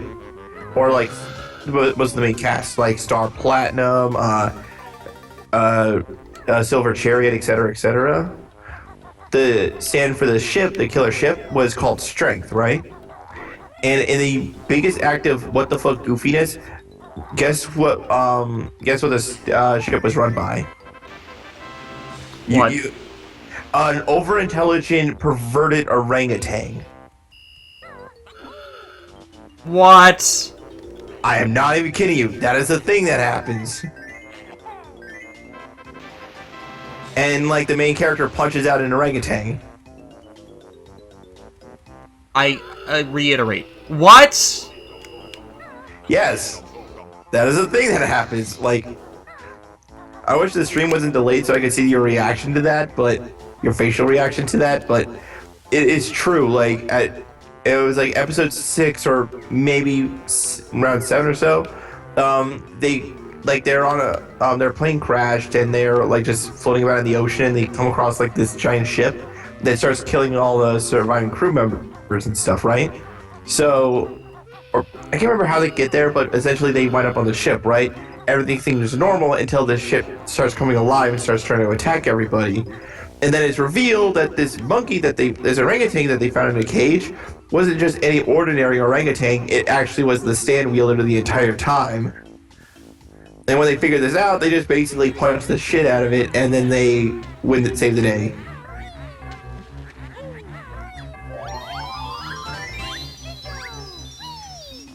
I'm betting there's a way to purify the water. Mm-hmm. I have no idea what it is, but I bet there's a way.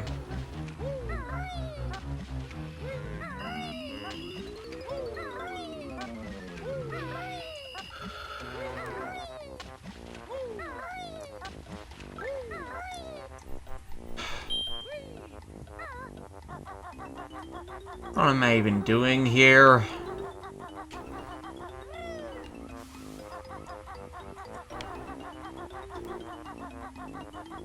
There must be some way out of here. Said the Joker to the thief. And at this point, I'm just here for the notes. Yep. No, wrong Pet one. rare. Oh, look, a rare occurrence.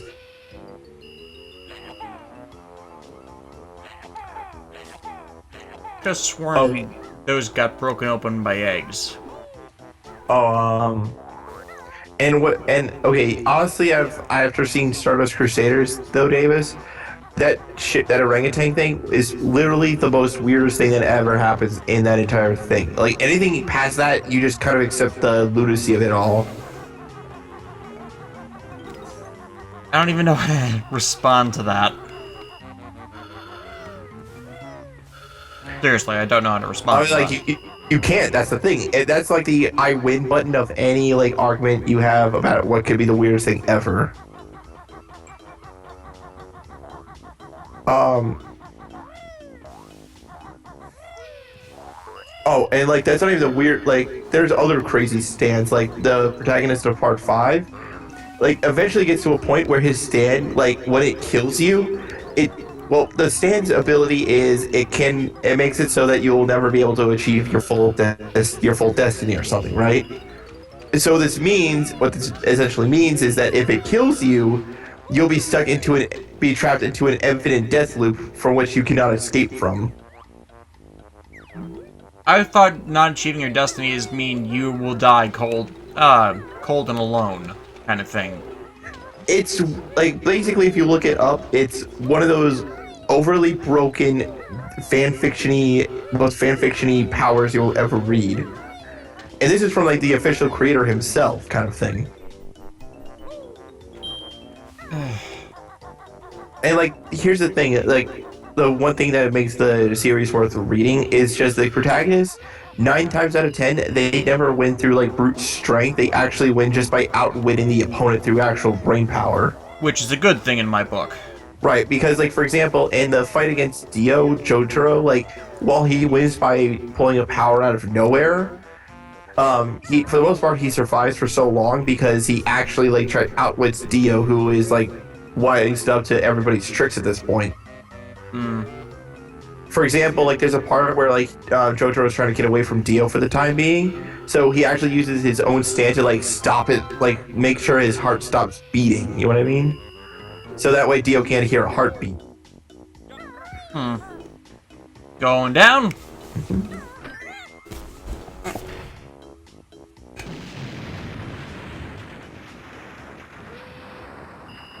Now there's only one jigsaw puzzle piece I absolutely know on this level, and it's annoying because, well, you'll see.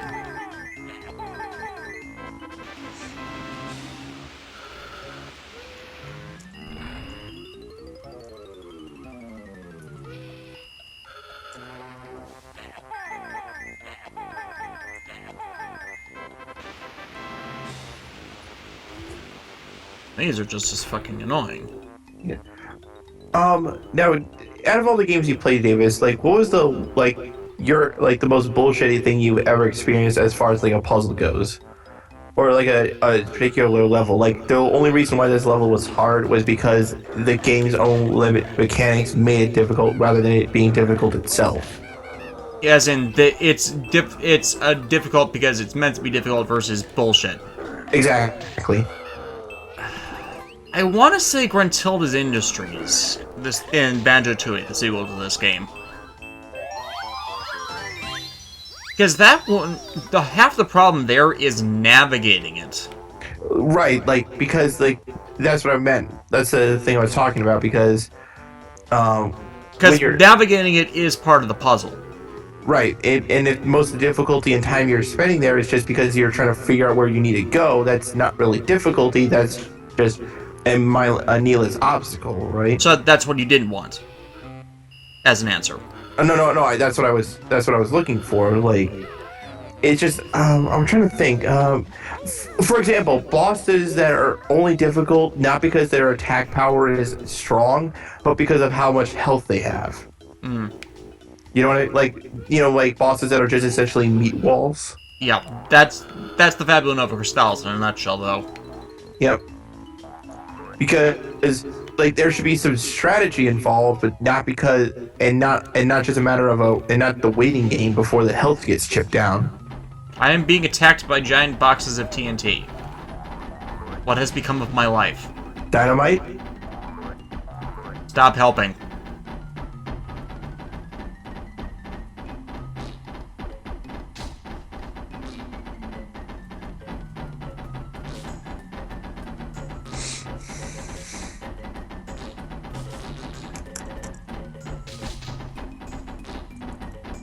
This is like shut up and explode all over again.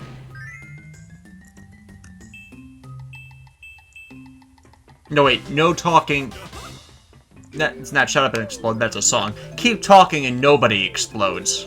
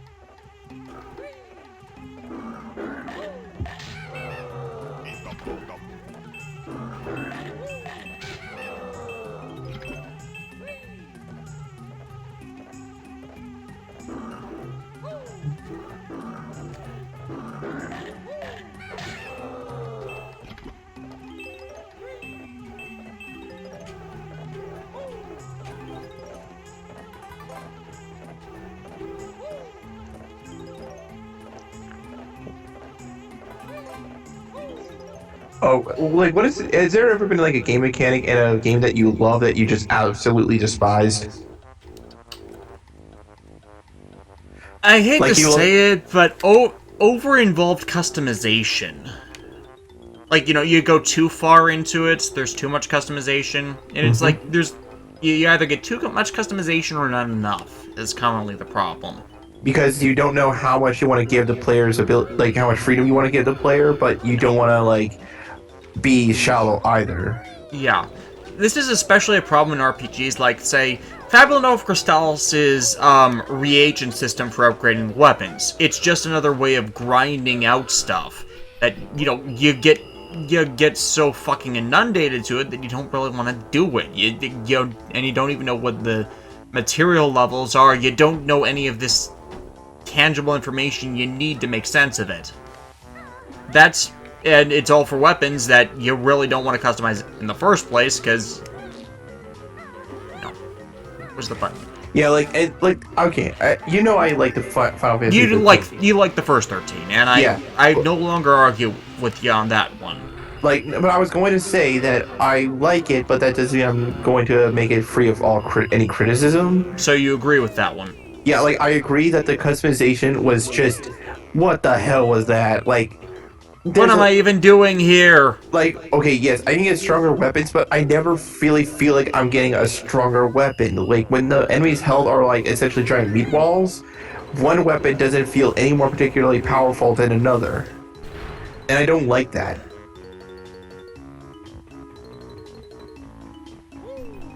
Nine, 8, 7, 6. I'm gonna wait until the time runs out for this one. Because, damn, that was unexpected. Okay, so I need to climb the thing and get over there in a couple seconds.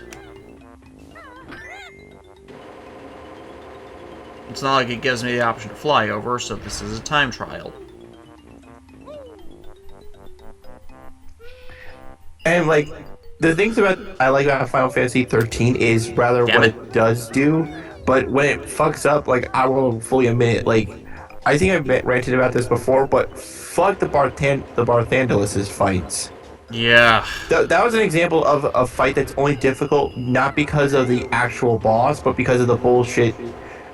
Like, I can the forgive bullshit game combat mechanics. Yes, because I like the combat mechanics up until this point. Like, okay, so you're just fighting along, mind your own business, and then next thing you know, you get hit with a doom spell, and you go, what the fuck? What is this? This is not a, you know what I mean? Yeah. Like the game throws this at you out of nowhere. There's never a pre-established enemy that can do this that sets it up.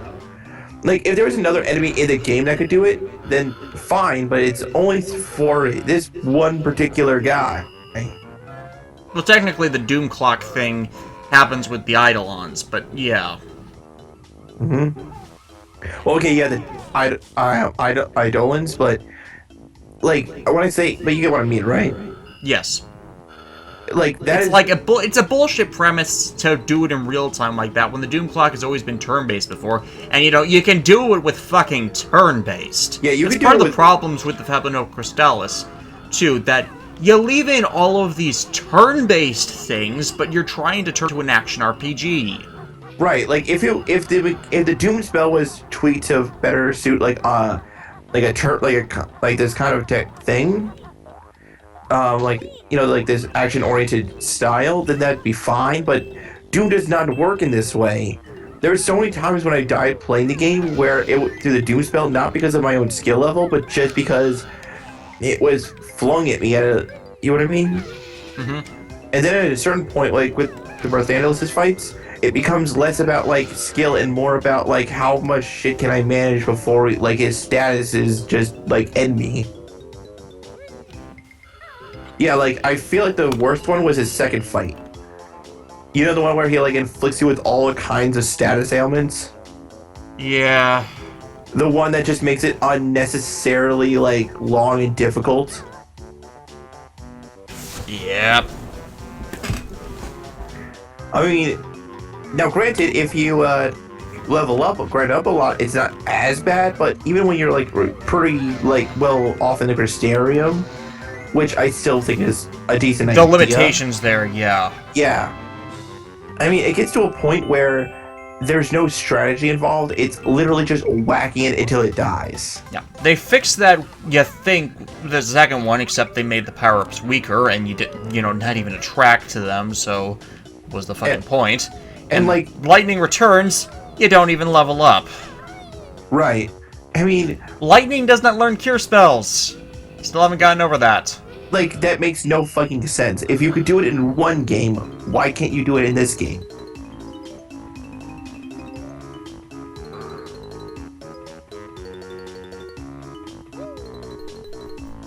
That one was...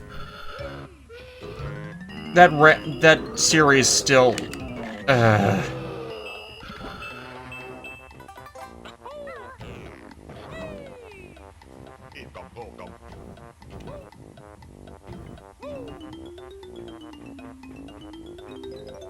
What can you tell me about Ultraman? Not a lot, unfortunately.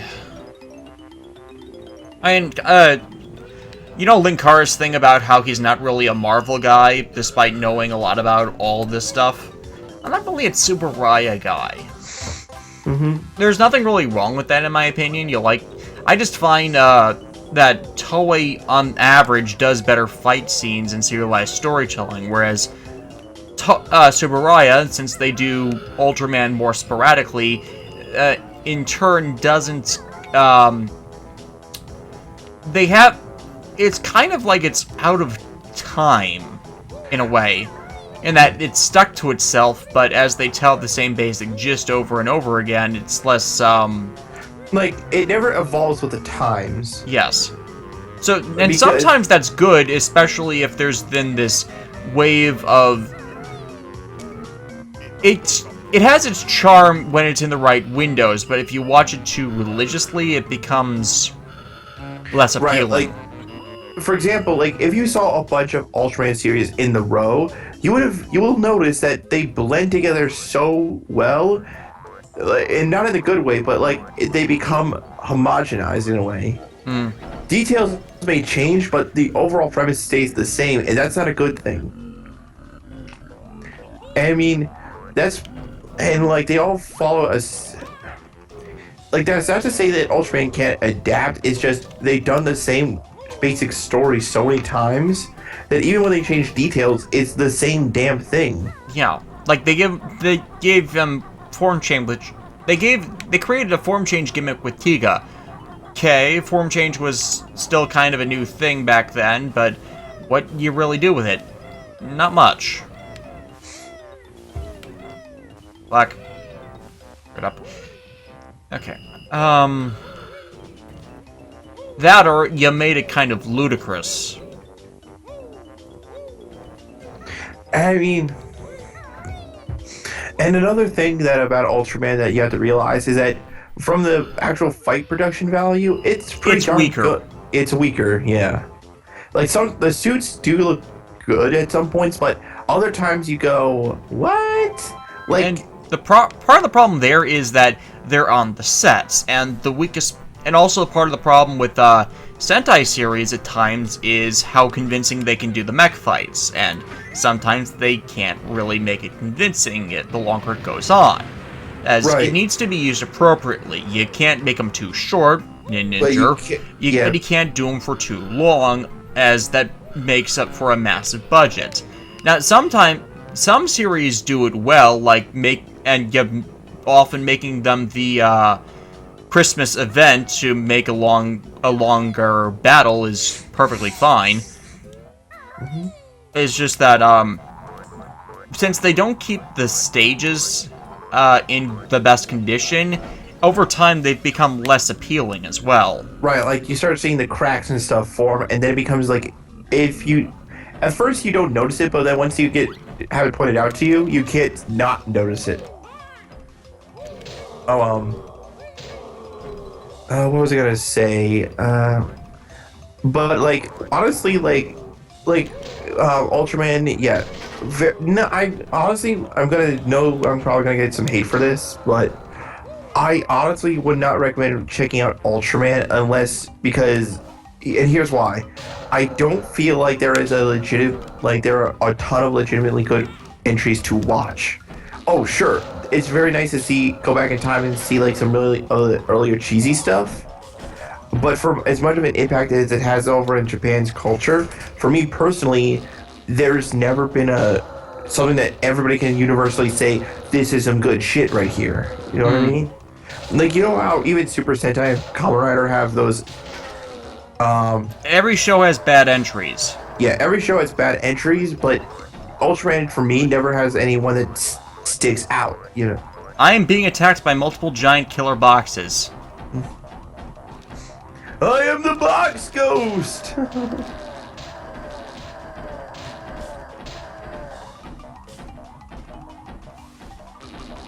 I am beating them with butt eggs. Yep. Until I died. You're... 'Cause I'm meant to be at peace until I died. I don't want to be alone. Okay, this is another thing I freaking hate about this game. How all the levels reset when you die. Like, nothing you did mattered, so if you turn off the game, you have to go through all the crap you did before.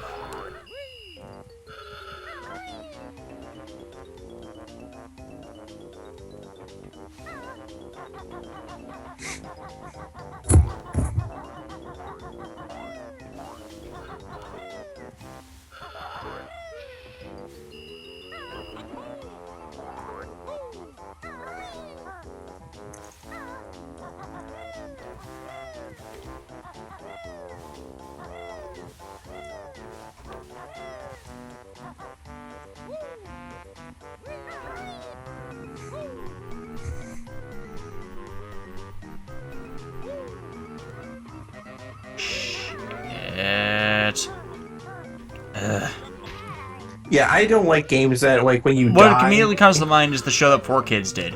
4Kids dubbed Ultraman Tiga. It is a terrible, terrible dub, and I'm going to be talking about Tiga around May. Possibly sometime in April. I don't know. I'm kind of being flexible with my schedule this year. And I'm doing Tiga because it was written by Chiaki J. Konaka. And who is that again? He is one of my favorite writers. He is known for Bubblegum Crisis Tokyo 2040 AD. He's also known as the writer of The Big O.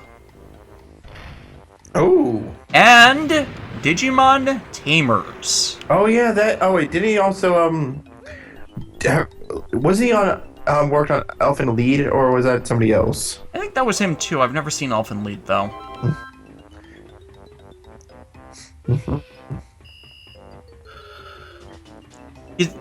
I've mentioned this before, I think, to you, Matt, but he's also a writer on the Lovecraft mythos. That explains the so much, right? Yeah. I mean, like, I always... Let's see here.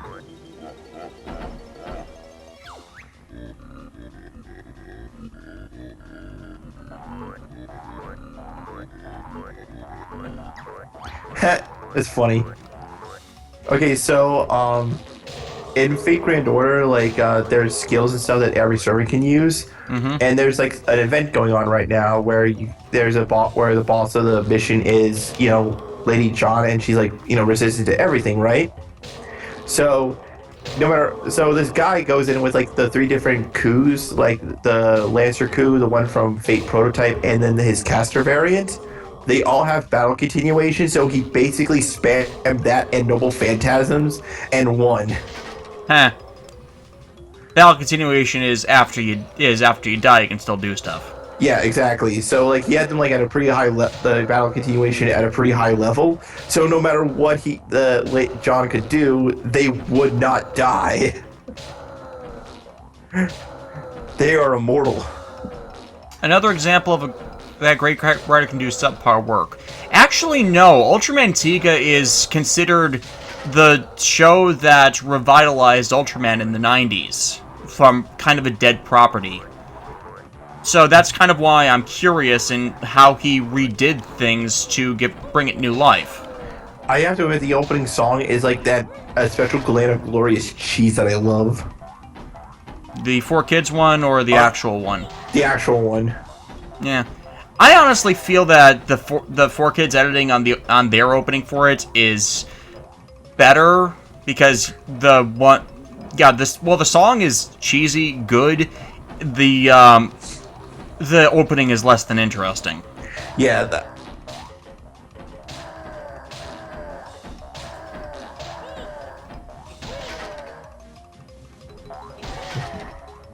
Just gotta whittle him down. Um,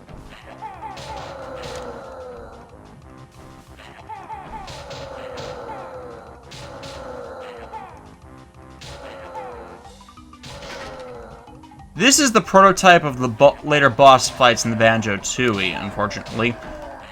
Mm-hmm. Problem is, he's fucking broken. Who? This box dude. Mm-hmm.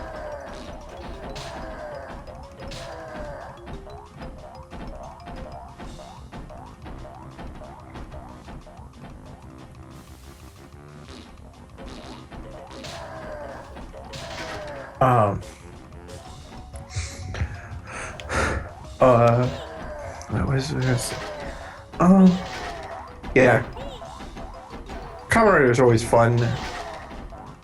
I actually want to see Chiaki J. Kanaka come out of whatever he's been doing and write a Kamen Rider series. That would be freaking awesome. Oh. Ever hear of this series called Bobobo? Yeah. That series was hilarious. Sadly, got screwed over when it came to the manga.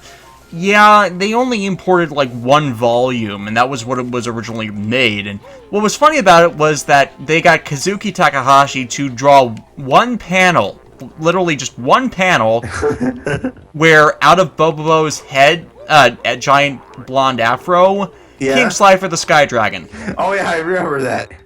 You know what I loved about that series though? It was like, it was so ludicrous, it was actually endearing. Right, like, and also, like, knowing about all the references that it was, like, all the stuff it was parodying now, like Fist of the North Star with all the different styles and techniques makes it even funnier. Or, like, with the Secret Fist, the nose hair and stuff, like, just these implausible... Yeah, I didn't even realize it was a parody of that back then. Yeah, but I remember watching it as a kid on Toonami and just loving about the absurd humor of it. Like things would just happen and you didn't know why, but you were like going, "Oh my god, that is amazingly it's so glorious." It was funny. Yep. It was like a parody of every martial arts-centric anime. Yep. I mean, hell, Bubba was already in super form. Mm-hmm.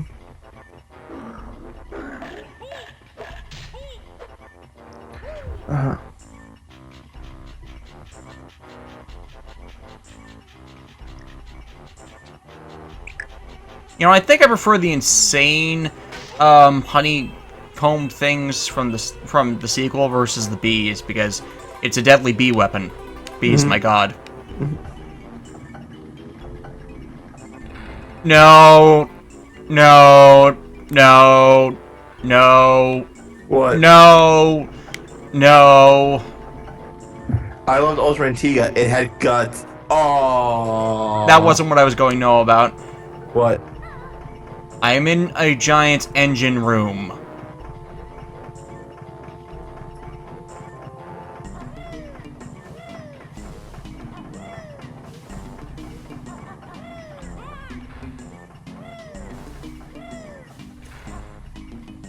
Why would you do this? Damn you, Rare, why would you do this? What? Putting you in an engine room? This place is terrible. What? I'm having flashbacks to one of the regions in Donkey Kong 64, which is this but worse. Actually, no, I take it back. This is worse. This has death pitfall traps. Oh, like that bullshit thing in video games where like you die because you don't know what's going up ahead, or No, I mean pitfall traps in that one wrong step and I die because I fall to my death. which is always bullshit, right?